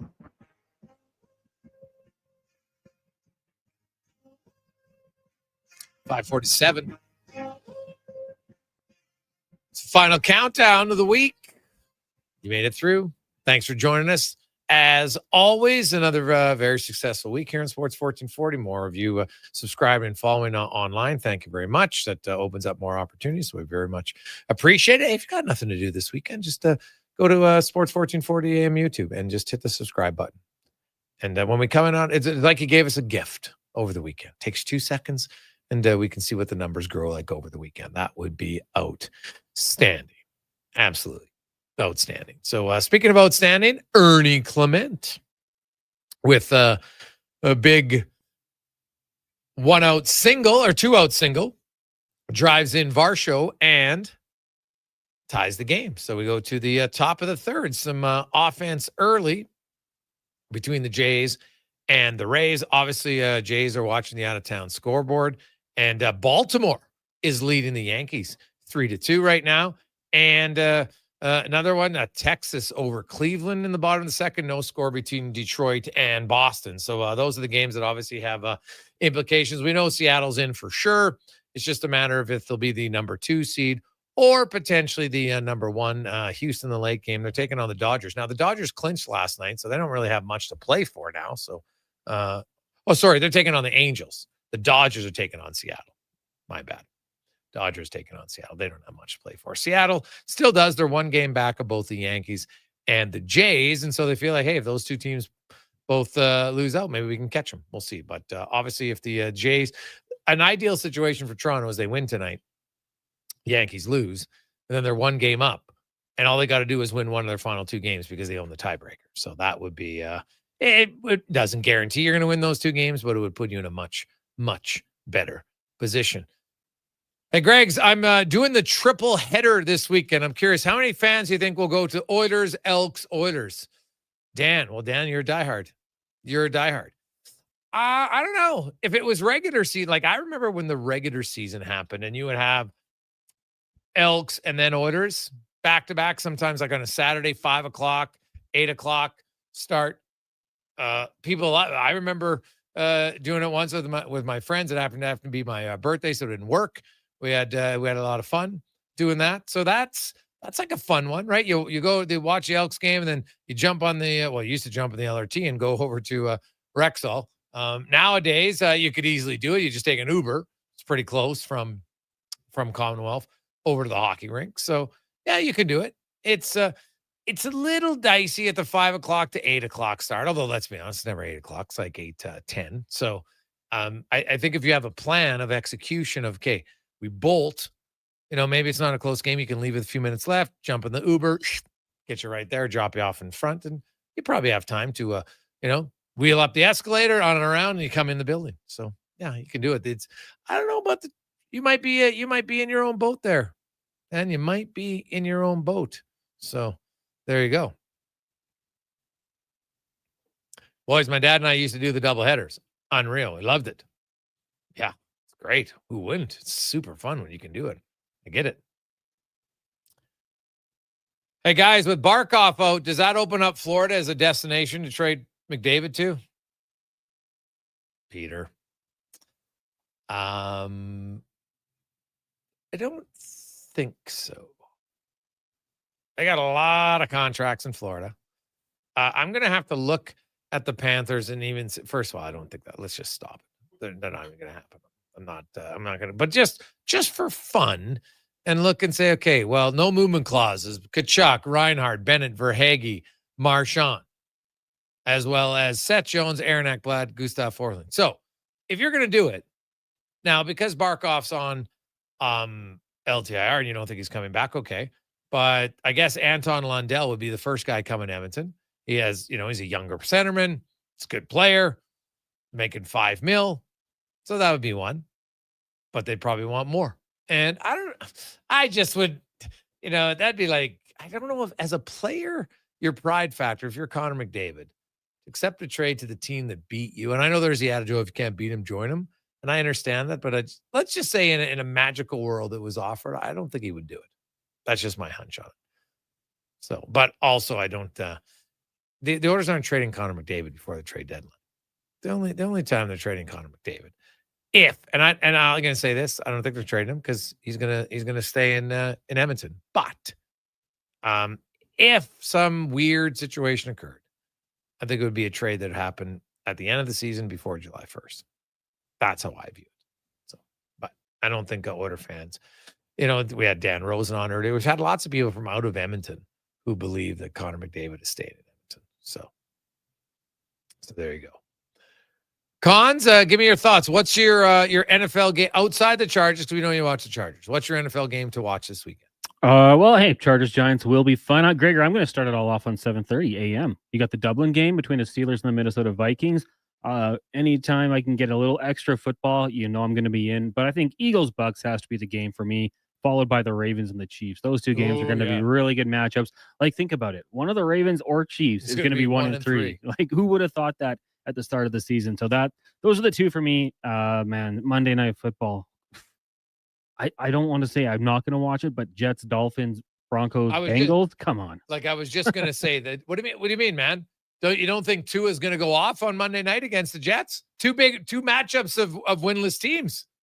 That's against the wall. This is when he shows up. But Packers Cowboys could be fun just for the Parsons returning to Dallas factor as well. Oh, I hope he wreaks havoc out there. That's a good one, right? Him and Dak.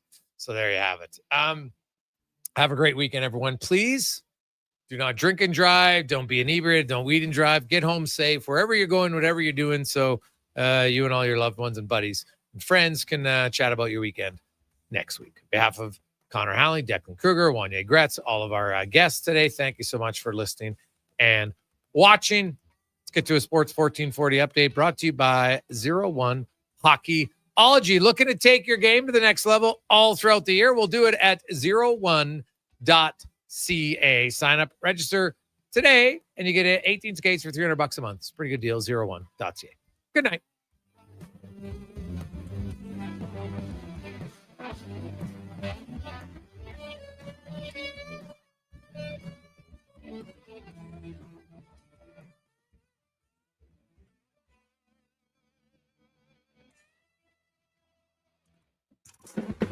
This is a Sports 1440 update. The Edmonton Oilers preseason rolls on tonight down at Rogers Place as they'll host the Winnipeg Jets. Puck drop just after 7 o'clock. The team did make some moves when it comes to the roster. James Hamlin being placed on waivers for purpose of assignment to the Condors. Also, players loaned to the Condors: Connor Clattenburg, Jaden Gruby, Matvey Petrov, James Steffen, Brady Stonehouse, Bo Eke, and Nathaniel Day. And the following players have been released and will report to Bakersfield: Matt Capone, Seth Griffith, Rem and Rhett Hitlick, Mason Millman, and Luke Prokop. Right now on the ice, Red Wings on top of the Penguins 2-0. Lightning have a 2-1 lead over the Canes, and down on the island, Islanders trail the Devils 1-0. Toronto Blue Jays in action tonight. Their final series of the regular season. Bottom of the third, they are tied with the Rays at 2 apiece. Elsewhere, Orioles on top of the Yankees 3-2. Now on midway through the third, White Sox have a 6-1 lead over the Nationals, and the Twins trail the Phillies 1-0. CFL action, Week 17 underway. Montreal right now leading Calgary 11-7. That's in the second quarter. Later tonight, BC takes on Toronto. Tomorrow, we got another doubleheader, Hamilton, Winnipeg, and then, of course, at 5 o'clock, your Edmonton Elks hosting the Saskatchewan Roughriders. In the BCHL, Saints are in action tonight. They will host Salmon Arm. That gets going at 7. You got 4 games in the AJ, including Camrose hosting GP, while Fort Mac in Devon, both 7 o'clock starts there. And at the Ryder Cup right now, Europe leading the U.S. 5.5 to 2.5. Coming up next, we've got Fox Sports Radio all night long. Live local coverage resumes tomorrow morning, 9 a.m. with the Saturday Sports Setup, plus for Blue Jays baseball on the radio dial only. I'm Connor Halley. This has been a Sports 1440 update. Sports 1440.